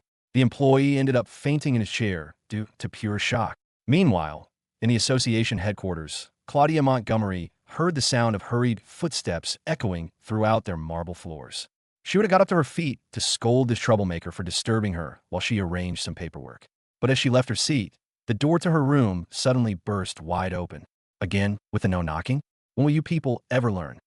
The employee ignored her and tried to catch his breath. It looked like he had sprinted through an entire mountain to get here. H.A. Eventually, the employee was able to utter 2 words. Look, Reborn. Claudia got up from her desk and took the scroll from her employee's hand. Claudia Montgomery raced through the streets of Metropolis, armed with nothing but her horse and her fiery face. She wanted to see it for herself. She wanted to see how the Reborn company was able to get more than 7,000 sales within 2.5 days of operation. Entering the market plaza, she immediately noticed the large gathering of people in the J5 spot. There were so many people that she couldn't even see the large pond that was right next to Michael's stall. Riding her horse, she parted the crowd. Once they saw her white toga, they knew that she was an employee of the association and promptly gave her the space she needed. Eventually, she saw it, the mobile stall. She saw the rows and rows of tables presented in front of the truck, each one showing different kinds of products that she had never seen before. On the stall itself, there were demi-humans serving some smoking hot wheel-shaped food towards their customers, who ate their orders at the designated tables beside the truck. And the one happily manning the counters was none other than the golden-haired boy. She got off her horse and approached Michael. You rascal. You did it in only 3 days? She asked him, shaking her head. 2.5, he corrected her. Claudia let out a chuckle. The more she knew about Michael, the more she understood what her niece saw in him. The boy broke all kinds of expectations constantly. And when you think they've finished surprising people, then he would come up with another surprise in his pockets. She then took out a large red coin from her pockets. It was the size of an adult's palms, which couldn't even fit inside of Michael's hands. Here that you earned it, she said, handing the permit to Michael. Michael took the permit in his hands and nodded. Michael looked at the red coin in his hands. It had the symbol of the association stamped on it, which was a weighing scale in the middle with laurels surrounding both sides. He could tell that this wasn't made out of anything special. It didn't even have any special security measures to prevent any kind of forgery. This was because the permit coin was merely a formality. Michael and the Reborn company was now in the logbooks of history inside the association walls. That was enough to certify his permit. Anyone that tried to fake the coin would not be able to fake the paperwork created by the association. Now, Michael could establish his company inside Metropolis. He didn't even have to present his coin, as the association themselves would verify this fact for him. Neat. Thanks, Claudia, he said as he started walking away. Wait. That's it. No celebrations, no nothing. Claudia was exasperated at Michael's nonchalant reaction at getting his permit. It didn't even look like he just broke the record for the fastest permit in the history of Metropolis. She would have expected more fanfare from him, but instead, he treated it as a nice little achievement that didn't mean anything. It's nice, but it's just the start of my journey here. It's just a step in the right direction. And now that I've overcome this step, the next thing I need to do is go over the next one. She didn't expect Michael to be so level-headed despite such an achievement. Most people she knew would brag about this and let it go over their heads, but it seemed Michael was too smart for that. But still, she would have wanted to see at least a little bit of a celebration from Michael. Fine. What are you planning on doing next? She asked, sighing. He looked at the coin in his hands. Now that I have the permit, this means that I can interact with the other companies in Metropolis, right? She nodded. Yes. You can now cooperate with them on a professional level. You'll no longer be a customer, but a peer. This was what Michael needed to finally go over to Bobby's company and find out how they coded Sue to a mithril relic.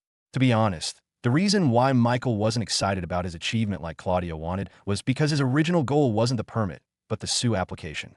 So unless he was able to use the 4 drops of Sue he had at his disposal, then he couldn't yet celebrate it all. If you'll excuse me, I have somewhere to be, he said to Claudia, walking away from his own stall. He let his own employees take charge of the stall. And thanks to Otto and the others, he didn't have to worry about them being too overwhelmed by all of the customers wanting to buy something. Michael quickly left, fading off into the distance. Claudia was left in the stall, still reeling from the events of today. Eventually, she walked over to one of the Rebornian employees and took out a coin from her pocket. "Hello, I would like to get one of those donuts, please, and also..." With his permit in hand, Michael sped through the market plaza until he finally reached the end of the park. Using the map that Otto gave him a couple of days ago, he found himself at the northeast side of the Upperwood district. There, he saw a large metal building with multiple thin chimneys jutting out from the triangular roof. There was steam constantly billowing out of these vents, evidenced by all the smithing that was being done inside. At the very front of the building was the name. Quench. For large companies, especially ones that were part of the legacies, their territories were usually split up into different parts. There was a headquarters where the main leader and owner of the company resided. Usually, this building didn't have any capacity for producing products and was usually only meant as an office building. These headquarters were usually located in the middle of their territory. And surrounding this headquarters were different branches of the buildings that handled all the production and marketing of their products. These were owned and managed by their owner's senior officers. And in this case, this particular building was owned by one of Bobby's senior officers named Dickie. According to what Michael heard from others, Dickie was the 4th in command for the entire Quench company, and he handled the branch that dealt with creating everyday metal objects and furniture. This was currently the best-selling company in the entire district, evidenced by the large number of people coming in and out of their building. Unlike the situation back in the market plaza, the crowd here was very organized thanks to the multiple employees directing foot traffic. They practically owned the entire street. They had different iterations of stores in this large building. One was a store meant solely for spoons, one meant for bread knives, and many others more. This was how they managed more than 20,000 sales in a single day. Michael eventually walked inside, with one of the attendants approaching him. "Hello, sir. Welcome to Quench Company. What can I do for you?" she asked him. "I'd like to talk to your boss, Bobby." The attendant pursed her lips. "I'm sorry, but that would not be possible, little sir. The great Bobby Hephaestus is a busy man and is currently engaged in some other matter. How about Dickie?" The attendant shook her head. "I'm sorry, but Sir Dickie cannot be disturbed unless there is official business. However, we can offer you some merchandise with Sir Dickie's signature printed on it." "I should have been more clear," he said, clearing his throat. "I'm here to talk business with him." He presented her with a giant red coin stamped with the association's emblem. The attendant's posture immediately changed. The appearance of this permit meant that she could no longer treat Michael as a little boy, but as an esteemed owner of a company in Metropolis. "Forgive my rudeness. I shall relay your request immediately." The attendant quickly scurried off back into the building, whispering to her other co-workers about what transpired. A couple of minutes later, she came back with a much more awed look on her face as she bowed at Michael. "We have verified your permit, Sir Michael. Sir Dickie would like to ask if this business involves the Reborn company." Michael shook his head. "It's more personal." She nodded. "I understand. If you would please follow me, I shall lead you towards Sir Dickie's office." Michael followed her in, entering the Quench store and seeing all the metalware they had in store. She led them towards the employee door out to the interior of their building and up towards 5 full flights of stairs. Eventually, they reached the top floor. She knocked twice on the double door before the guards opened it from the inside. "Sir Dickie is waiting for you inside," she said, gesturing for him to enter. Michael gave her a nod of thanks and entered Dickie's main office room. Dickie's room was a large penthouse that looked like a museum that housed preserved armor from the Middle Ages. Everywhere Michael looked, there were all kinds of armor paraphernalia either attached to the wall or encased in a glass box. He noticed that the quality of these builds were much, much greater than the cookware being sold below. Once he observed it closer, he noticed that these were dwarven-made. "Do you like my collection? I scour the black markets in search of these amazing pieces of art."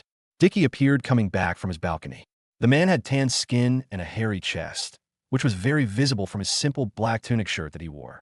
He bore a close resemblance to Bobby, which probably meant that they were related. "Are you Dickie?" Michael asked. "Yes, I am. And you are Michael. I must confess that I have only heard of your name just this moment when you requested to meet me." Michael shrugged. "I didn't know about you until a couple of days ago, too." "Ha ha, I like you." Dickie laughed. "Please sit." He gestured for Michael to sit at the leather couch in the middle of the room, while he sat at the very opposite chair. "You are very surprising, Sir Michael. From what I've heard from the association, you achieved your permit only 3 days into your test. Nobody has even done that before, not even Bobby." "Thank you." Michael received the compliment. "The more that I have heard about your company, the more that I was impressed. They say that you tamed a metal monster and used it as your ride. Is that true?" Michael told him the truth. "No, it's a metal carriage." "Ah." Dickie clapped. "Then it is even more impressive that you were able to create such a wondrous machine like that." It's such a work of art that I would like to buy one for myself. In the future, maybe. I'm planning on selling it to the general public once I have established myself in Metropolis. Dickie looked absolutely thrilled to hear that news. It is deserving of being in a museum, just like the dwarven equipment that I have collected. It looked like Dickie thought it was an interesting piece of machine, but didn't think much about its real purpose. After all, he had yet to see it move at its real speed. He just assumed it moves slow, like a turtle. Anyway, I would like to buy one in the future when it is available. Sure. Michael found Dickie to be a pleasant person to be with. He reminded Michael of those anime figurine collectors back in his previous world. Their personality may seem as weird, but it only stemmed from their love of collections. You have fulfilled my request. It's time for me to fulfill yours. Why did you want to meet me? Michael said his request straightforwardly. I want to meet with Bobby and discuss a business proposition with him. Now, his plan was to ask Bobby about the secret formula they had for coating a mithril relic with Sue. He knew that it was proprietary, which meant that they wouldn't just give it to him out of the blue. So, he thought that he could buy the information from them, or at the very least, have them help him coat his own mithril artifact with Sue. He was ready to give out tens of millions of coins for it. Unfortunately, that is not possible. You cannot discuss any business matters with my cousin, Dickie said disappointedly. Michael frowned. Why not? I'm sure you know, but the Quench Company is one of the top leading businesses in Metropolis. And Bobby himself is part of the legacies. People of their stature cannot conduct business with companies of a lower stature than their own. And no offense, but your Reborn company has still yet to prove themselves in the real market of Metropolis. You may talk with Bobby, but you cannot conduct business with him. It is forbidden, not just by us, but the association itself. Michael almost couldn't believe what he heard. I can't talk with Bobby. As yourself and Bobby, both of you can talk. But the companies Reborn and Quench cannot, in any way, conduct business with each other. It is unfair for you. Only those that are closer in ranking can conduct business with each other. In fact, I cannot even interact with you on a business level.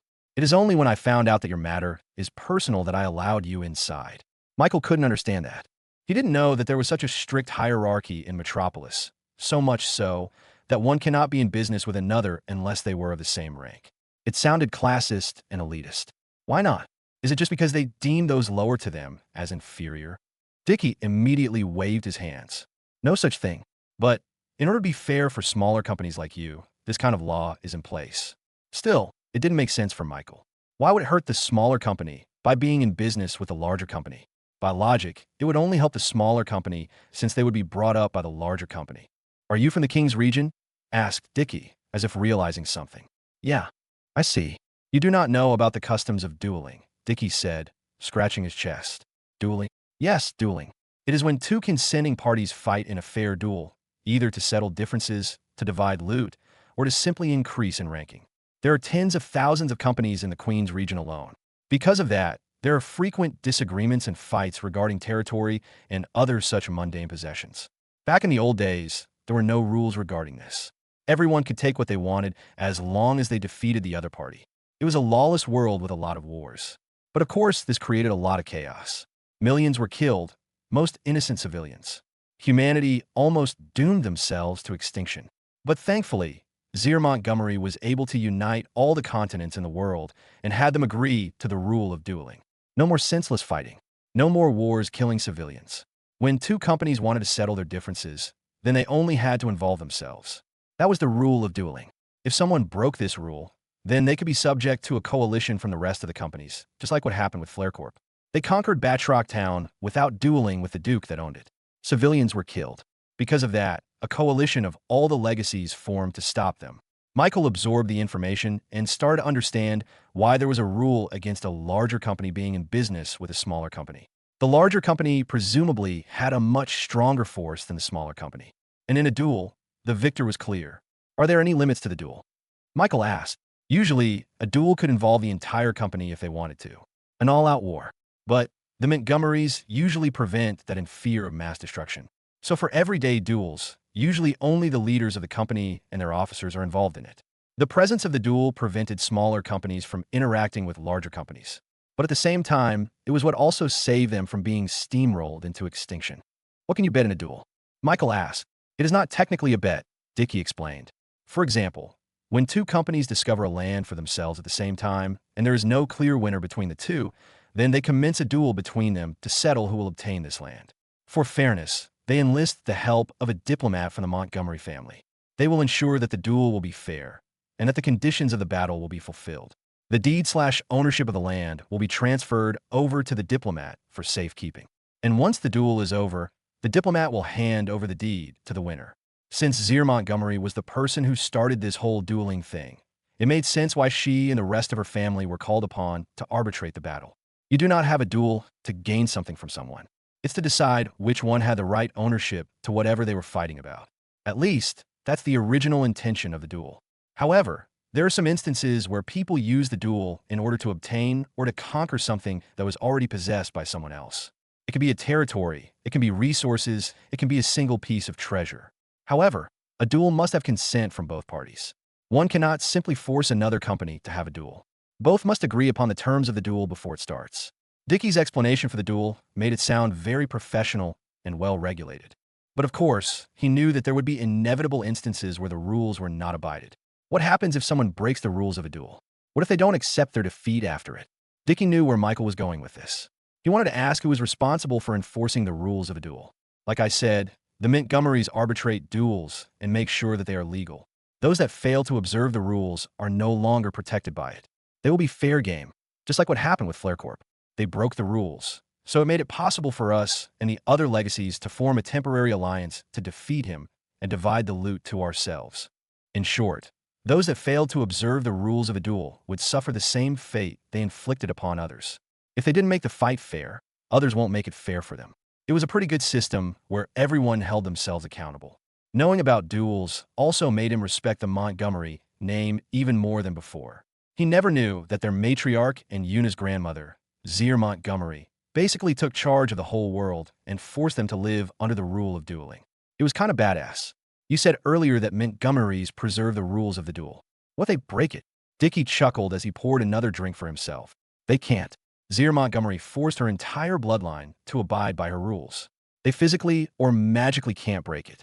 That bond is so secure that their entire lineage was trusted by everyone around the world to manage duels fairly. There was just one thing that Michael still didn't understand. According to Claudia, some Montgomerys choose a company to side with, just like how Yuna chose to be with Reborn. But if they were going to be arbiters, then siding with a company completely broke the rule of neutrality. Can a Montgomery help companies? Or are they not allowed?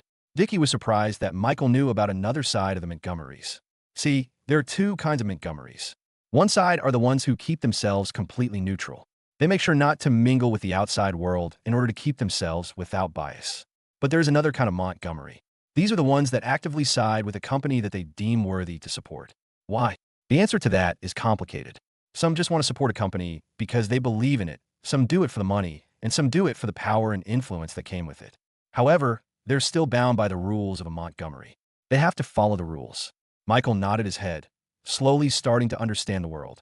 What's the benefit of employing a Montgomery? Many people hire Montgomerys because they are masters of negotiation, Dickie answered. During the preparation stages of a duel, both parties have to agree on what they will win or what they will lose. Of course, some of these prizes are valued subjectively. One party might deem it as a treasure, while the other party deems it as trash. If you have a Montgomery by your side, then they can negotiate the terms of the deal much better than normal people. They can make it so that their client only loses a small amount when they lose the duel, or they can ask for more than what they should receive. Michael finally realized that the Montgomerys were like the lawyers of this world. It's up to them whether you win big or you lose little. But of course, those Montgomerys are very hard to hire. They're very picky. We were only able to hire them temporarily. Many companies, though, hope to get one on retainer, meaning they'd have a Montgomery represent them in all legal duel proceedings, which is a dream for all companies. All of this made him think of Yuna, and how he'd been taking her expertise as a diplomat and as a Montgomery for granted. He was truly lucky that he met her in the King's region and had her still following him to this day. It also contextualized why Claudia was so pressed about Michael when they first met. As it turned out, he accidentally hired Yuna on retainer. She wasn't just a Montgomery, but the rumored heiress of Zir herself. She could have been hired by a conglomerate or be Zir's replacement as a world leader. Yet now, her fate was intertwined with a small company from the King's region called Reborn. He understood why Claudia went so hard on him when they first met. Now do you understand why you can't conduct business with us? Dickie asked. Michael understood clearly. However, he wasn't about to give up. I can't conduct business with the Quench Company, but I can conduct business with an individual in the Quench Company. Dickie stopped sipping on his wine. He looked at Michael, who had a cheeky smile on his face. Haha, that's correct. Where are you going with this? According to what he knew, all descendants of the Hephaestus family inherited the formula for coating a mithril relic with Su. That meant that even the weakest among them knew how to do so, at least someone that was on the same level as him. Can I challenge a Hephaestus from your company? Dickie looked at Michael's face and saw bold confidence in his eyes. After everything that they just talked about, the boy was still hell-bent on trying to conduct his business. It was admirable. Ha ha ha. You're one of a kind, Michael. And since I admire your confidence, I will play along with your hypothetical. With the Reborn company still at its infancy, you are not qualified to deal with any one of us.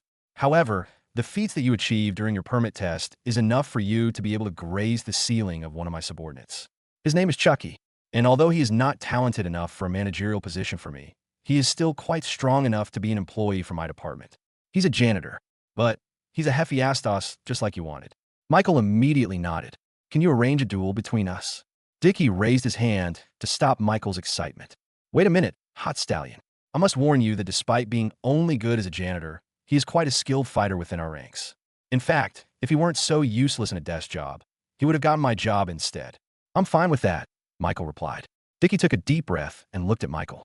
He kept opening and closing his mouth, as if hesitating to say something.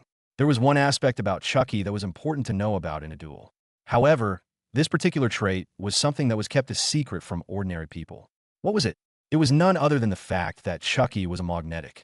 Having a diva was a well-kept secret that was especially kept away from civilians and ordinary people. Dickie couldn't reveal that Chucky was a magnetic. However, it wouldn't be fair to Michael because he wouldn't know what he was getting into. It wouldn't be a fair game for a magnetic to go against someone only armed with magic spells. He wanted to relay all of this to Michael, but he simply couldn't reveal the existence of a diva to him. Please reconsider this, Michael. Chucky is not someone that a normal person can defeat. But all of his attempts seem to be slapped away by Michael's insistence. I'm okay with that. I'm pretty strong myself. Dickie sighed. If this is what you really want, then I can't stop you. Great. How does a duel start? First, we have to ask a Montgomery to supervise the whole proceedings. If we send a letter to their estate, then we can get a diplomat here in about a week, Dickie replied, still thinking that Michael would rethink his decisions at a later date. Of course, Michael couldn't wait that long. Can't we just ask someone like Claudia to oversee this? This almost made Dickie laugh out loud. The Claudia Montgomery? You want to ask her to supervise the duel? Don't you know she's the manager of the entire Metropolis Association? It was akin to using a sword to cut a paper. This duel was far too unimportant in the grand scheme of things for her to care about. Wait here. I'll go ask her, said Michael as he quickly left the room, leaving Dickie completely speechless. And about 20 minutes later, someone knocked on Dickie's door. He got up and answered it himself, seeing Michael back again. Not only that, but the person beside him was none other than Claudia Montgomery herself. C'est Claudia. Claudia ignored Dickie and glared at Michael. I had more important things to do. You know, what other things? Didn't I shorten your work by completing my permit test early? As the two bantered, Dickie was left speechless in his own home. It was only when Claudia asked permission to go and did he finally realized that this was not a dream. Are you really going to supervise the duel? Dickie asked, still in disbelief. Yeah, Claudia said exasperatingly. He promised to give out a box of ballpoint pens to my building, so I had to. That was the truth. But Claudia was also personally curious about Michael's duel. He proved himself to be a great businessman. But can he prove to be a great fighter? Claudia wanted to know, because dueling was a major part in growing a company. If he didn't have what it takes, then this would be the limit for Reborn. Michael, I don't know how you convinced her, but good job. Having her supervise the duel is an assurance for both of us, Dickie said, patting Michael's back. Now that they had an arbiter, they could start the negotiations of the duel. Dickie asked for the main fighter to arrive. And surprisingly, Chucky looked exactly the same as Dickie, except he was a lot taller and a lot more buff. He looked like an evolved version of Dickie. Jovito, what do I gotta do? Asked Chucky. This here's Michael, and he wants to have a duel with you? Are you fine with that? Chucky immediately agreed. I'm always up for a challenge. Hey little bro, I'm not going to be pulling any punches, so I hope you're ready. The large man came over to Michael and asked for a high five, which Michael promptly delivered. Chucky was just a lovable goofball. First of all, I would like to ask everyone in this room a vow of silence. Everything that happens in our discussion, as well as in the duel, will remain only for us, and us only, said Dickie. This was standard procedure, especially since Dickie thought Michael had no idea about magnetics and diva. Michael had no problem with secrecy, so he nodded along. Chucky, of course, agreed as well. With all parties in agreement, Claudia recognized the vow of silence. Now, let's get down to business. Michael, I want to know why you wanted to duel with us anyway. What do you want to achieve? I want to know how to use my Sue. Dickie nodded along. I see. You want to use your Sue. Well, like I said, is such a thing really important for you that you want to fight someone like Chucky? Wait. Say that again. Michael repeated his words with a shrug. I want to apply my Sue to my mithril artifact. What? Dickie shouted, toppling the glass of wine in his hands and onto the carpet below. Sue? You know about Sue. Even Claudia eyed Michael with disbelief. It was already unbelievable enough that he was a magnetic, but he was also in possession of the spirit of old. She knew very well that the Vanderbilt family had no help in that. It meant that he achieved all of that alone. Yeah, I know about it. I need to know how to use it on my weapon, and you're the only ones who knows how to do it, correct? Yes, the formula has been passed down to us in the Hephaestus line. Do you really have a diva? Dickie still couldn't get over that fact. It finally made sense why Michael was so confident getting into the duel. Meanwhile, Chucky seemed even more fired up for the duel. He looked at Michael with wide, excited eyes. You have a diva. This is even more exciting than before. I can't wait to fight you. Michael understood why they were all doubtful about his diva. After all, they thought that the only way that a person could become a magnetic was through surgery. And if someone recently became a magnetic, then it would have been gossiped around in Metropolis. Not only that, but he was from the King's region, which people considered as the backwoods part of the continent. This was probably because the concept of dueling wasn't widely used in that area, making them seem barbaric and ancient. To ease their worries, he closed his eyes and summoned his diva. The appearance of robotic hands hovered above his stature. The right hand was complete, up to the shoulders, while the left hand was only a single hand. They all gasped, with Chucky just clapping his hands in amazement. They had never seen this kind of diva before, as it looked like it was made out of metal that was alive. The lights that pulsated around the veins of the arms reminded them of the lights from Michael's mobile truck stall. This diva definitively proved that Michael was a magnetic. Claudia couldn't help but look at Michael in a different light. The boy that she thought stole the heart of her niece ended up becoming a man with a terrific business acumen. And now, he changed again to become a veritable lion with his own set of fangs. She could no longer treat him and his company as inferior. With Michael's business and his power, there was a chance for him to sim through the ranks of Metropolis. She looked at him, subtly giving him a nod of approval. Michael, you have proved your competence to go ahead in this duel, Claudia announced. Dickie, does this prove that the two of them are of equal power? Dickie observed Michael's diva and saw that it was no longer a diva that was just a little seedling yet to burst through the soil. It was already a plant with its own roots. You're in the third stage of body formation. Dickie shouted. It was one thing for Michael to be a magnetic, but it was a completely other thing for him to already be in the third stage while barely in his teens. He knew just how hard it was to obtain a God-forged piece in the wild. He and Chucky only obtained their own pieces through inheritance. But presumably, Michael didn't have the same privilege as they had, meaning that he had simply stumbled upon them naturally. And somehow, he was lucky enough to obtain enough pieces to grow into the third stage. That was absurd to think about. Amazing, Chucky praised. You're also in the third stage. Our battle will be legendary. Dickie patted his brother's shoulder. Yes, Miss Claudia. My brother here is also in the third stage of body formation. They are equal in cultivation. This meant that they had a right to duel. Michael was the owner of a company that has yet to prove themselves in Metropolis. Meanwhile, Chucky was a janitor from one of the greatest companies in Metropolis. Those two even out, especially in terms of magnetic power. The next step is for you to discuss the terms of your agreement. What do you want to achieve in this duel? Claudia asked Michael. I want to learn the method to coat Sue, he said plainly. Dickie scratched his hairy chest as he thought about Michael's proposal. Normally, the method to coat Sue is a secret that we keep to our graves. Even when people hire us to coat their mithril relics, we do not let them watch the process. The only way that we can reveal is through one specific circumstance, through a duel. But for us to accept this duel, what can we get in return? Claudia looked at Michael. You have to present something of equal value to them. Before Michael could answer, Dickie gave him a solid piece of advice. But I have to warn you, you do not have to give something extremely precious to you. That's because even if you obtain the secret method to coat Sue, you will not be able to use it yourself. That is because the method is made only for our Hephaestus lineage. There are people throughout history who have figured out how to modify the method for them to use, but I do not think that you have that kind of expertise. I'm just saying that this may not be as valuable to you as you might think. Michael appreciated Dickie for being honest.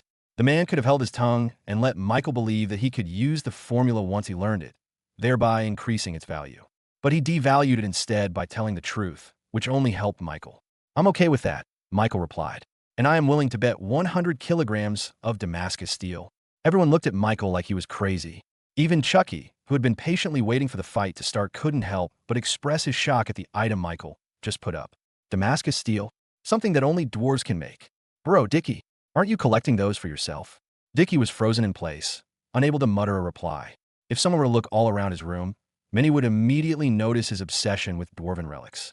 He had been collecting them even when he was a child, spending millions of his own money in black markets to obtain just a single piece of memorabilia. And in all years of collecting, he was barely even able to get 50 kilograms of Damascus steel. Yet now, Michael was offering double that as a bet. "Michael, that's an extremely valuable item," Claudia said, with a look of concern in her eyes.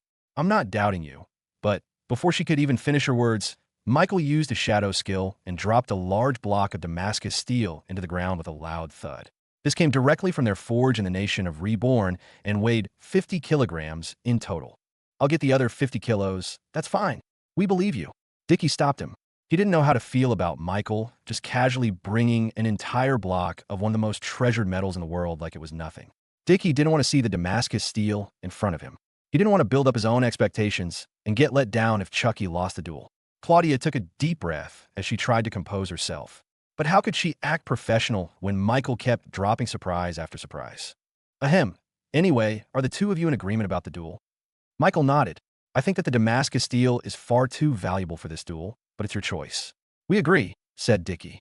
Once the negotiations were over, Claudia took out 2 sets of papers and set it down in front of both parties. She seemed to have magically written down the details of the duel, including the prize for the winner. "Look over the contract and sign your name at the bottom. Once you have done so, the duel will officially be set."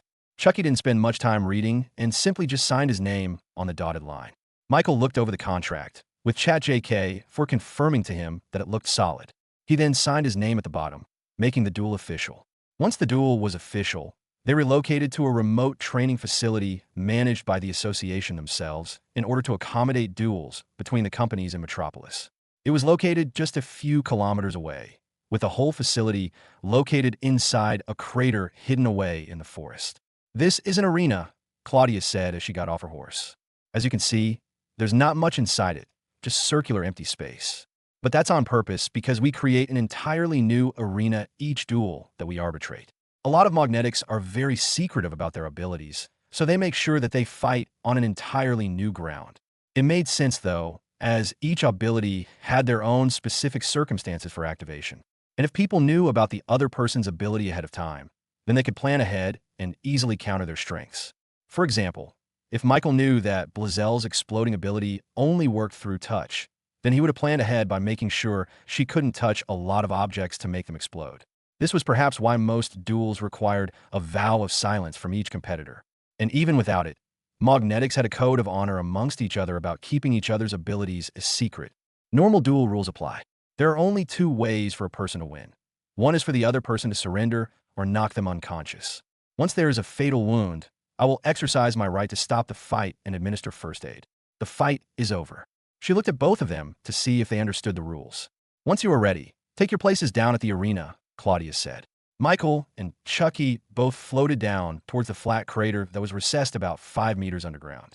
They faced each other on opposite sides. Chucky took out an axe from his back, wielding it in both hands. It glowed with a yellowish-brown light, showing it to be a mithril relic. The blade itself looked like it had been dipped in oil, seeing as it looked extremely shiny. That was a code of Sue. "To make the fight fair, I will not use my mithril relic," Chucky proclaimed, staking the pointed end of his axe on the ground. Michael refused the gesture. "Use your weapon," he insisted. Dickie then shouted warnings at Michael from up above the arena. "Michael, Chucky has coated his axe with Sue 3 times. It is not fair to fight someone that hasn't coated their mithril relic with Sue, much less someone who doesn't have it at all." Even Claudia advised Michael to accept Chucky's handicap. There is no shame in that. In their minds, Chucky had the overwhelming advantage against Michael. Such was the nature of mithril relics coated with Sue. Chucky would be able to use his ability freely, while Michael would be unable to use it all. But of course, they thought wrong. "Don't worry, I have my own weapon." Michael took out the drone from his pocket unfolding its wings and letting it stay idle in his hands. A look of confusion washed over their faces as they stared at the box in Michael's hands. They had no idea what it was. "That's a weapon," Chucky asked, observing the drone. But no matter how he looked, it didn't resemble any weapon at all. After all, the only sharp blades in it were the small, wheel-like things on its sides. Chucky thought that it was instead something you bludgeon with, but it didn't look heavy at all. "Are you sure you don't want me to forego my weapon?" Michael nodded. "It wouldn't be fair for you." Claudia couldn't understand Michael's logic. However, that confident look on his face was something that could not be disregarded. She had been disproven far too many times to doubt Michael now. "All right, if that's what you want, then let us start the duel. In 3, 2, 1, fight!" Chucky rushed towards Michael, dragging his axe behind him and creating a cloud of dust behind him. "I'm not going to go easy on you." Above his head, the image of a large bull's head appeared. It looked like it was made entirely out of bronze, with horns in its head curving to a point in the middle. The power of the God-forged piece rumbled in Chucky's heart, allowing him to summon the power of his ability from deep within. "Charge!" Chucky shouted, with the bull above his head roaring silently, releasing steam from its ears. He raised his axe above his head and swung it toward Michael. Michael jumped away easily, with Chucky's axe hitting the ground, with its blade being embedded just a few inches deep. That was a weak swing, Michael thought. For someone as large and as strong as Chucky, he would have thought it would be a lot stronger. "Huh, I'll charge at you again," Chucky proclaimed, taking the axe out of the ground and lunging at Michael. Chucky dragged the axe in the ground, swinging it up as he got close to Michael. Michael stepped backwards, feeling the wind brush through his face. Chucky realigned his axe and swung it from the side, missing Michael by a wide margin. But he didn't stop. He swung his axe again, aiming for his ribs. Chucky swung using both of his hands, with the momentum allowing him to twist his body and twirl towards Michael. Feeling the pressure, Michael jumped up and used air mana to propel himself faster. Knowing that he missed again, Chucky slowly stopped turning and planted both of his feet firmly on the ground. He looked up at Michael, who was floating in the air. "Ha ha ha ha ha. I'll charge at you no matter where you go." Chucky swung his axe continuously in a circle before finding the perfect timing to thrust it towards Michael. The momentum somehow carried him forward, letting him fly towards Michael like a torpedo. This time, Michael noticed that the power from his swings had grown ever more stronger from when he first started his attack. According to my calculations, he is becoming 10% stronger with each swing he does with the axe, ChatJK4 observed. Just as the tip of Chucky's axe was about to reach Michael, a large magic circle appeared beneath his feet and teleported him out into safety. Chucky swung his axe in midair, stopping his momentum entirely as he looked for Michael. Finally, he saw Michael back down in the arena. "Your ability has something to do with your axe swings, right? You're getting stronger each time you use it." After hearing this, Chucky smiled. He swung his axe forward, with the momentum carrying down towards Michael at incredibly fast speeds. He crash-landed on the ground, creating a crater on the soil and forming a dust cloud around him. "That's right. My relentless effort at trying to hit you allows me to preserve the momentum of my swings, allowing me to become stronger and stronger. My axe will continue to grow in power until you can no longer keep up with my swings." The bronze bull above Chucky's head looked at Michael like he was a red flag in a bullfighting arena. The steam billowing out of its ears had grown intense enough to power a steam turbine. Up above the arena, Claudia and Dickie discussed the fight, guessing who would win the battle. "Chucky has gathered enough momentum by this point," Dickie said. "It's impossible to stop him by now." Michael's best chance was when the fight first started. But unfortunately, he hadn't had a full grasp of Chucky's powers yet. Claudia couldn't help but agree. She had seen multiple fights between magnetics before and could tell that the momentum of the fight had swung towards Chucky's side from the very start. Michael was forced to go on the defensive as he tried to escape away from Chucky's axe swings. At first, it was easy since the weapon was quite heavy. But as his power grew, the weapon became too hard to dodge from. This forced Michael to continuously teleport away at the last second. Still, as the fight wore on, it would only be a matter of time until Chucky became too powerful to stop. "But it's impressive that he's able to use a teleportation spell that often," Claudia commented. "I never knew he was quite adept at magic." Dickie was surprised too. The only reason why Michael was able to hold on this long was because of his seemingly limitless mana capacity as well as his variety of useful spells. Back in the arena, Chucky stood on the ground, swinging his heavy axe with one hand like it was as light as a feather. The weapon in his hands started to blur from how fast it was swinging. "Are you going to surrender now?" Chucky asked. "There's no way you could stop me now." But contrary to what others thought, Michael knew that the fight was far from over. He hadn't even started yet. Now that he had fully understood Chucky's ability, he easily found a way to counterattack. "Come on, I don't want to hurt you," said Chucky. His sentiment was born out of worry.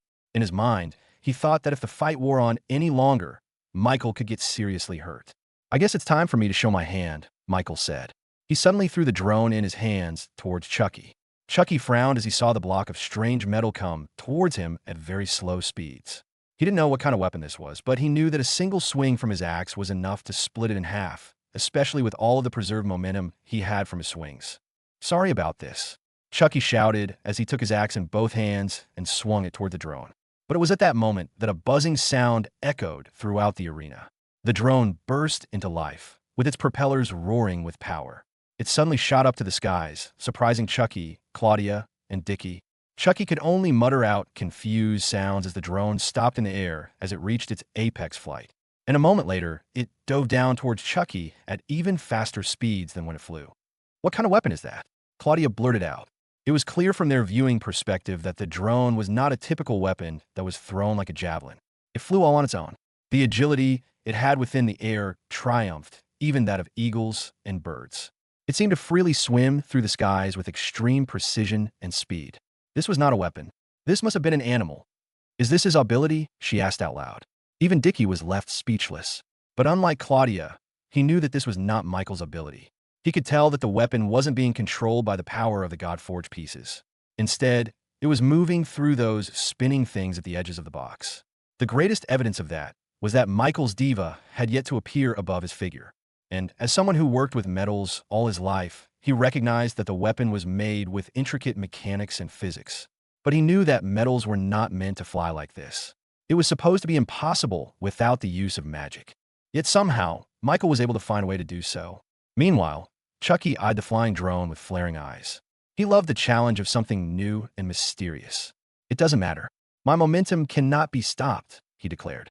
It was at this moment that the drone suddenly flew close towards Chucky and stopped right in front of him. The two looked at each other, man and machine. "Is he trying to get that weapon destroyed?" Dickie shouted from above.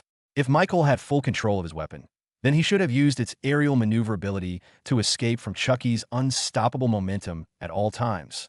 Yet, the drone faced Chucky as if challenging the very source of his confidence. Was its momentum really unstoppable? Chucky smiled, a bit annoyed and bemused by the inanimate object's challenge. He gripped his axe tight and swung it directly at the drone, intending to split it directly in half. His speed was far too fast for an ordinary eye to see. But at the very last moment, the drone suddenly tilted backwards and revealed its underside. And in a split second, it released the spring mechanism and launched a metal switch from its dock. The switch attached itself to Chucky's forearm, stopping his movements completely. Meanwhile, his axe stayed stagnant in the air, just a few inches away from hitting one of the drone's propellers. And for a full second, Chucky remained in this state, unaware of what was happening to him. But for the two people above, they saw everything as clear as day. It left them speechless. Their eyes were clearly trying to decipher what had happened, but they came up with nothing. It was as if they were frozen in time, too. And as the second passed, the metal switch attached on Chucky's forearm started to twitch and vibrate before fully popping out. Chucky's momentum returned, with his swing continuing downwards. But now, the drone was nowhere to be found. It was gone in less than an instant. All of this felt strange to him. It felt like the world and time itself had zoomed forward in front of him. And as he looked at the axe in his hands, he realized that the momentum he had been conserving had vanished like it was nothing. His diva, the raging bronze bull, stopped releasing steam from its ears. Everything had reset to zero. "What's happening?" Chucky asked, his face betraying how clueless he truly felt. "This is my ability, and unfortunately for you, is a direct counter to your ability," Michael explained. A magic circle appeared in front of his palms as he conjured a 5-star fireball spell that launched towards Chucky at relatively fast speeds. With no momentum left in his axe, Chucky failed to protect himself from the upcoming bombardment. The fireball exploded directly in his chest, sending him flying towards the wall with dust and debris flying all over. A few seconds later, the dust settled, and as Michael approached, Chucky raised both of his hands in surrender. "I lost," he said wearily. Claudia and Dickie both floated down into the arena. The fight was over. In a huge upheaval at the very last minute of the fight, Michael was able to triumph against the ever-growing momentum of Chucky. They didn't know what happened, but they knew that it was enough to completely demolish what Chucky had been building all this time. And with his momentum gone, he was as defenseless as a baby, allowing Michael to win with a single spell. Chucky surrenders. Victory of the duel goes to Michael, Claudia proclaimed. But even with all her professionalism, she couldn't help but add a tone of confusion in her voice. Chucky extinguished some flames from his clothes before forcing himself to stand up. Although he wasn't all that injured, he knew that he lost the moment his momentum disappeared. His only advantage during the fight was in the beginning, when Michael had no idea about his abilities. Michael wouldn't have let him gather that much momentum again during the fight. And even if he somehow gained all of his momentum back, Michael's strange ability would have reset it all the way back to zero again. So, Chucky saved himself from the pain and surrendered. That was awesome. Chucky winced as he limped towards Michael. Your weapon, whatever it is something out of fantasy and books. It was a pleasure to fight with someone like you, in such unorthodox ways. Michael approached him, and they shook hands. It was a good and fair fight, he replied. This was his very first duel, and he learned a lot from this experience. Most notably was the fact that information was the key to winning most duels. If he knew about Chucky's momentum ability, then he wouldn't have let the fight last that long. Congratulations, Michael. You won the duel, said Dickie.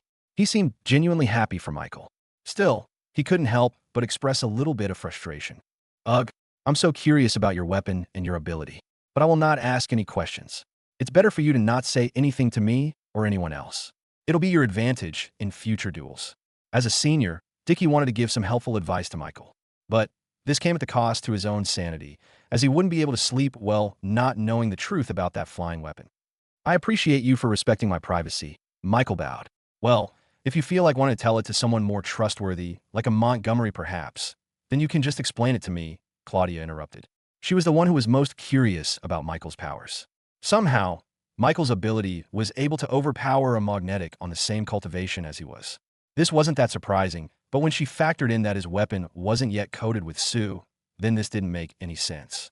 She walked over to Michael and whispered to him. Is your ability about stopping momentum? She asked. Michael moved his head side to side. Kind of, yeah. Of course, he knew that this was not the extent of his ability, but it was the extent of his current powers. I hope you'll tell me more about that flying weapon, she said, nudging him. Michael gave out an awkward laugh. Maybe in the future. That seemed enough for her. With her curiosity a little bit satisfied, she returned into being the professional arbiter that she was supposed to be. This concludes the duel. As per your agreement, Chucky will perform the secret process of coating Sue onto a mithril relic with Michael observing closely. Chucky, are you ready to fulfill your promise? Despite being injured, Chucky flexed his biceps and nodded. A deal is a deal, and since it's for my new friend, I'll do it today. Michael felt a little bit guilty and wanted to push the date to the day after, but Chucky refused. You show me something extremely good with that flying weapon. It's my turn to show you something. Just accept his offer, Dickie whispered. Just like his ability, you can't stop his momentum once he's decided on something. Well, actually, maybe you can, but that's besides the point. Since Michael was pretty excited about this, he didn't refuse any longer. They all decided to head back to Metropolis so that Chucky could prepare for his coding process. They headed back with Claudia, still following them around. Despite the duel being over, she still had the responsibility to make sure that the details of their agreement was followed through. She can't leave their side until Michael receives what he was owed. Once they returned to Metropolis, they immediately headed towards the basement in their Quench Company building, located beneath their very forge. This was where they fulfilled requests to coat mithril relics with Sue. It looked like a domed prison dungeon with no walls nor holes for anyone to come through. Everything was made out of stone bricks and was surrounded by thick layers of the earth. In the very middle of the dome was a large circular stage. Surrounding the perimeter of this stage were ancient and hieroglyphical markings that made it seem like this was a place made for ritual sacrifices. The candles placed on the ground to illuminate the dungeon didn't help its case. Chucky walked up to the circular stage. There was an uncharacteristic calmness in his face that made the atmosphere in the dungeon turn a little bit more solemn. He sat down in a lotus position in the center and turned towards Michael. There are 3 ingredients needed for the process of coding, Chucky explained. The first and most important part is the spirit of old. This is the most vital part of the process. Michael raised his hand. Soon, a shadow hole formed his palms that soon revealed a single vial made out of dark green glass. This contained 4 drops of the spirit of old. He levitated the vial towards Chucky's hands. Chucky received the ingredient and nodded. For the first coating of your mithril relic, only 1 drop is needed. Next, Give me the mithril relic that you wish to bind to your diva. Michael reached down his pockets and retrieved the drone. Its propellers jutted out to the side, and it soon flew over and landed in front of Chucky's feet. Chucky had seen the drone before, but it was only now did he see it so up close and personal. He knew that this was a mithril relic, but he couldn't help but feel as if there was something different. Unable to figure it out, he just attributed it to its weird mechanics that allowed it to fly freely in the air. The last and final ingredient that I need is your blood. The very liquid of your life is what will bind this weapon to your diva and allow it to access the weapon for itself. Just a single drop is enough. Michael raised his finger and commanded the mana in his blood to seep out of his skin. A single drop of blood flowed from his finger and floated towards Chucky. Meanwhile, Chucky used his own spell to take out a single drop of Sue from a vial. The strange, transparent, and viscous liquid floated in front of Chucky just as the blood arrived at his side. Chucky closed his eyes as a pair of mirrored magic circles appeared beneath the 2 drops of liquids floating in front of him. Suddenly, Michael's drop of blood exploded into a fine mist, with Chucky's magic containing it in a single space. The small, microscopical droplets of blood then began to quiver and vibrate as some kind of magic took command of their very existence. Chucky waved his hands around, with air gathering at his fingertips. The wind that he summoned moved the red blood cells to connect from end to end, creating a red string that revolved around the drop of Sue. This image reminded Michael of a visual representation of an atom, with the Sue as its nucleus and the blood droplets as the electrons that surrounded it. Chucky is trying to bond your blood with the spirit of old, explained Dickie. This is a fine technique that can only be performed through a specific, innate skill inherited in the Hephaestus bloodline. Michael watched as the blood started to bombard the Sue drop as it tried to forcefully integrate itself into the other. While he appreciated the show, ChatJK4 worked in the background to analyze the spell Chucky used to achieve this kind of effect. Magic theory acquired, with each crash between the spirit of old and Michael's blood, a strange phenomenon started to occur. The very structure of the Sue itself began to change, taking on the helix structure of Michael's DNA. What surprised Michael most about this was that the process was not made through Chucky's magic, but through the natural properties of the Sue itself. He didn't even sense any sort of magic from it when it did so. He only felt the same surge of power from the God-forged pieces in his heart. Sue contains the same power as the God-forged pieces? Michael wondered.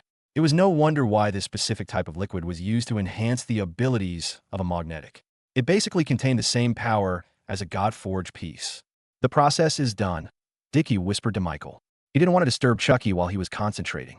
Now, all he needs to do is to evenly spread the new mixture of Sue into your mithril artifact. This is absolutely crucial. He can't use too much or too little. He needs to cover the entire surface area of the weapon with Sue. But as Chucky was about to coat Sue into the drone, he stopped. Usually, this was a trivial matter for someone like him.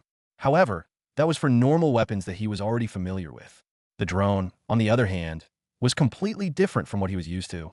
He didn't know its exact specifications. He didn't know where the handle began and where the blade started. If he were to coat Sue into this weapon, he would essentially be going in blind. I can't do this, he said. Michael, maybe you can do it yourself. Seeing the seriousness of the situation, Michael nodded and stepped up for the task. Since this was his weapon anyway, then it was only right that it was his responsibility to do it. Just then, he felt Dickie's hand on his shoulder. I just want you to be careful, he warned. Failure means that you will waste the drop of Sue you used as well as the weapon itself. Michael nodded, turning ever more serious as he walked up the circular stage. He then sat face to face with Chucky, with his drone floating in the air and the mixture of Sue slowly revolving around it. What I need to do, he asked. I assume you know how to do a simple telekinesis spell. Just take control of the Sue and gently rub it across the surface of your weapon. Make sure that the point of contact between the two is minimal. As Chucky relinquished his control over to Michael, he was surprised to see that the boy showed no signs of nervousness despite how crucial they described this process to be. It was as if his nerves were made out of steel. Of course, if Michael was doing it by himself, he would be nervous as heck. But thankfully, he had a partner in his mind who prided themselves in precision. Taking control of the Sue mixture, the droplet of Sue floated over to his drone at a normal speed, just like rain. But for Chucky, this speed was way too fast. He wanted to warn Michael to slow down. However, he knew that he could break his concentration and make the situation even worse. So, Dickie and Chucky could only watch as the drop of Sue shot towards the drone. Just when it looked like it would crash, the drop suddenly stopped at the very last moment, keeping only a small point of contact with the drone. And then, the drop suddenly raced across the surface of the drone, leaving behind a shiny texture in its wake. The drop started to paint the drone like a lawnmower boosted 10x in speed. Its movement was meticulous, never crossing an area where it had already crossed over. Dickie and Chucky watched as the drop sped through the drone from the bottom to the top without stopping, completing the entire coding process in even less time than a pin could drop from a roof. And judging by the complete shiny texture of the drone, that the coding was done successfully with no errors whatsoever. Of course, this was because ChatJK-4 designed the drone itself, so it knew its measurements down to the micrometer. It's coded? Just like that. Dickie doubted. Even our ancestors can't do it that fast. And it's on a weapon that is extremely complex and unorthodox. Dickie had the urge to ask Michael to simply become part of the Quench Company as one of their officers. But he stopped himself, knowing that it was an insult to Michael's own company. What'd I do next? Is it done? Chucky composed himself and answered. You have to touch your weapon and make contact with it, said Chucky. You will feel a connection with it. It's a weird sensation, but you have to get used to it, Dickie explained. Michael looked at the floating drone in the air. Upon first inspection, he didn't feel much difference from the drone aside from its glossy texture due to the coating. However, as he raised his hand and got closer to it, he felt a weird tingling sensation in his skin. It felt the same way when he got in contact with the Godforge piece for the first time. And just like the Godforge piece, the drone seemed to be attracted to his skin as it suddenly shot towards his palms like a bullet. And upon the moment of contact, Michael felt a jolting sensation that woke up his entire body. He had to close his eyes as the sensation transcended the physical and reached the mental. An unknown software is trying to make contact with your soul. ChatJK-4's voice rang out, intercepting the software to determine its origin and its purpose. Connection established. Software determined not to be hostile.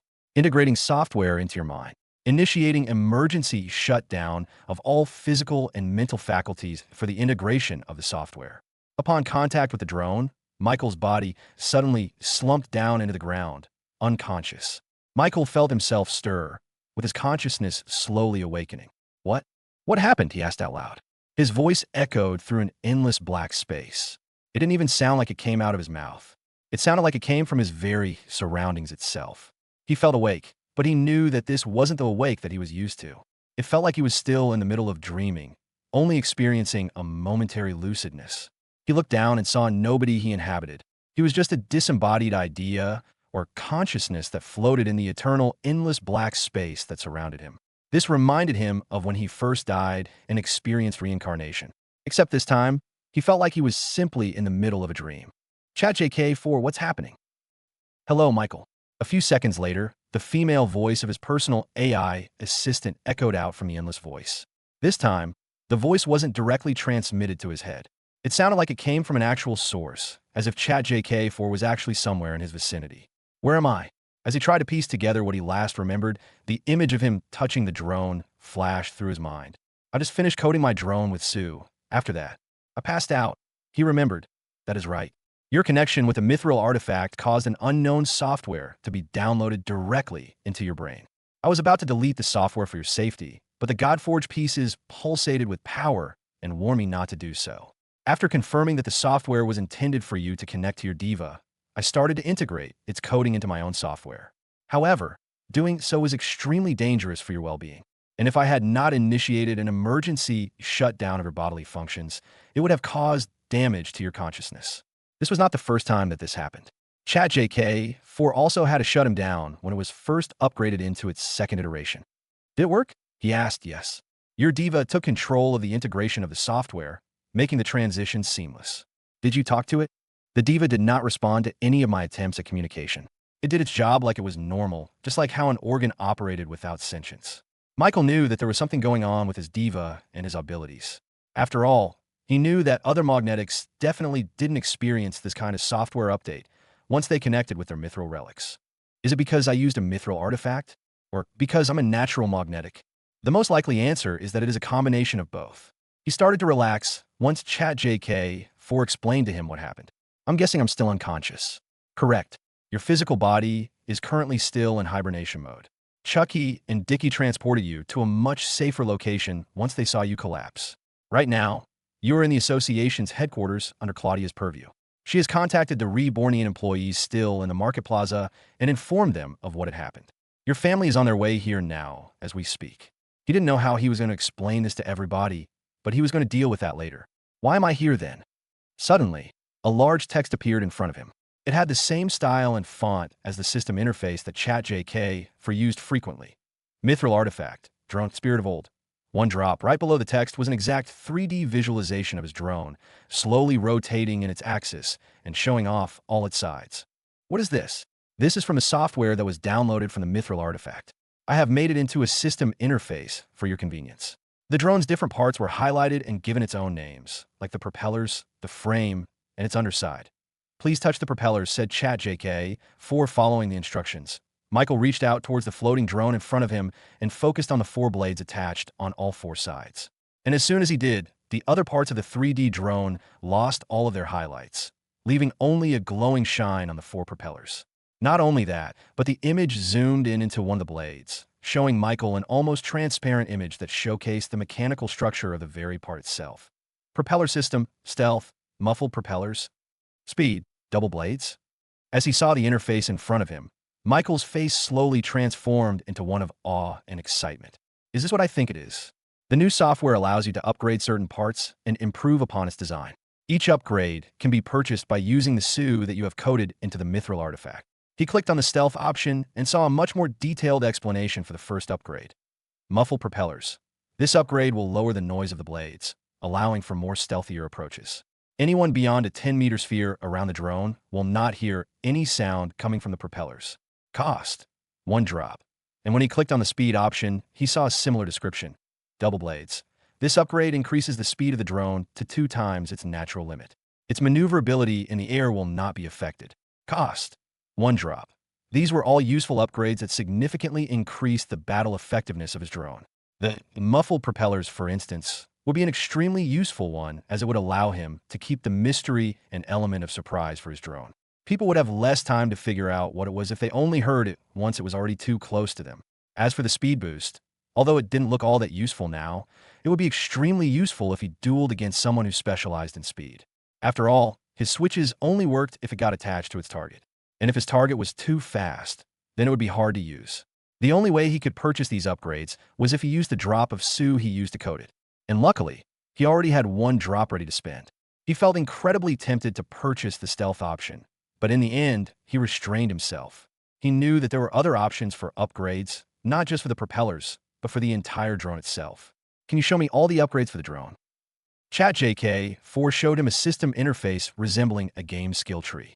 There were 5 upgrade systems in total: vision, camera, drone vision, weapon, Unity firearms, Unity gun, ability, switch inventory, propeller, stealth, muffled propeller, speed, double blades, frame, stealth, camouflage, invisibility, defense, Unity shield, expansion, drones, mini drone, morph, reduce, enlarge. His eyes widened as he saw the array of upgrades that he could do with his drone. Each one tempted him just from one single word alone. The camouflage and the invisibility upgrades were something that immediately caught his eye. But then, there were also the Unity firearms, which made the drone have offensive capabilities of its own. He dreamed more than now than ever that he had all the SU he could ever want. For now, Michael wasn't thinking of buying the defense upgrade. His Mithril artifact was already sturdy enough as it was. And since other magnetics only had access to Mithril relics that were partially degraded, his drone would always win out in a battle of sturdiness. Of course, that doesn't take into account abilities. So if he had any spare SU in the future, he would definitely purchase this upgrade. The next system upgrade was something that caught his eye from the very start. It was titled Expansion, with a couple of interesting upgrades. The first one being related to drones. As he picked on this option, the 3D drone suddenly split in half horizontally like a briefcase opening fully. The interior of the drone showed a smaller box that fit perfectly into an indent inside. As the drone finished opening, the smaller box inside started to pulsate with light, just like a computer booting up to start. For miniature propellers mechanically folded outwards before starting to rotate. The blades gave enough lift for the smaller, miniature drone to take flight. Mini drone. This upgrade allows you to create a miniature drone that is linked to the main drone. If the camera upgrade is purchased, then you'll be able to see through the mini drone and control it just like the main drone. The mini drone doesn't have any capacity to store any switches, but can pick them up and attach them to any surface. The mini drone doesn't have any offensive capabilities. Cost: 1 drop. This upgrade would be very useful if he needed to keep track of a lot of things in the battlefield. Just like the description said, he would be able to see through the mini drone just like the main one, giving him even more vision in the fight. Being able to simultaneously attach switches onto 2 different targets using 2 drones was very tempting for Michael. And since the cost was only 1 drop, Michael considered whether this would be part of his shopping spree later. Of course, he had to rein in his impulse. There were still 2 upgrade options that he could buy. Reduce. This upgrade will allow the drone to significantly reduce at the push of a button. This reduction will increase the speed of the drone, but will decrease its offensive capabilities. Cost: 1 drop. Enlarge. This upgrade will allow the drone to significantly increase in size. The offensive capabilities of the drone will increase, but its speed will take a hit. Cost: 1 drop. The Reduce upgrade turned the drone into something that was as small as a bird and could fit neatly on top of his palms. Meanwhile, the Enlarge option turned the drone as big as an eagle. It was big enough that a human could step on top of it and ride it like a hovercraft. Both options were useful in very specific circumstances. The Reduce option increased its stealth capabilities, allowing it to maneuver through tight spaces that only small rodents could pass through. If he wanted to infiltrate a fortress, then he would definitely consider buying this upgrade. As for the Enlarge option, Michael didn't really see much of a reason to buy this upgrade. Having a larger drone can be useful, but only if he had already bought the Unity Gun upgrade. Out of all the options available, he would buy this upgrade last. All in all, these enhancements would completely change the way that he used his drone. And it looks like these weren't the only ones that he could buy. Throughout the options, he always saw the appear next to the upgrades. It was easy to guess that these options were hidden upgrades that he would only get once he had bought the previous upgrade before it. So many options. What do I need to buy? Right now, he only has 1 drop of Su to spend. That was because the first coding only needed 1 to establish a connection with him and the mithril artifact. However, he still had 3 drops of Su from the vial left. If he hadn't passed out, then Chucky would have helped him code his mithril artifact with all of those drops. This means that I can only buy 1 upgrade for now. He pondered, and although there were a lot of options, his focus eventually landed on 1 single upgrade. The camera. This was such a substantial upgrade from his normal drone that it was the first one that he truly needed to get. If he only had 1 Su to spend, then getting this upgrade would be the most cost-efficient since the value it gave him was better than what the other upgrades could offer him. Chat JK4, I want to purchase the drone vision. Understood. You have consumed 1 drop of Su. The drone will begin its upgrade automatically. The 3D projection of the drone started to morph. Circular indents appeared on the top and bottom sides of the drone. And slowly, these nanoparticles started to form through the indent, creating the 360-degree glass camera from the ground up. This process reminded him of how his own diva formed. Except this time, the formation was through an actual object in reality, not just a projection that could not be interacted with. It made much more sense now that these mithril artifacts were considered a link to the diva. Magic wasn't the one morphing the drone into something entirely new. It was the power in his God-forged pieces. Clearly, it was now connected with his drone. The upgrade will finish once you have woken up from your slumber. Would you like to sleep to pass the time? With nothing else to do, Michael accepted. Soon, his consciousness started to fade away, losing sight of the dark space all around him. Even the system interface for the drone had disappeared, leaving Michael to drift off into sleep. A few hours later, Michael felt light hitting his closed eyes. As he slowly woke from his slumber, his eyes opened, which was almost immediately blinded by the rays of the sun peeking out from the window. He blinked and immediately got up from the bed. He looked around and didn't recognize where he was. But, judging from the pillars and the domed ceilings, Michael guessed that he was somewhere in the association's headquarters, just like Chad JK said he was. Just then, he noticed that there was something heavy on his feet. He looked down and saw someone sleeping on his legs. He saw her long black hair sprawled along the bed and immediately recognized who she was. "Yuna," he called out to her. Yuna slowly awoke and turned in his direction. She rubbed her eyes before immediately flashing a smile once she realized he was already up. "Morning. Looks like someone had a good sleep," he said to her. Just then, he felt a pinch on his legs that made him wince in pain. "Ow!" Yuna glared at him. "You don't get to talk. You slept for a whole day and a half and had us all worried." Michael scratched his head. "Thanks for the concern, but I'm fine now. I'm more than fine." He then used his shadow skill to take out the vial of Su from his inventory, eyeing it with a smile. Michael first looked at the first system upgrade in the interface, the vision system. For the camera option, there was only one upgrade he could purchase. Once he clicked on this option, the 3D drone shifted to show an entirely new section of its frame. An upper half of the sphere was located at the top of the drone, while the lower half was located in its underbelly. It reminded him of the 360-degree view cameras that were so popular back in his previous life. Drone vision. This upgrade gives you access to an entirely new feature of the drone. The camera installed in its frame will allow you to see through the drone's eye view, essentially controlling it through a first-person perspective. Cost. One drop. Despite being able to control the drone any way he liked because of his supreme skill, he was essentially limited to what he could see from his own perspective. This meant that if he maneuvered the drone toward an area where he had no visibility whatsoever, then his control over the drone would mean nothing, as he wouldn't be able to move it as he liked. But with this new camera feature, he'd be able to see through the world as a drone. ChatJK4. Does this camera work through abilities? Yes. Any and all features of the drone will work through despite any interference or tampering done by another ability, given that your ability is stronger than the ability of your opponent. Now, this was something that Michael knew he needed immediately.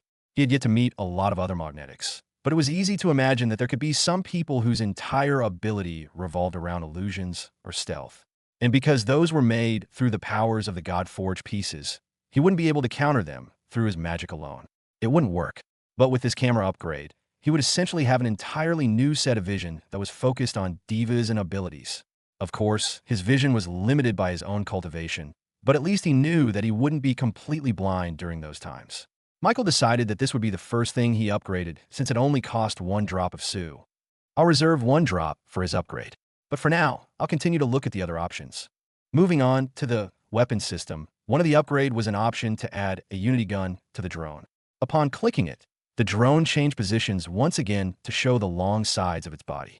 What was usually just a flat piece of frame now had one long barrel on both sides that jutted out from a square opening. His drone looked like an ancient wooden ship that had gun ports on its hull. The cannons themselves were thin and resembled antennas more than barrels of a gun. Now, this is tempting. Those two weapons on its side, added with a 360-degree camera, made for an insane combination. He could essentially fight using only his drone, with his real body tucked away into safety. One of the limitations of his drone was that he could only make it go as far as he could see. But if he had the camera, he had a feeling that he could control it regardless of how far away he was from his body. Your assumptions are correct, said ChatJK4.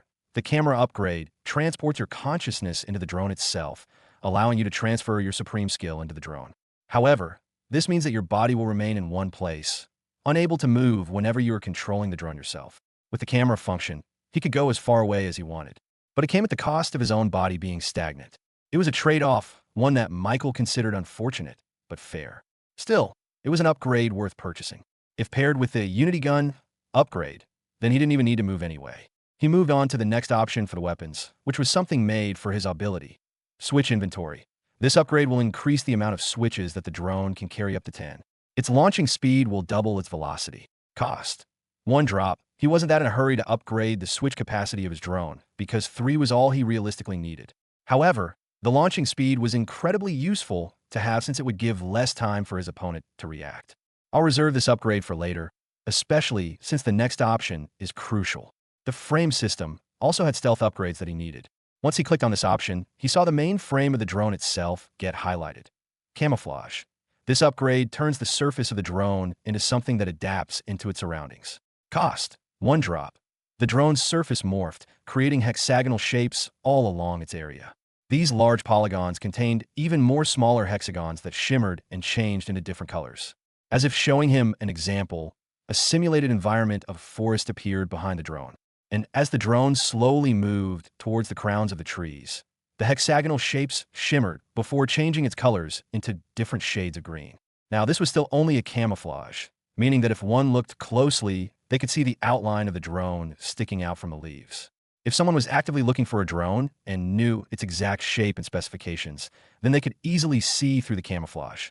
Despite its flaws, Michael still considered buying this upgrade. After all, people from this world knew nothing about drones. And if he kept it that way, even a simple camouflage would become almost invisible in their eyes. And coupled with the muffled propellers, this was enough to make the drone a lot stealthier than before. However, there was still another upgrade available to the drone.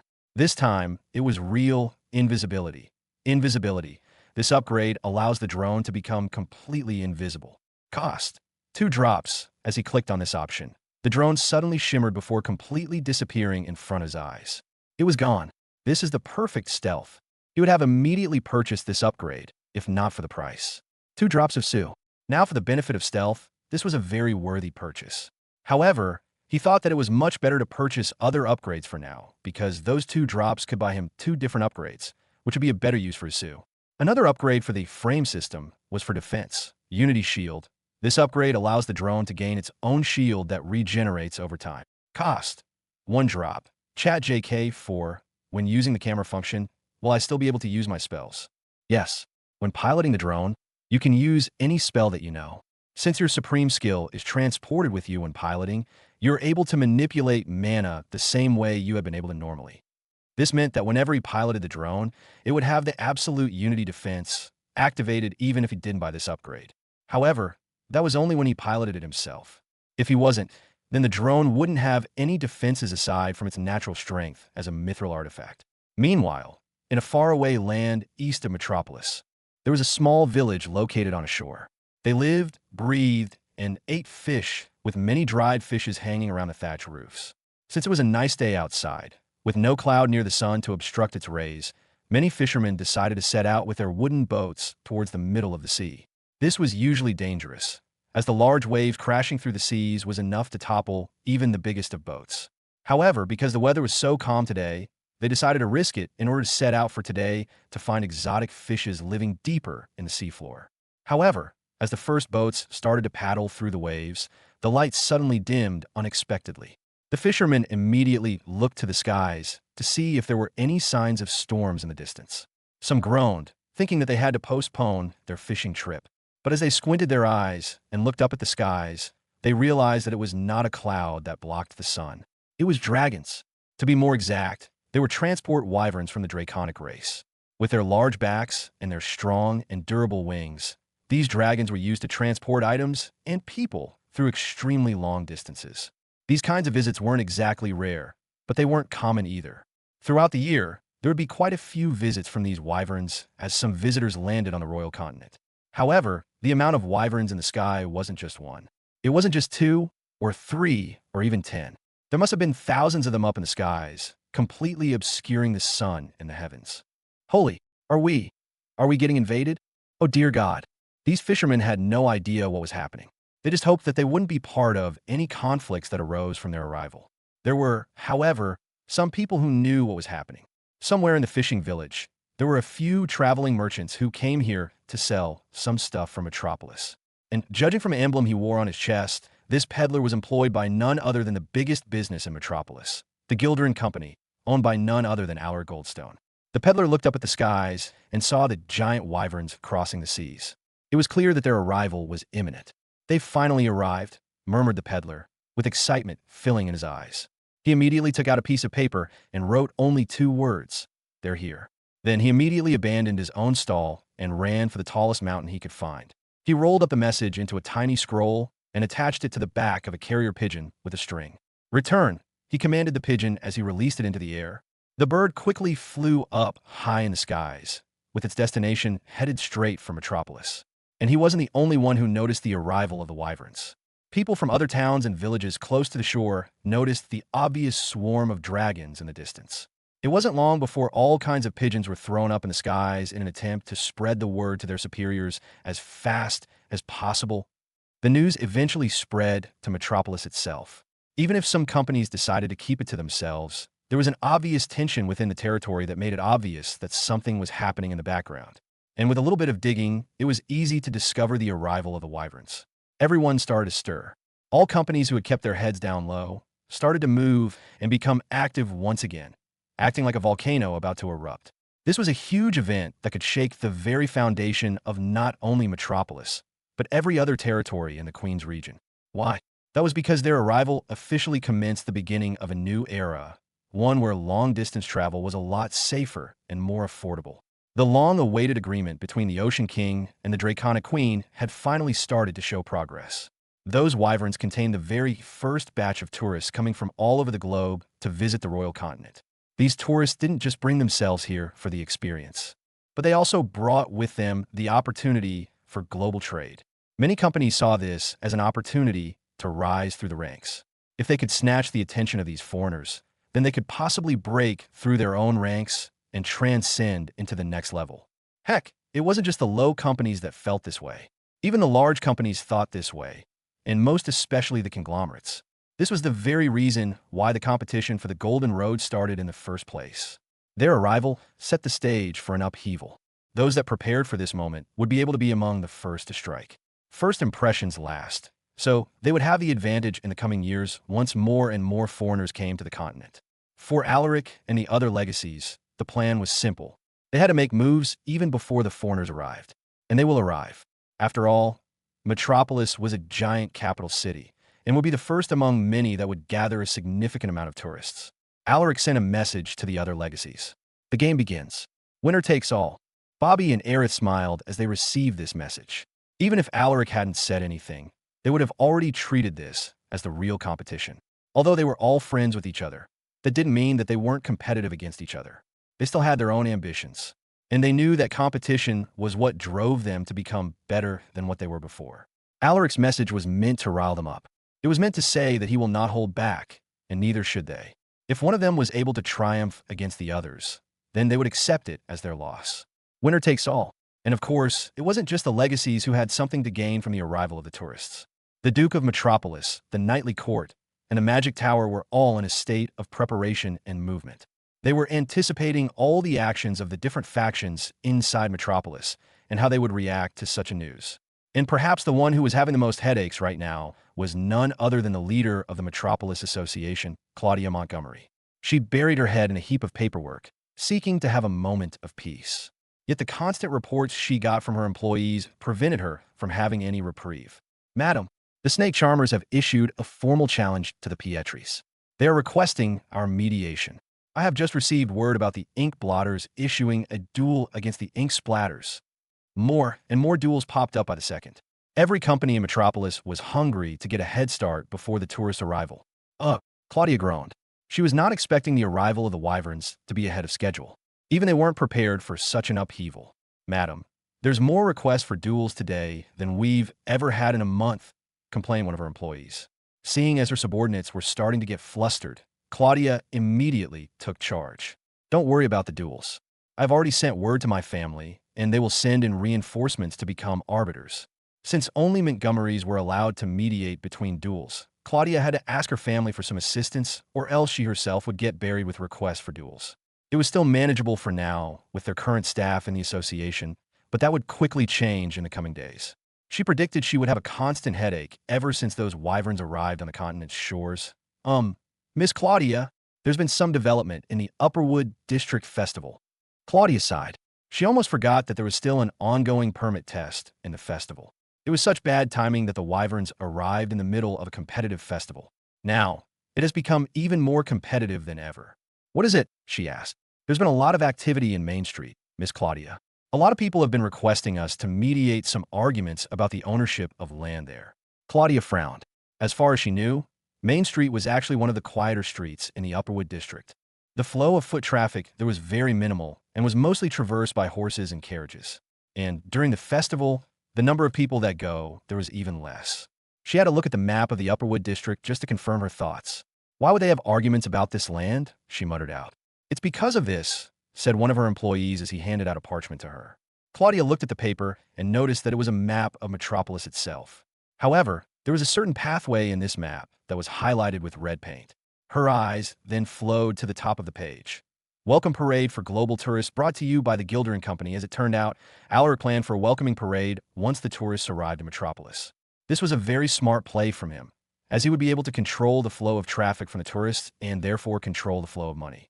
And since his company was so influential in Metropolis, the general public quickly accepted this parade route as something definite. This was the advantage of preparation. Judging from how well thought out the parade path was, it seemed as if Alaric had been planning for this for a long time. And because he learned about the arrival of the wyverns so early, he was able to prepare these parchments that he spread throughout Metropolis. Knowing that they wouldn't be able to compete with Alaric and his company, a lot of companies then resorted to simply following his route and taking advantage of it. Claudia realized that this was where all the duels originated from. A lot of companies were vying for those lands that were directly on the path of the parade route. They wanted possession of those territories so that they could establish a store or a building bearing their company's name. That way, they would be the first ones the tourists would see during the parade. And coincidentally, the main street of the Upperwood district was part of the highlighted route. Claudia looked at her scrolls and tried to see who was currently in possession of Main Street. And surprisingly, it was owned by no one. This was because Main Street used to be a part of the Flarecorp Company. Ever since they were excommunicated from Metropolis, all of their territories have been picked apart by the legacies to take for themselves. Still, there were a few pieces here and there that were left behind, just like Main Street. Many companies ignored this piece of land at first because the foot traffic there was bad, but now it was being fought over by every single company in the Upperwood district. So now, everybody's trying to get a piece of this land, huh? Claudia could only curse Alaric inwardly for picking such a bad timing for announcing the parade route. What am I going to tell Michael? She grumbled. When Main Street was an unwanted piece of land, Claudia decided to give the land to Michael for him to establish his Reborn company. She thought that this was the perfect place since they had done so well during the Upperwood District Festival. They already had customers from this area, so it would be a good starting point for their company to build up on. Unfortunately, the appearance of the wyverns changed all of that. Now, other companies had set their sights on the land and were already planning on getting it for themselves. They received a lot of dual requests already, and she expected more would come in the coming days. She had no authority to strip the land away from anyone, especially since it was so sought after by everyone else. What should we do, Miss Claudia? There's nothing we can do but fulfill their request for the duels, she sighed. Whoever wins will ultimately receive Main Street. Even the other employees felt bad once they heard this. We're already quite biased towards Michael because of his ballpoint pen, so they were all rooting for him to succeed. Unfortunately, the competition was far too fierce for a boy like him. Claudia couldn't help but think back to yesterday when she saw Michael's true strength firsthand. She knew that Michael had a chance to win against the other companies competing for Main Street. If everything had gone smoothly, then he could have had a chance. But unfortunately, he passed out during the coding of his mithril weapon. She had even asked the help of a healer from Aerith's apothecary, but even they could not explain Michael's unexpected unconsciousness. The healer didn't even know when he would wake up. They didn't know if it was tomorrow, a month from now, or even a year from now. She could only hope that he would wake up before the duels started. Let's go deal with the duels, she said to her employees. Michael looked at the vial of Sue in his hands, seeing 3 drops still left inside. After knowing what these drops of Sue were worth, he couldn't help but think of them as even more precious than his own life. 3 drops. 3 upgrades, he muttered. He then took out the drone from his pockets and saw the change that it had undergone. It's not just a dream, he rejoiced. 2 halves of a sphere were planted on the top and at the bottom of the drone, acting as a 360-degree view camera for him to see through. He was surprised to see that the addition was made out of mithril as well, despite him not giving anything for it to mold. Did the mithril grow because of Sue? And that's the end of today's chapter from the Dimensional Diary. If you enjoyed wandering these worlds with me, don't forget to like the video, share it with fellow adventurers, and subscribe so you never miss the next story that unfolds.